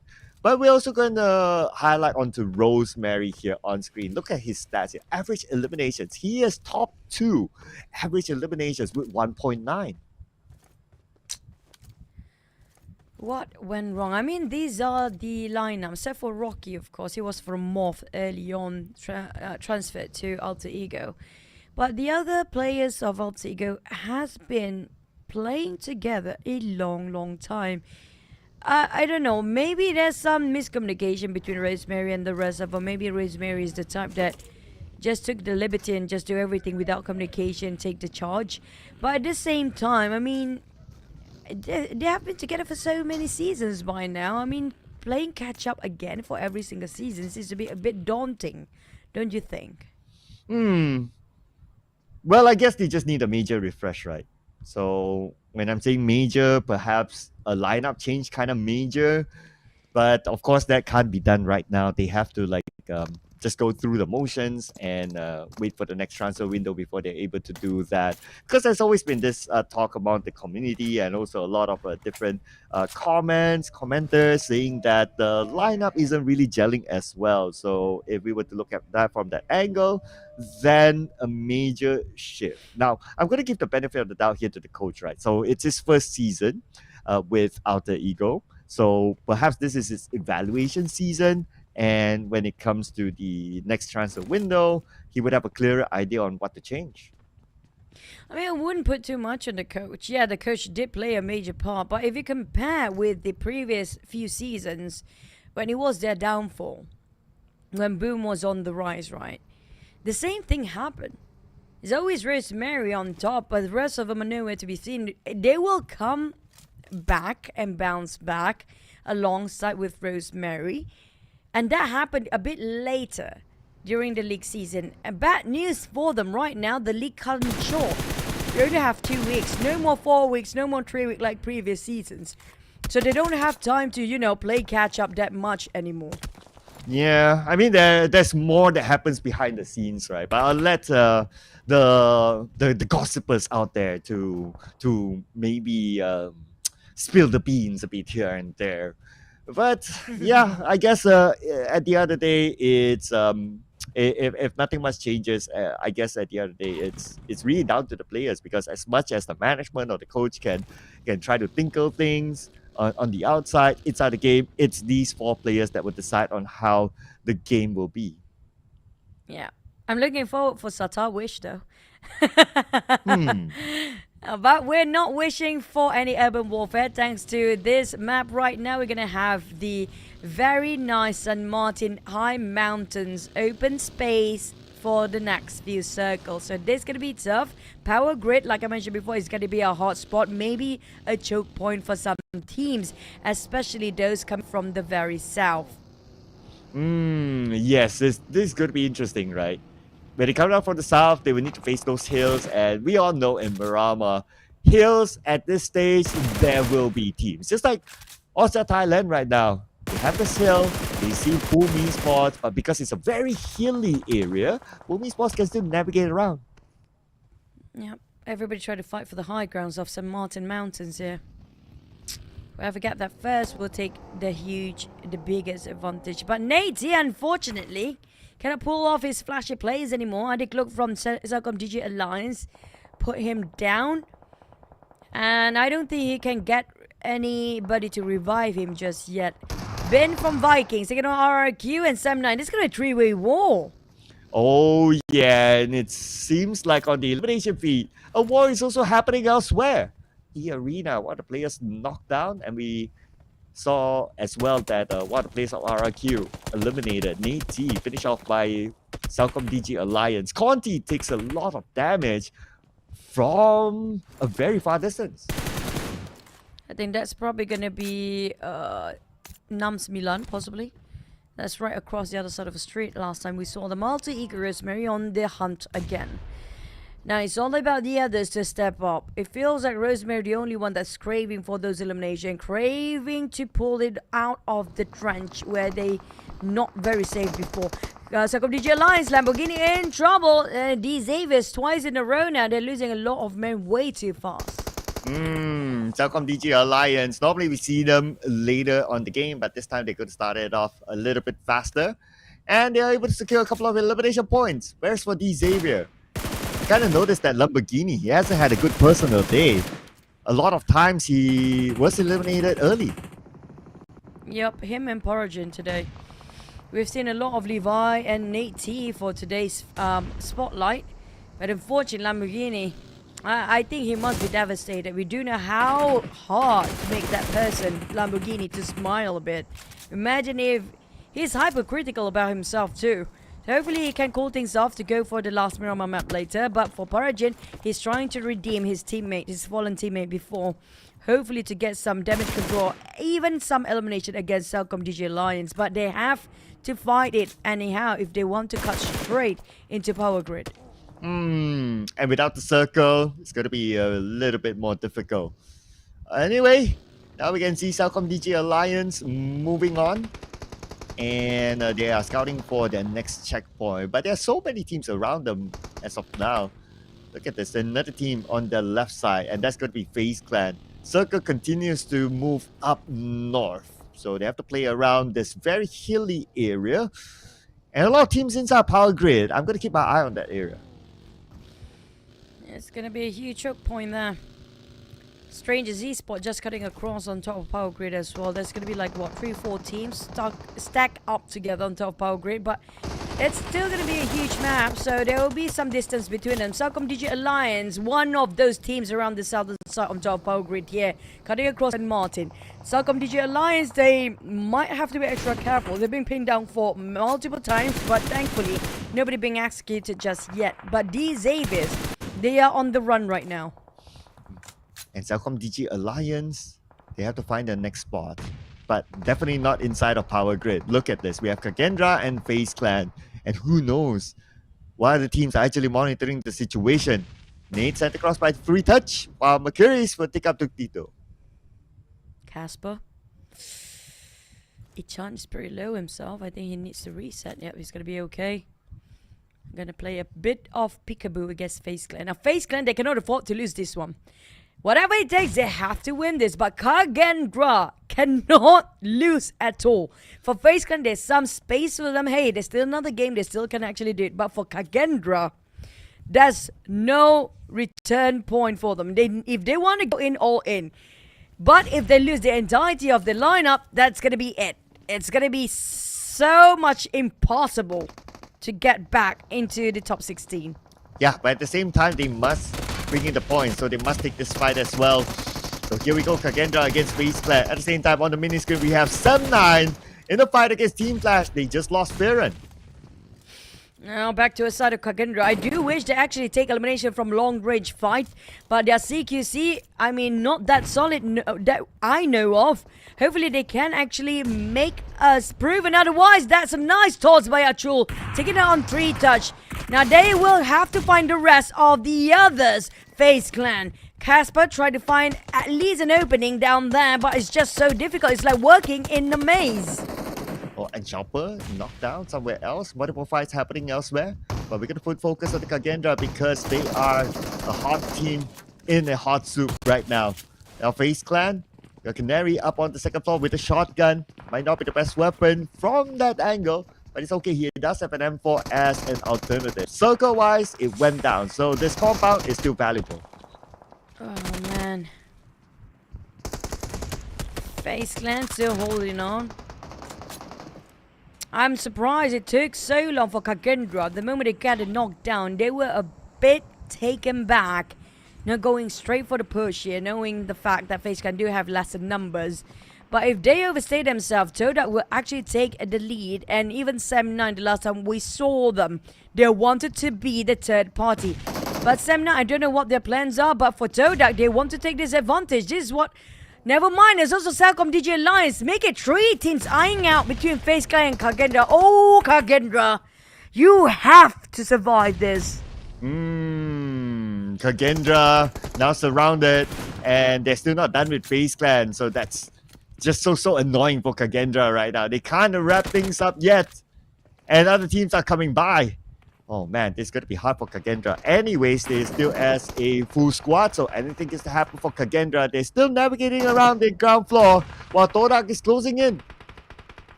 Oh, they were too hesitant, overthinking on sort of KAGENDRA. But that flash will blind them a bit. Ichan have to fall back. But their back is nowhere for hiding anymore. It's going to be the rest of TODAK now trying to keep them on their toes. Unfortunately for FaZe Clan, they already been wiped out, taken out of the equation. Next is going to be TODAK wiping off KAGENDRA. But CELCOMDIGI Alliance, do they want to be part of this as well? KAGENDRA, leaderboards on the ground. Casper down to 10% of Asia. Achul! Almost knocked down as well just now. But back to a set of links. He's trying to find any opening, and Achul been knocked down as well. For the side of KAGENDRA, this is looking very bleak. Oh, look at this. Even CELCOMDIGI Alliance, they won a piece of this fight. They have arrived as well. Now Real fires across. He managed to get one out of CELCOMDIGI Alliance. But Real shot from behind. Oh man, this starting to get messy. SEM9 even coming in. This is a 5-way war. And we thought they were fighting KAGENDRA. Out of nowhere, CELCOMDIGI Alliance get knocked down instead. It was way too early for them to step into and try to bridge in. Don't tell me Strangers Esports want to be part of this too. How many teams just have to sacrifice on top of this compound? Oh man, at this point, might as well everyone just come to Power Grid and just end the game at stage 4, right? This is crazy right now. Strangers Esports looking at the situation, telling themselves that do they really want to get involved right now? They have 65 points. They might want to go for it. Okay, let's see later. But right now, inside here, KAGENDRA is still alive. They surviving. They managed to reset themselves. They lost one player, only got themselves 6 eliminations. This is what we're talking about. But back to it, CELCOMDIGI Alliance. That's going to be the last member standing. It's going to be Jimmy. Two of them. Jimmy and Olio is still there. Now, I'm waiting for the third party. Well, we look at Mela. It's Mela we're talking about. Of course, he's going to put the business into his hands here. Circle! That compound is still in the circle, so the fight will continue on, right? Okay. Anyway, like what you mentioned, Mela is still there, still sniffing out the situation. Back into the compound where we still have 3 different teams here, including CELCOMDIGI Alliance. Oh, they're now surrounded. This is a graveyard. I mean, yeah, we have graveyard in this tournament, in this map, but this is going to be a power grid graveyard. So many teams are being sacrificed here. CELCOMDIGI Alliance, Jimmy and Leo now shot into a corner. It was KAGENDRA in that spot before. How things has turned around. But they are running low with their resources for KAGENDRA as well. Also, Ego seems to be in a very fishy place. They're being eliminated by SEMBILAN. eArena also seems to be engaging. But back about KAGENDRA, CELCOMDIGI Alliance, they are here. But hey, Mela called his troops coming over. I'm not even surprised strangers want to take a part of this. Oh yeah, they can come in anytime soon. They're tapping from afar. Look at this. Mela got Jimmy OP with his car L from the distance. Right now they're trying to find Olio, but Olio with the DBS gameplay, but from behind, it has to be Mela to break them down. Oh, Mela. Now SEM9. Oh, this is never ending. Oh, everybody just go power grid, please. You're more than welcome here. Please, come on. Where is Team Flash? Where's eArena? Now, come on. Might as well join in the party, right? We end the game here. FaZe, TODAK, CELCOMDIGI Alliance, 3 teams eliminated on top of what we're watching here right now. It's going to be either Strangers Esports or SEM9 or KAGENDRA here. Come on in, homeboys. Might as well, right? Found a mini screen. We have another fight elsewhere too. Okay, we're gonna zoom in onto that later. But for now, putting back focus onto this compound is gonna be Mika getting Casper from KAGENDRA. Achul blind spray into the smoke. And Mika will finish off Casper before that. Achul will be knocked down. Now KAGENDRA only down to 1 player. It's gonna be Chan. Hey, Chan holding on to this angle. What's a super spotted? No way! You high! Check your corners! No! Oh, that last KAGENDRA player. Playing hide and seek now, aren't we? Oh, Ichan. Ichan, don't move, Ichan. You're doing fine. The smoke will cover you for a bit. Oh, they know. here They comes. know!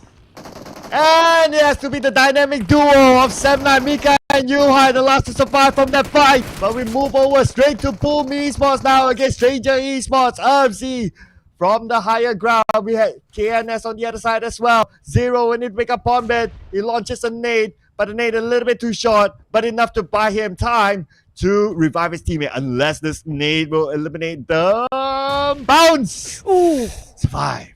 The bounce. Oh my god! Speaking of worst timing to be in the vehicle, Zero down to 1% of HP. I think Strangers Esports just now, they were taken by surprise by Boom from the back when Mela was a bit too busy in being nosy on top of that power grid compound. But now Zero managed to fight back on the C, and he needs to revive Bombit. There's only 2 of them, but KNS will not allow him to do the revival. It's just next to him, but Frenzy will take him by NC2.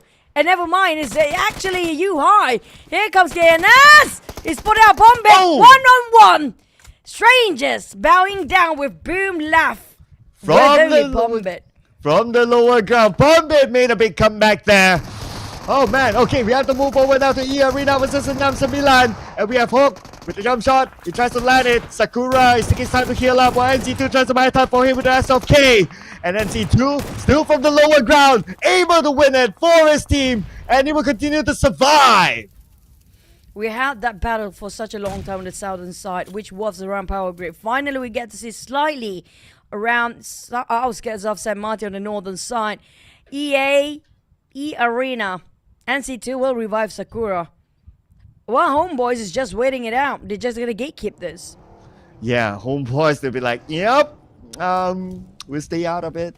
But Homeboys need to remember as well, they need the points. They have to be involved in fights. If they stay passive, yeah, they're going to collect placement points now. We got 6 teams left, but it's not going to be enough for them. So Homeboys, they have to take action soon. And lesser bodies for them to take as points here. Now they slowly try to get those eliminations in, but a bit too far now. They have to cover themselves at the back first. I mean, their back is not cleared off for them to actually focus on what's in front. Here comes Sakura's nade that's greeted the boy quite heavily. Exchange of hands when it comes to nades. Sakura and NC2, 2v4. But Homeboys have no clue. There's only 2 people there. Yeah, they don't have the vision because of this hill. Right now, they can kind of gauge with the amount of nades being tossed at them. So they're prepping up their own nades. Okay, here we go. Where will they launch? They should launch out to Sakura. Okay, launch out to NC2. Both for the NC2, but both overshot. Just a glimpse of information will be more than enough for eArena to know exactly where to toss those nades. They have the information based on the trajectory, but Sakura down to 30% HP. Oh, what a nade by Shamil. Go time for Homeboys. If they are hesitant, it's gonna be a waste for them. Now they spawn out the last player. Here comes a spray from a boy with a Scar L. And finally secures 2 points in the bag. They will be in the top 4. Homeboys, can they still shoot their numbers up? Oh, well, this is that moment here. They have to make it happen. But look at the minimap. Oh, we have Yuhai here. From this angle, Yuhai will fire. But Yuhai's just teasing. But oh, Yuhai! Now dropped on the outside the zone. Leaving only 1 player of Sem9. Things are not looking great, Sem9, to secure this chicken since the numbers against them. Not enough manpower. But on the side of Homeboys, it's doable. It's possible. OSJA Thailand as well. Sem9 and Boom on the other hand. Last we know, Boom was Pumbit as the last player. Can Sem9 Mika at least secure a couple of more eliminations? Now he is the leading one when it comes to Sem9's elimination points. 6 by himself. Not gonna lie, that was a rather ambitious move for Yuhai. But okay. Anyway, there's still Mika, but there's no Pumbit. It's gonna be Red Bull finishing him off, eliminating Boom Esports at number 4. Watch your time. I have a feeling Sem9 Mika might actually go down first. But it's all down to whether they're going to be proactive for HOMEBOIS now. Like it or not, they have to be very crazy, aggressive to shut down on Mika. Yeah, they have to do this one right now, right? Pick up maximum points together with the chicken dinner. They have 4 points right now through eliminations. OSJA Thailand also a full squad, so they're going to be the scary one. Mika could be the kingmaker. Frankie. Here comes OSJA Thai as well. They start to spot out probably some 9. The closest one to 7 right now is going to be Kiwi. Just right on top of Mika. But due to the slopes, it's going to be difficult for them to visualize on Mika here right now. He got himself some palm trees to take covers from. But that vehicle will give him away. I think Red Bull knows exactly where Mika's at, but he needs the backup because they have no clue regarding HOMEBOIS' position. Yeah, they don't know HOMEBOIS. They definitely know Mika because of that smoke. So that's the team that they need to be aware of. Anyway, now with that smoke, they launched nades onto Mika. 2 nades did not connect. He is still okay. The Molly did not connect as well. And now Chopper, he's trying to find an angle, but it's just so hard to get Mika. Chopper. HOMEBOIS. Feels like he lost direction on what to do next. Try to spread out thin. Try to make sure every angle covered. Nothing and nobody is behind them right now. But they're still overthinking, doubting about getting into that rim of the circle. Whilst Mika, I think this definitely will give him away. There's nobody parked the car like this around the trees. So I think Red Bull knows. But the problem is Red Bull is unsure how many people around that vehicle right now. A boy. They saw. Got Richard down. Will they move forward? That's it. A boy managed to shut down on Richard. It's go time for HOMEBOIS. They need those points. Yeah, and they don't have the circle, so they have to move. I wonder, do they have vehicles? It looks like they don't, but might not be too sure about that. Anyway, Mika is still going to stay quiet. Now it's going to be HOMEBOIS firing onto OSJA Thailand. But again, because of this hill, it's so hard for HOMEBOIS to get their target. A bit too hesitant. Now here comes Frankie just driving over.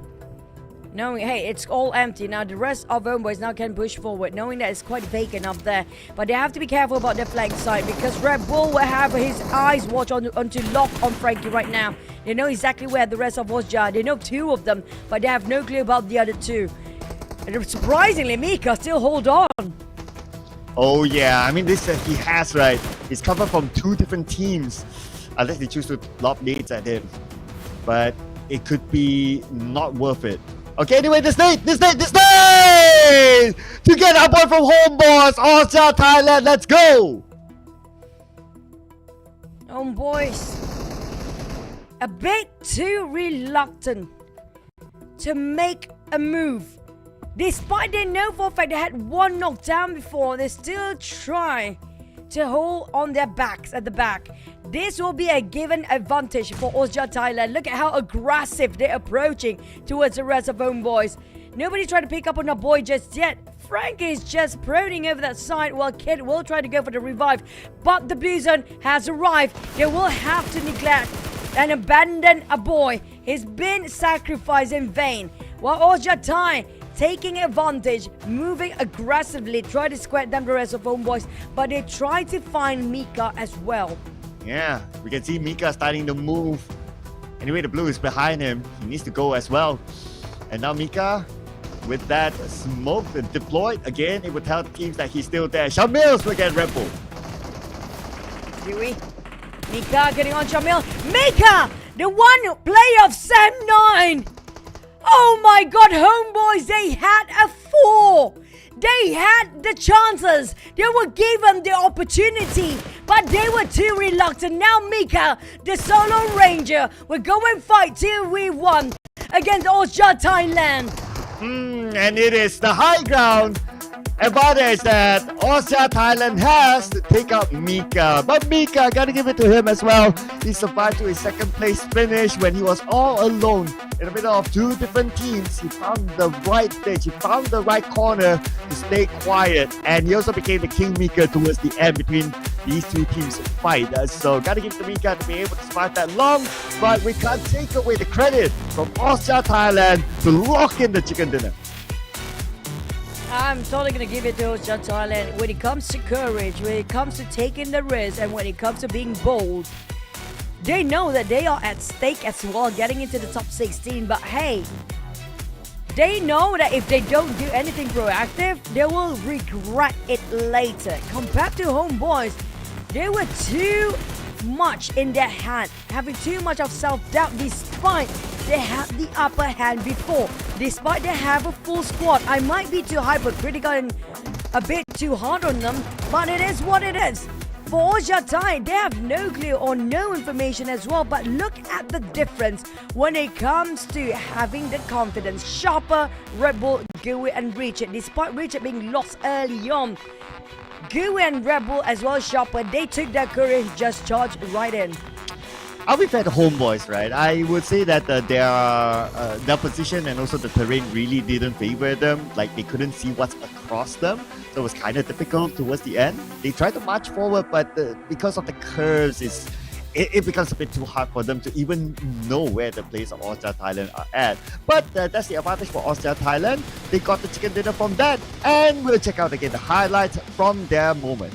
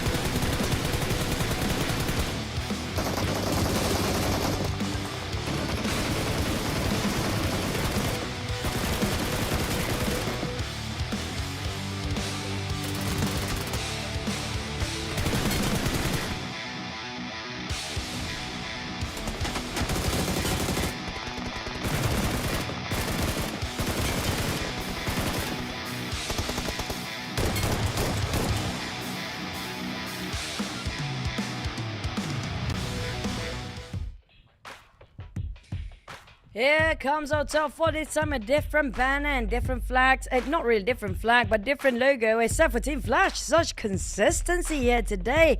Alongside OSJA Thailand, we have SEM9 and Homeboys too. I mean, Homeboys, there's still a slight chance for them to get into it, but they need to go really aggressive for the next one.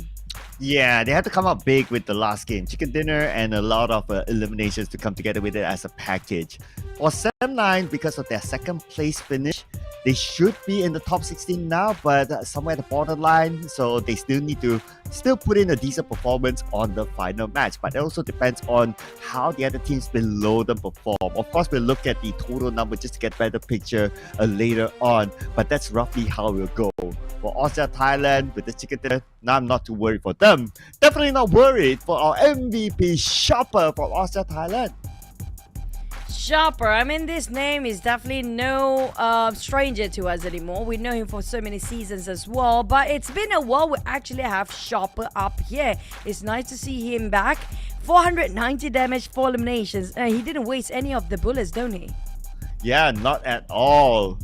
It's pretty much like 1-to-1. Almost there. 4 eliminations, 490 damage. Yeah, that's kind of like the ratio there. Great job there by Shopper. And 16 points to OSJA Thailand. But SEM9, wow. They managed to get 16 points as well. So that's pretty nice for SEM9. Yeah, I mean, aggressively with that firepower, switching up with Yuhai and Mika. I think that's a great deadly combination they have for SEM9. And OSJA Thailand, I mean, a shopper from Zerja, in case you guys don't know, from Zerja before, I mean, they definitely have very good chemistry as well. But unfortunately, FaZe Clan, now where do they stand? Because they had brink of it last time we saw them, Cloud. Yeah, and with the performances like SEM9 and maybe even Homeboys, we don't know right now. FaZe Clan, how are they? We get to know that in a little bit more, of course. And here we go. Page 1 of the overall rankings. These teams, we're definitely going to see them again tomorrow. So not to worry about the page 1 teams. Undisputed Empires, despite they're not playing here today. That is something, brother. So Team Flash and D Xaviers, they're not catching up to Vampires. I'm a bit disappointed because I was hoping for more. CELCOMDIGI Alliance, I mean, we don't worry too much about the top 8 teams, right? Boom is up there. Strangers Esports is up here. EA, RRQ, yeah, fine. Let's go and move to the next one. Okay, Talon is slowly being pushed down. Alter Ego climbing up. Well, we don't see FaZe anymore. Okay. That means they're definitely on to page 3. Team Secret, 52 points. They're like hanging on right now, right? They're like crazy stressed right now looking at the points. VOIN Donkey now. Okay, they are not playing as of 57 points. Even VOIN Donkey now is in danger. Oh my god, I mean the guys that don't really play today. MVKE have a shot. I mean the points just so close. Last time we saw like what, VOIN Donkey around 57. There's only 6 points away, Clown. FaZe Clan pushed down. Okay, Homeboys doable, definitely doable, but for KAGENDRA and SEMBILAN, I think it's pretty hard for these two teams right now. To Homeboys, there's a possibility still. Yeah, unless SEMBILAN and KAGENDRA puts in a crazy performance, that's pretty much going to be it for them. I would say the best bet, if I were to put my coin in, it would be Homeboys, Vikings, and FaZe Clan. That is the closest one. I'll still give it a chance for Homeboys in the final match. Hey, I didn't get my prediction right, but at least we predicted that the Thai teams will actually take over Mirama for the flags. We have all flags here today, Cloud. Finally. Ah, yes, finally. Yesterday we didn't get that, but today we got it. But what we're going to get as well, of course, is going to be our grand finals happening next Friday until Sunday live that you can watch for free just by walking into IOI City Mall, Grand Exhibition and Convention Center, level 3 East. And if you're there, of course, do come early. You want to get the best seats in the house. And if you come early, it's a mall at the end of the day. So you can like hang out, catch a movie before it begins, or maybe even after the show, maybe you can catch those midnight movies as well. It's a great dating spot. Not like I've dated there. I'm just saying from reading. Just find a girlfriend already, bro. I mean, guys, please, if you have any single friends, introduce them to Cloud. Regardless of why he said, I need to see your resume, just give the number to him, okay? I mean, he needs somebody. He's so lonely right now. Yeah, it's been a while, right? It's been a while. At most, I can pull in the cats, but too bad the cats can only do pillow with me, but not the pillow talk, if you know what I mean. I don't want to sound weird, but yeah, I mean, even though our producer said, stop it! But yeah, for home prediction, guys, so far, we didn't hit too much. We hit a couple of them, 1 or 2. TODAK surprisingly been toned down here. We got 1 each, fair enough. Strangers Esports safe, but I do... Okay, I mean, like, these other teams, I don't really worry too much, except for TODAK, possibly. TODAK is kind of at the brink of it as well, right? But for... who else? The 40-ish, no, 50s. The ones in the 50s in the danger spot right now. Yeah, even they are not like safe. So they still need to put in the work. Last game. Wow, the last game matters for a good amount of teams. It's not like, last game, nothing else to play for everyone. No! We still have a reason for a lot of these teams to play. Especially some of these teams that we can see here on screen. Okay, definitely not Team Flash. They're fine. I mean, Team Flash is more than fine today. They are polished. I mean, we had that yesterday, the day before with Team Secret. I have to say, I mean, we had this question before, right, Cloud? Who will be the replacement if the Xaviers decided to retire? I guess we got our answers now today. But for the ties, if the Vampires decided to retire, who will replace them? If the Vampires choose to retire, who will replace them? Wow.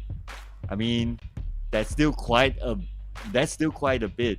Okay, maybe the current FaZe clan. I don't know. I'm just saying, right? Because so far it's their first time. But let's see if they can still prove it in the final game. Let's go.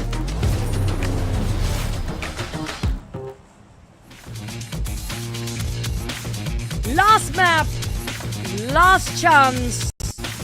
One more to go for them to get the slot in the top 16 with such a tight middle pack. One mistake will just finish the entirety of their hope to be in the top 16 for this Super Weekend. Oof. That is a scary thought. That is a scary thought. At least as a start, okay, it's going to be a middle path, like cuts across the map, so everyone can pretty much drop to wherever their regular drop spot in. So yeah, unless a hot drop happens, then we might not expect to see like a very, very early encounter, which is good news, especially the teams that are struggling or are trying to hold on to just the edge of top 16. But at least the flight path being very generous for the players to drop whatever they fancy because of maybe it's the last map of the group stage. But I have a feeling even the circle will be kind, right? Please, the circle be kind. I wouldn't mind the circle, just like how we saw Power Grid was a graveyard for a lot of teams. Power Grid, we had like what, 6 teams? Almost 6 teams. Definitely eliminated there. So yay! But no, Los Leones is still in there. Not gonna say it. Not gonna say it, okay? If not, the door is that way. But you know what? As much as Power Grid became the graveyard for a lot of teams earlier on, now nobody wants to stop in Power Grid, or at least start in Power Grid.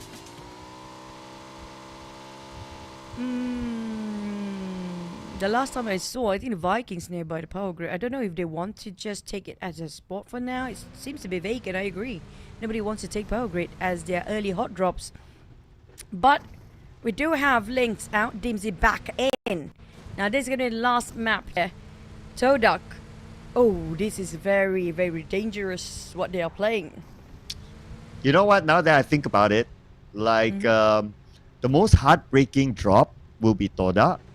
Because they were superb yesterday. They were great, 2 chicken dinners. But if today, all of a sudden, they were pushed down to 17 onwards, it's like, whatever happened yesterday doesn't matter.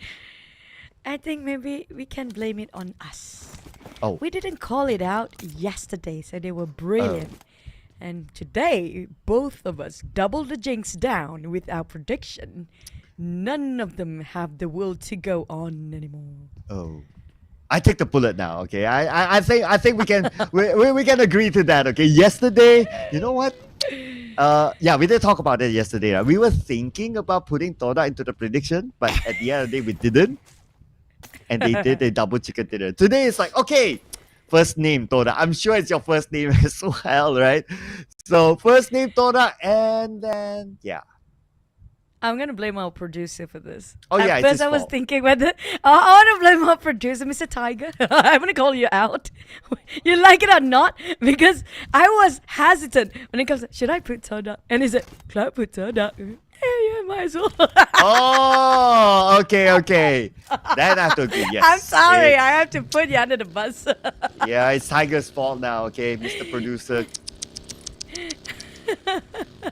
But hey, I don't know what happened. TODAK, you know what? It's funny and it's a bit awkward to see the only team with the double chicken, because all the rest of the other teams in the bottom page, at the last page, don't have any chicken at all.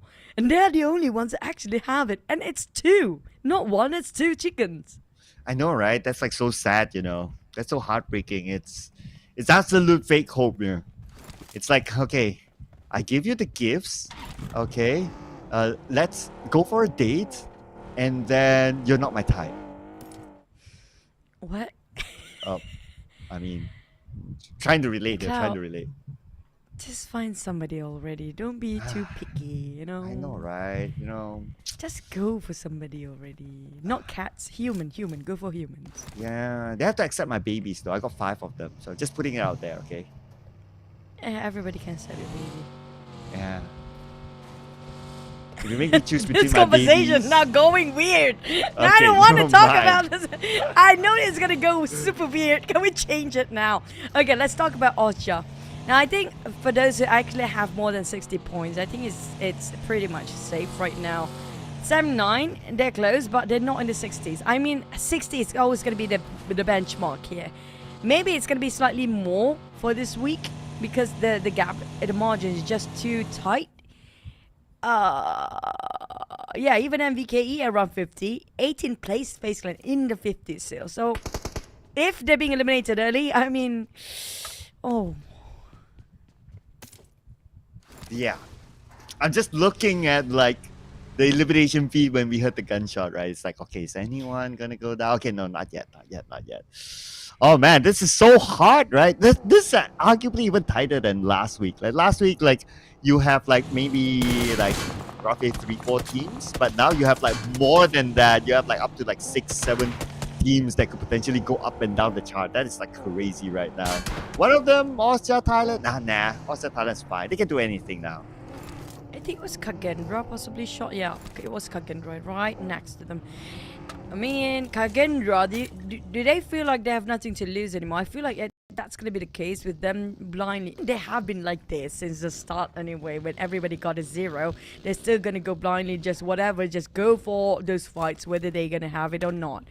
But not the case for OSJA Thai though. I mean, OSJA Thai, I think it's still safe for them. But there's so many conditions that have to be met. You have to make sure at least 2 teams beneath them will be eliminated. Then they're pretty much safe.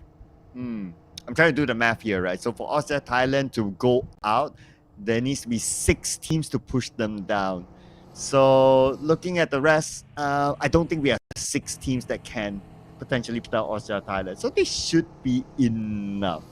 I would personally put the cutoff point like at 7-9 below still. Like 7-9, yeah, 59 points. Okay, kind of smiling there. Unless like, okay, 7-9, 13, 4 teams. So 4 teams, Vikings, Baseline, Homeboys. Oh, maybe they just made it. Barely. Because it's down to Homeboys. If Homeboys can secure around 15 points and 7-9 just got stuck around there, but maybe more than, they have to get a chicken for Homeboys to get it through though. Oh, it's all down. Okay, you know what? We call it on TODAK. How about TODAK? TODAK is the hardest one. The hardest one to make sure that everything's afloat. So you know what, you guys? It's okay. It's going to be a long game. This one I know because first, A group is more slow pace when it comes to compared to C group when it comes to engaging fights because they're more tactical, especially when it comes to when it's very close margin like this. Nobody willing to make a mistake first. I know, right? The ones that would be willing to just move and just shoot anything that that's right in front of them are the top teams because they'll be like, we're gonna see you tomorrow anyway. So might as well like just have some fun, you know, just bring in the frags and up our stats for flags.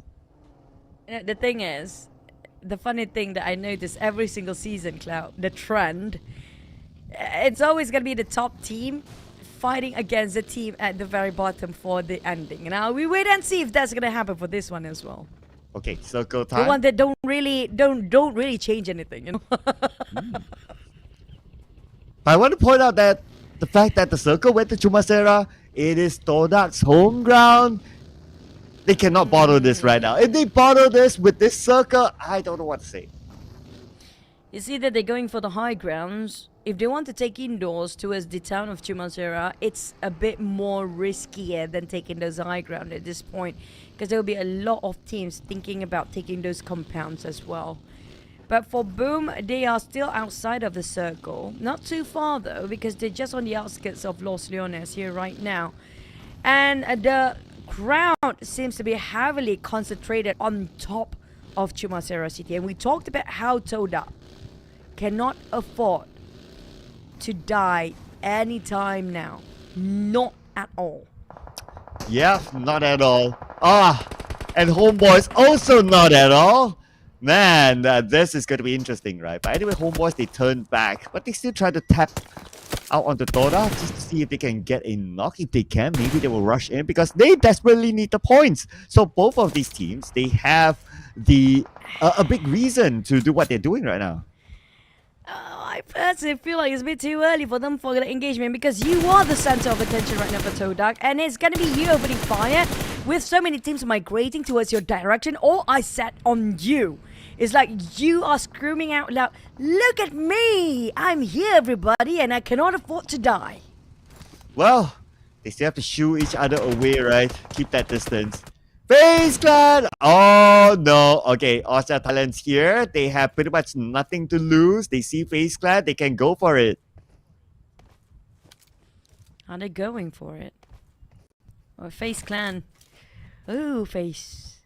They want to back off. I have a feeling they want to fall back, knowing that there's no team being eliminated yet. It's a bit too risky for them to take an engagement right now. But I think because they can't see like what we see, right? They have no clue. All the other teams are already centralized around Chumasera. So only a couple of teams, I think OSJA and FaZe Clan, probably also another 1 or 2 teams around Picardo area that's not inside of circle yet. Even if they engage, probably there's no disturbance coming up from any teams. But the thing is, they don't know. So FaZe Clan, they know what at risk here. They're just gonna fall back, not willing to take the risk too much.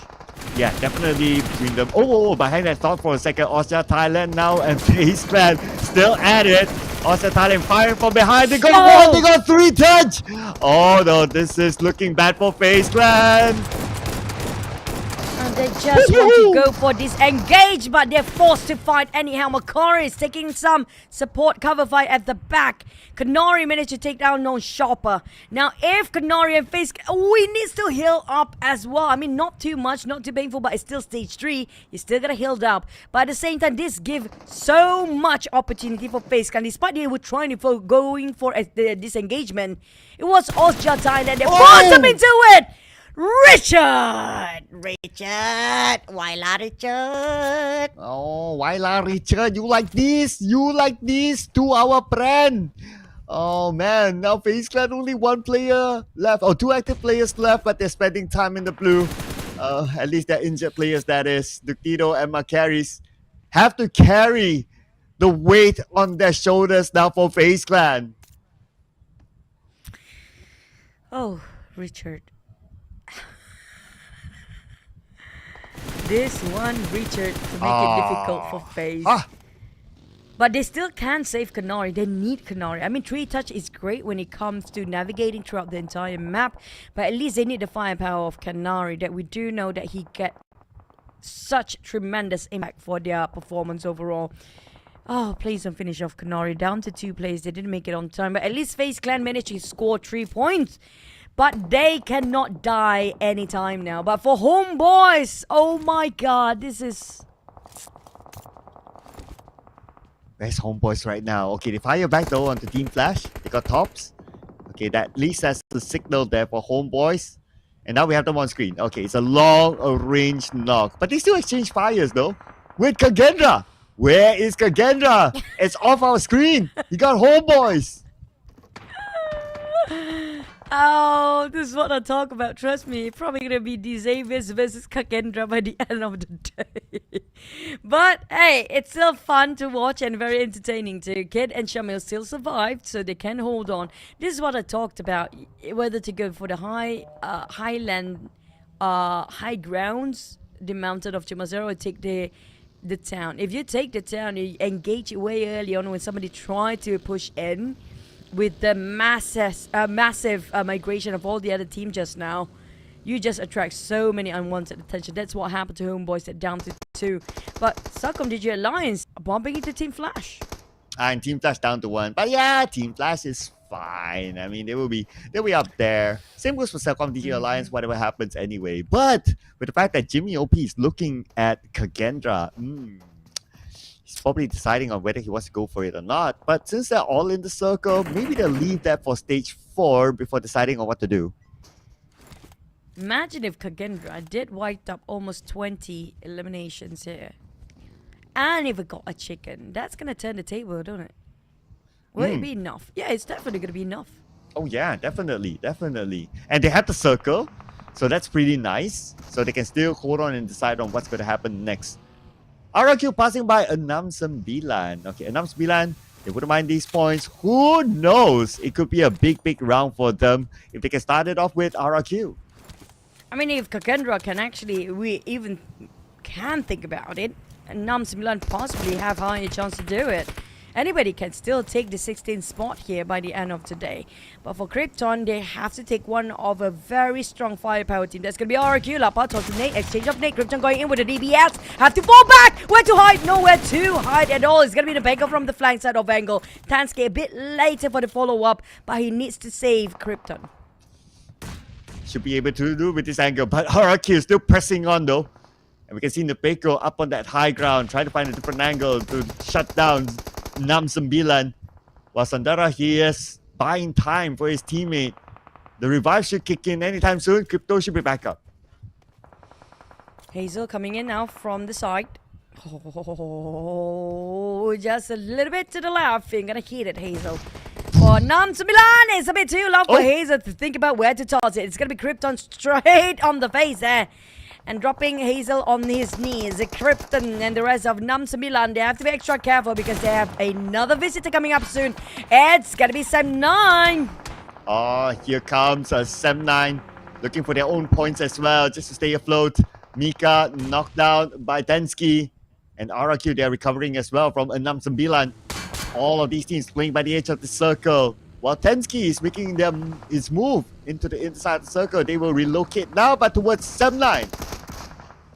Here comes the clash! Oh my god, what a big accident! Hulk knocked down. Yuhai is on his knees too. Down to Firen versus Sundara. Oh, and Tansky too. Where is the last player of Sem9? Nowhere to be seen, but the shots still keep on coming. That was quite a far. Wait, that's somebody else. That's Team Flash. Oh, and that's also RRQ coming in. Firen is trying to get away, but the nades rain onto ENAM SEMBILAN. ENAM SEMBILAN eliminated. And unfortunately, it is locked in right now that we will not see ENAM SEMBILAN in the Super Weekend. Oh, next target. Is it going to be RRQ is fine. Whatever, RRQ. But who are they aiming for? Is that Sem9? Or is it somebody else entirely? I think that's going to be D Xaviers, perhaps. Oof. Yeah, it's D Probably Xaviers. from far. Yeah, from a very far distance, right? So let's see here. RRQ still tapping away, putting that amount of pressure. But anyway, D Xavier, whatever happens to them, it's still going to be okay for them. And here comes a Genforce on the other side, trying to take out their opponents. What a long distance. Bold and Brazen still gonna go for it. They even got, wait, what, Boom? I thought they were aiming for D Xaviers. Where did Boom come out from? It's coming out from the other side, I assume. Yeah, that's gonna be just next to them. Boom is there, being knocked down as well. And now they shift their target and attention straight to its Boom. The moment they saw one knocked down, they didn't waste any more time for Hazel. And the rest of RRQ, they split into two formation here. While Sem9, Firen is the last player, hoping he can just last long enough. Is in shaky spot. They didn't get any elimination yet, but Alter Ego, I think Alter Egos is safe. Yeah, they should be fine right now. It will be difficult for them to be pushed down. So Firen, speaking about him, okay, if he gets eliminated right now, no placement points at all, and FaZe Clan is part of our FaZe Clan. They wouldn't mind those points, frankly speaking. If they want to take that risk, it could be out to Firen, but looks like they're going to let Firen go. Oh my god, Makaris, he didn't spot that one out, but he's gunning straight for Team Flash. Makaris, you're the last player of FaZe Clan. You at 16th spot, don't die. And he's hiding in the bush. Hide, hide, and there you go. Oof. Good, Makaris. Good, but no! Makaris, stay where you Oh no. Oh no, they saw him. Okay, it's going to be Leon. He needs to win the 1v1 before the other members of CELCOMDIGI Alliance arrive. Nade on the Macaris. Evaded that. Okay, comes in. He gets Leon. Got Leon for 1. Oh, stolen away by 9! Are you kidding me? Face clear, it must be devastated. Macari's got another one. Wait, Macari's, can he act? No! They are out. Now they need to hope for Vikings to not perform. Hope for Homeboys to not perform. They are at number 16 now, just by the edge. Vikings still have a full squad though. The Vikings not gonna die, right? Wait, Homeboys still having a 2. They're still quiet, but they need those points with eliminations if they want to do something about it. TODAK, they need at least 10 points, or maybe just slightly over a bit, 5.6 or 7 will be more than enough for them to solidify their position. But Alter Ego, here comes Strangers. This is gonna be the 8 and 9 players. They're gonna be okay, but yeah, I mean, go for it. Go for it. Here comes Strangers. Okay, they got Rosemary, the star man of Alter Ego. About the elimination feed, looks like Strangers. Mela knocked down. TODAK, Dimsy knocked as well. Okay, boom, Esports, they got Dimsy. TODAK now at number 15. And they are also banking on Vikings and Homeboys to not perform. Ooh, Strangers gotten a bit of damage from, I think that's going to be CELCOMDIGI Alliance from afar, tapping it out. TODAK. Oh, TODAK with 2 players. Back to Meow. Mela almost got knocked down entirely. Here comes Alter Ego, welcoming the bombardments of Alter Ego. It's going to be Strangers Esports at the receiving end. But at least the slope will bounce back all the explosions, so they cannot go anywhere with that. CELCOMDIGI Alliance just being the third party that everybody hates at this point. I know, right? The late game heroes. They always want to come in later. They always want to take advantage of third parties. But it brought them success, so not gonna lie, it's okay. Anyway, Rosemary is back up again. And the moment he stood up, he got that knock against a Strangers Esports. But Strangers Esports, they have Boom Esports to deal with now. Strangers, Mela still knocked down. Nobody pick him up. Lobby, maybe he would try. No, Lobby didn't even reset himself. Kenas down next. Oh my god, there's so many people bleeding now for the start of Strangers Esports for Boom as well. They got some exchange and trade done. Zero knocked on the ground. They're going to go deal with Boom playing fast. Z2D3, yes! And that's going to be Boom. Down to 2 players, but it's still going to be a couple of them managed to do some damage here. But Lobby X will try to give some pressure. Will they go for revival at the back line? Never mind. Z also focus on the front. So Lobby X finally will try to pick up on their member, Kenas. Well, Mela. No love for you, Mela. No love from the blue? Yeah, not enough love. Bye, There goes. He'll be mewing in the lobby now. Anyway, time to get away from the blue.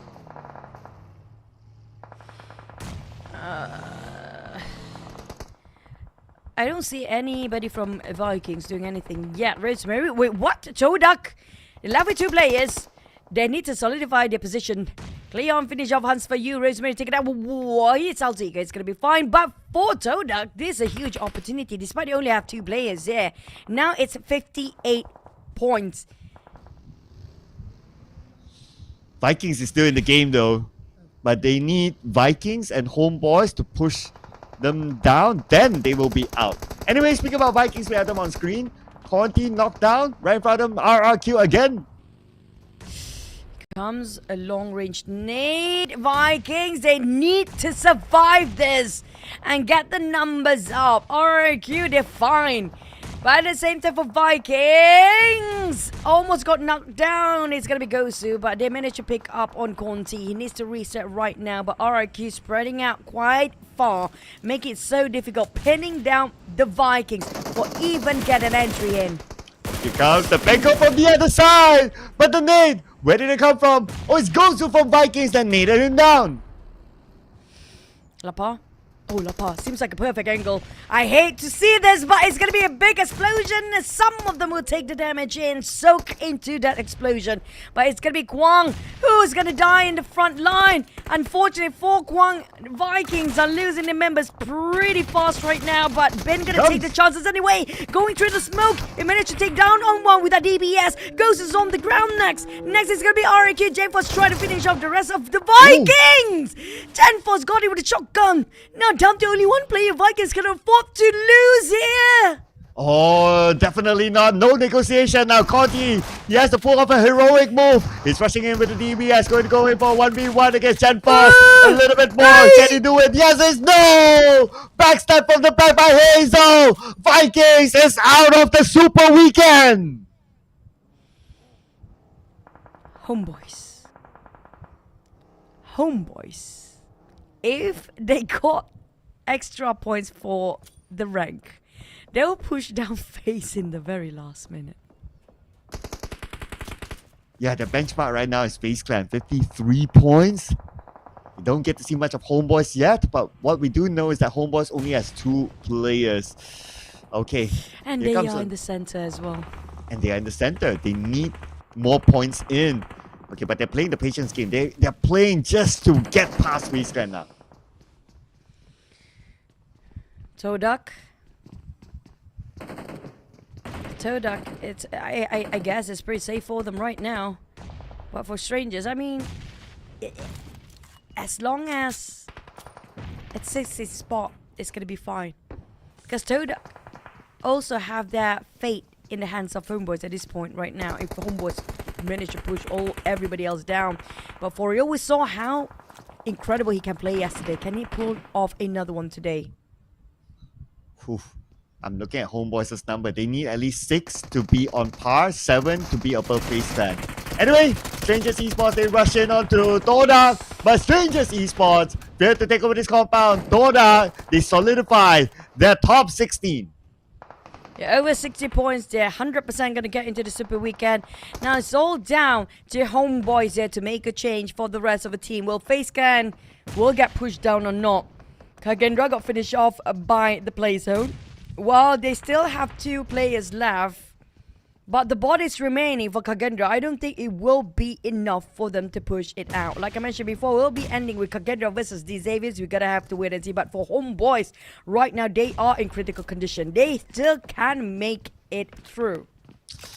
Yes, they need to bring in a total of 7 points to avoid the tiebreaker as well. At least out there in the top 8, they're starting to bring in the placement points. So that's going to be 6 points more for Homeboys. But they have to survive KAGENDRA first. KAGENDRA, as much as they would want to pull off a miracle, there's not enough headcount for them to bring in the points. For Homeboys, though, 48 right now. They just need another extra 6 points to secure. I think it's going to be okay, but Cleon down on the ground. Here comes Trill. It's going to be Boom taking away TODAK. Oh my. This save Homeboys temporarily, but at the same time taking away points for them instead. For Real, on the other hand, giving the pressure, he just blindly sprayed over within that smoke. Pommy is actually around that corner, but he got no clue. But for Homeboys, KAGENDRA is still beneath them. TODAK, on the other hand, waiting for Pommy to just appear out of thin air. Oh, he hit a few steps. He sprays! He whiffed! Oh! Pommy dance around like a charm to win that 1v1 against Real. But anyway, TODAK should be safe enough. So now we head over again to Homeboys. There's KAGENDRA still in the same building. And now Kid, he spots out Ponbit. Ponbit will be forced to move because of the blue. He might show himself or he might give up to the blue, denying away the point. We'll take the point. Homeboys closing. Oh, plays on target. I can't, and that's a disappointment. But he can actually spot out CELCOMDIGI Alliance just on the angle there. But next is going to be RRQ. Sam 9. They're pushing at 16 now. I think they're pretty much 100% safe. But for CELCOMDIGI Alliance, RRQ, Sam 9 seems like a 3-way war. Now Sam 9 can easily just rest. Don't tell me that what I predicted will be exactly as these Xaviers or CELCOMDIGI Alliance will be fighting against KAGENDRA for the ending. Maybe. It's still possible though. But the bigger possibility here is starting to show for Homeboys now that they're starting to collect more placement points. We have to take that into account as well. KAGENDRA. Okay, if they can take out KAGENDRA, that's it. They will be through. Mathematically, that is. Okay, but KAGENDRA is just such an annoyance to Homeboys. 49 points. They need just slightly more than they got their placement points too. But they just need a couple more points to go to able to just get that 16th slot. For FaZe Clan, they're biting their nails, I swear to God, right now. Kid, prepare himself with the DBS. Try to check out the windows just now. Didn't find anybody. But that gives away his position just now. You saw how PUBG just repositioned himself on the flank side. If Kid ever to just pick over the wall. He managed to chat down on RQ. That's another point for Shamil. But they need to leave. They need to go. They need to get out because there's going to be the blue zone putting off. Homeboys cannot go down yet. They need one more point or maybe. But they will possibly push down FaZe. But here comes these Xavier's KAGENDRA. Homeboys. Wait, what? Oh, Kid got Lele. Okay, that's going to be another point in the bag. But Xavier arrived to wipe them all out. Looks like it's going to be between Xavier and CELCOMDIGI Alliance. But CELCOMDIGI Alliance, as usual, they will want to be the third party. They're coming in onto Xavier. They got Paragen. One more to go. It's going to be Nati. But Nati will not go down without a fight. But still, it is going to be CELCOMDIGI Alliance for the last chicken dinner of the group stage. Finally, they got their chicken off today. It's been a bit of a quiet day for CELCOMDIGI Alliance when it comes to the final group stage, yeah. But when it comes to calculations, who will be pushed down to the very end? I mean, we do know when it comes to flexing who's the better team between these Xaviers and CELCOMDIGI Alliance. CELCOMDIGI Alliance just shows and proves, hey, we are the top team. So basically, it's the battle of ego between Vampire, CELCOMDIGI, these Xaviers. These three teams are the top ones right now. Who do you think is the better team this season? Comment in the section below. Yeah, leave it. Can they also bring that performance not only into the Super Weekend, but also maybe even the Grand Finals? But for Homeboys, they should have done enough. You can see the smiles. They probably got a clue. But of course, until the official numbers are out, but mathematically, they should have done just enough to overtake FaZe Clan. Oh, they're celebrating. I think that's pretty much obvious now. But for FaZe Clan, can we pan over to FaZe Clan? They probably left. Where's FaZe Clan? Where is FaZe Clan? They're still there. They cannot leave yet. Oh, I thought they showed themselves out the door. Where is FaZe Clan? Oh, look at them. They're devastated, man. They know. They know. Now it's a matter of just making it official soon.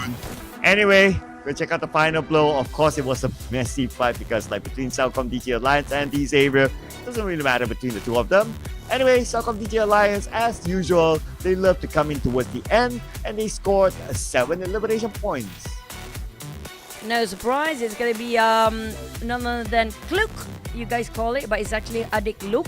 So brother Luke, if you translate it, will be the MVP for this round. For overall today, who will be your pick, Cloud? Oof. Overall today, that's a tough one, right? I think the easy one is to pick somebody from Team Flash, right? So if it's somebody from Team Flash, I guess it's going to be that one and only MVP from Team Flash. Yeah, Zeus with a nice hair. But we'll get a confirmation on that later while we check out the highlights.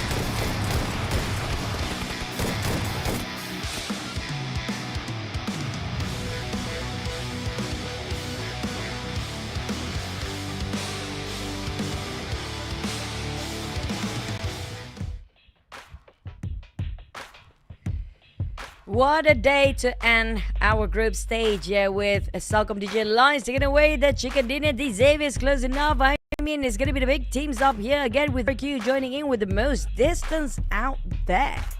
Oh yeah, and HOMEBOIS in the top 4 teams. So that's another testament to the fact that they are through to the Super Weekend. Again, they missed out on last week's Super Weekend. Now they will have a pass to the next Super Weekend, which is tomorrow.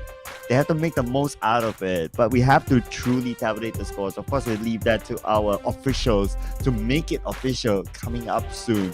But still, gotta get the HOMEBOIS. The strategy worked. They stayed quiet. They avoided many fights. They know that they just need to do enough to make it through. Barely make it through. We have to tabulate the scores. I cannot wait to see how much of a difference just now. But hey, it's clock. Adik Luke getting the MVP. There's no surprise for us. This is going to be one of the best Terminator. And I have to say, come out from Malaysia region, I think CELCOMDIGI Alliance has been the most consistent team across so many seasons so far. Oh yeah. They're definitely up there, together with the Xavier as well. I would say these are the very much more consistent ones. Even like Vampire Esports, they have their own ups and downs. Like even BTR have their ups and downs and so on. But between these great teams, I would say we'll give it to one of them is CELCOMDIGI Alliance for sure. Even as much as they change their branding, but still they are as consistent as they are now. Well, they got themselves 17 points, but I think they're probably still in top 3 for the Xaviers and CELCOMDIGI Alliance, because the last time we saw the gap is quite a stretch between them and Vampire, who stand still at number 1 for this week a group stage. But for HOMEBOIS, my oh my, what a last push we have. But KAGENDRA, unfortunately, that 6 points will not going to be enough. Yeah, 11 total points for HOMEBOIS. Again, this is just telling the story that they have done enough. But flipping over to page number 2. Okay.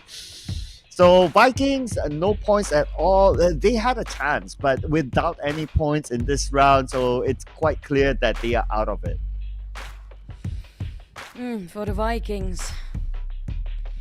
Well, we're going to have to tabulate the scores. I cannot wait to see. But just to recap, you guys, teams like Alter Ego, they're going to get into this Super Weekend, of course. They didn't get into the first Super Weekend. So the teams that didn't make both Super Weekend definitely would not be in the Grand Finals. Now, Vampire still stand very still up there. Very strong performance.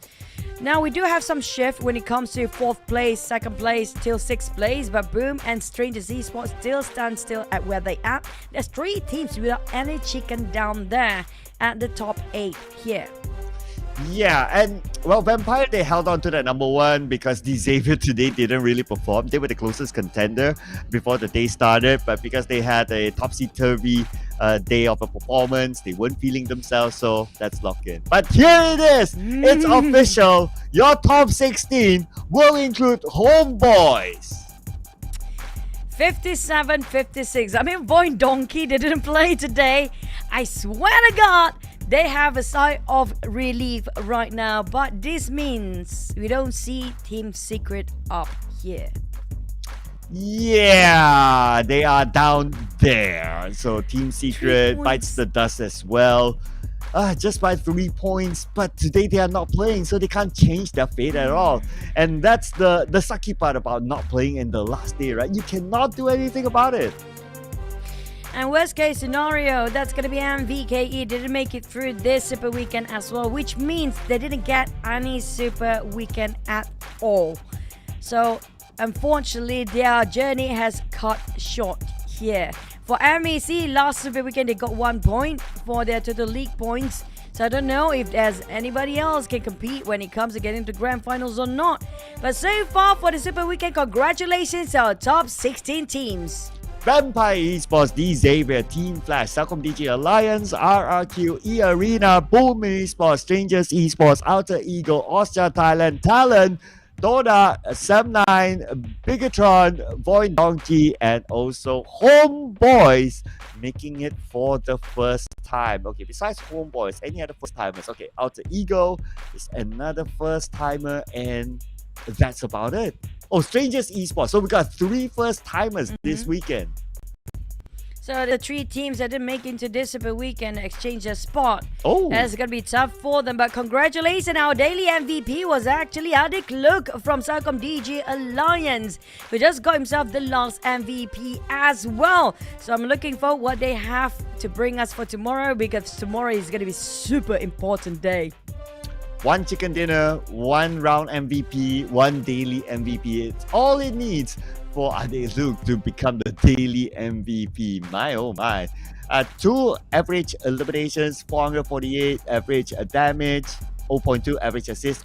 He's not the assist guy, you know, he's the guy that goes in for the frags anyway. 155 average heal and an average survival time of 22 minutes and 13 seconds. And he will be crowned the daily MVP for today. Great work here. Again, still Ade look consistent for CELCOMDIGI Alliance.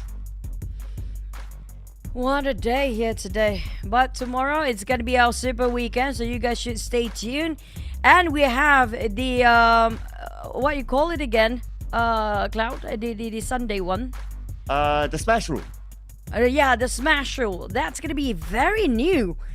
Just implemented this season and only in week number 2. So everything will be determined by tomorrow's matches regarding the Smash Rule minimum point. But we're gonna have the interview later on. Who will it be? Will it be CELCOMDIGI Alliance? Will it be Homeboys? You get our first ever taste of Super Weekend. So we're gonna head over the interview with our host on the stage live on ground.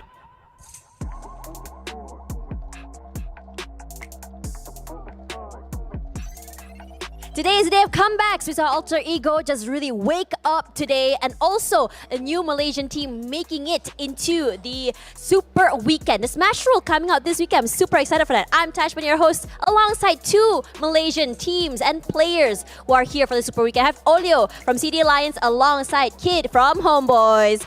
Now, first of all, I'm going to interview Kid. Sorry, Olio, sekejap eh. So, Kid, this is your first time making it to the Super Weekend. You look super excited. You're smiling. Share with me how you feel. Okay, untuk pertama kalinya lepas ke Super Weekend, kita boleh nampak yang Kid tengah excited. Boleh ceritakan tak apa perasaan Kid sekarang? Perasaan first time lepas Super Weekend mixed feeling sebenarnya. Kita orang last map tu memang penentu, memang game mental. Kita orang kalau dah lepas tu memang happy. Time main takut. Overthinking dalam game, macam-macam feeling ada. Of course, for the first time make it to Super Weekend, we feel very happy. But then I would say it's a mixed feeling, because when we play in the last game, it was a deciding match for us. When we know that we already qualified, we are very happy. But then during the match, we feel that pressure. Alright, speaking of, I mean, you guys barely made it, right? Just by like a hairline of score, making it to the Super Weekend. Now share with me, you said overthinking, scared and everything else. Like, how did you manage that feelings? How did you lock in?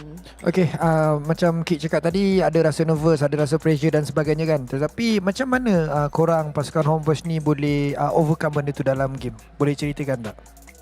Kita orang atasi benda-benda macam tu. Untuk team tu rasanya dengan decision sekepala untuk kita orang punya confident deciding gitulah.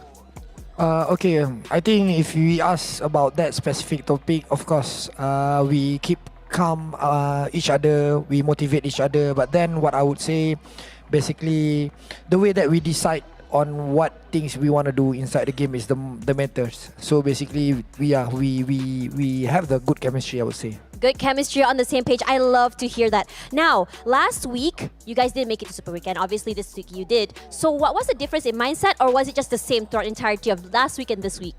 Okay, kalau kita compare minggu lepas dengan minggu sekarang, minggu lepas tak lepas Super Weekend, minggu ni lepas Super Weekend, boleh ceritakan tak apa mindset pada minggu ini yang membuatkan korang boleh lepas ke Super Weekend berbanding minggu sebelumnya?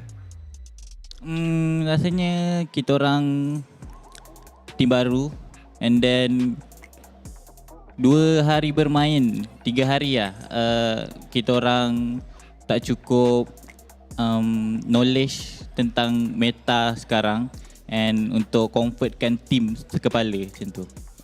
I think the difference is because of if we rewind back in the first week, I think what would I say is basically we lack of information about the teammate. We don't get used to it, used to the lobby itself. It's completely a different meta compared to the previous season. But then after the break, we have a lot of preparation, and yeah, that's how we managed to qualify to Super Weekend. See, I love hearing these kind of stories because it is very, very true. The difference between Tier 2 and Tier 1 is just completely different. I'm glad they managed to turn it around. Now that you've secured a spot in the Super Weekend, it's a Smash Rule weekend on top of that as well. So do you think that this could be the turning break for you guys now that the Smash Rule is here? Okay, dengan layaknya Homeboys pergi ke Super Weekend kedua, sekarang ni kita akan pakai Smash Rule pada hari Ahad nanti. Apakah Kit rasa ini akan jadi turning point untuk pasukan Homeboys melayakkan diri ke Grand Final?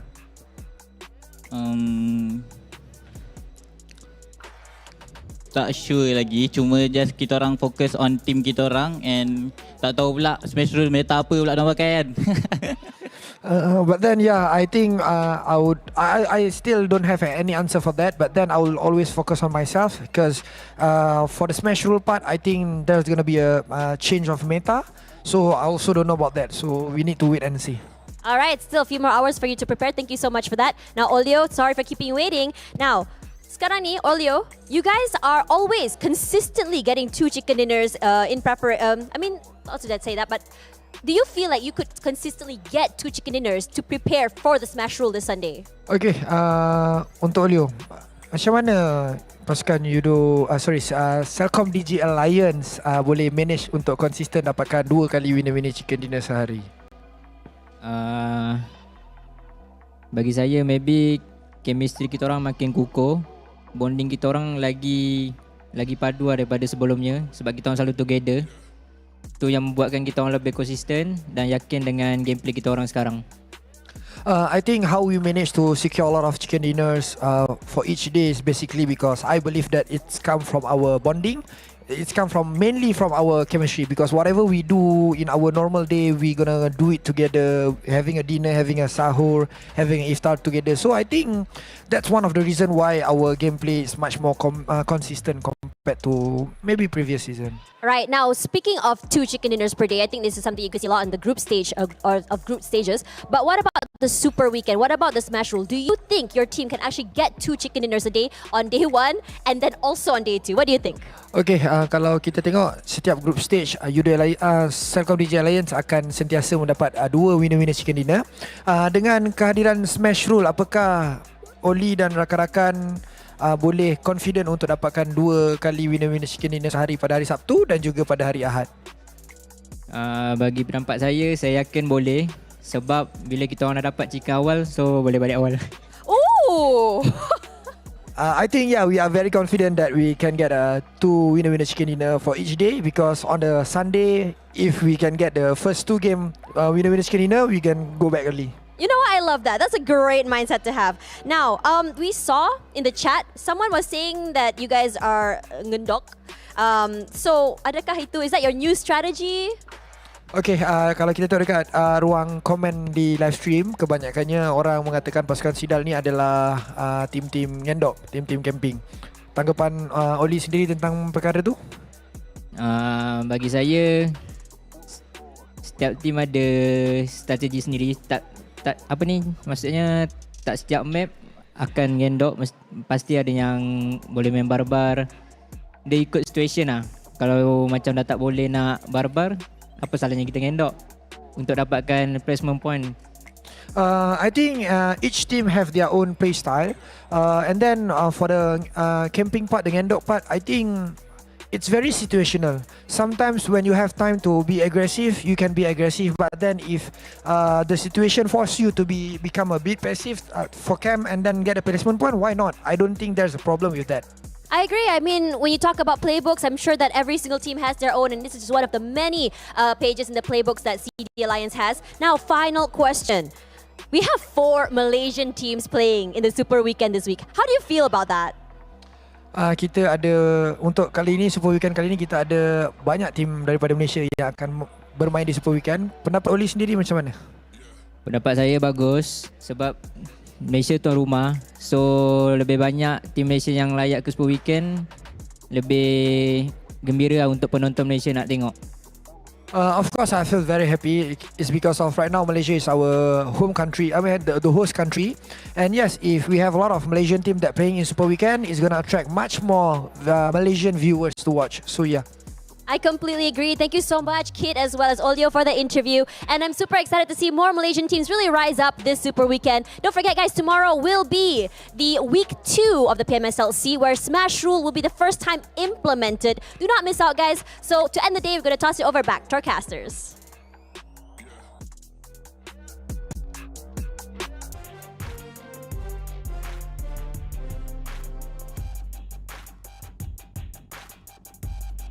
Home ground.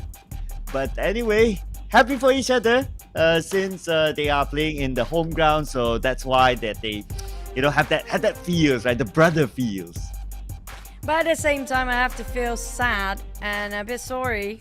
Not so sorry though, but it's gonna be Vikings and New Era didn't make it through for the grand finals even because both Super Weekend didn't make any point at all. So unfortunately for those two teams, they don't have a shot at all when it comes to trying to get into the grand final slot. But of course, when it comes to tomorrow, it's gonna be super exciting. For the first time ever, the Smash Rule will get to see how it works inside the game. Definitely will change up all the strategies, how the teams are gonna play and all that. It's super exciting. I really can't wait for the Smash Rule. But for today, we want to thank every single person that involved with us. Of course, you guys have been watching us on the English channel. I know some of you guys been staying with us such a long period of time, like Chonky Boy, Rio 24, MSD, all you guys down there, you know who you are. But tomorrow, trust me, you don't want to miss this because it's the first ever Smash Rule implemented. It's going to be on Sunday for Smash Rule, but the Smash Rule will get affected by Saturday's highest point. Yes, that whatever the point is for the number 1 team plus 10 points, and then that will be the benchmark point for Sunday. So of course, if you're still confused about how it works, don't worry. We'll take you throughout the entire tournament starting from tomorrow. So definitely it's a show that you do not want to miss out on, because on Sunday, especially on Sunday, like what Olio said, it could even go as low as 2 games and the night is over. And the maximum can go to 8 games on Sunday as well. So that's going to be super interesting. But it's going to be a wrap from us here today, right now. Thank you so much for all of you guys involved. I'm Juju, and this is my buddy, CELCOMDIGI. And we will CELCOMDIGI. see you again tomorrow. Same time, same channel. Starting with the Smash Roll. For now, it is good night, people. Bye.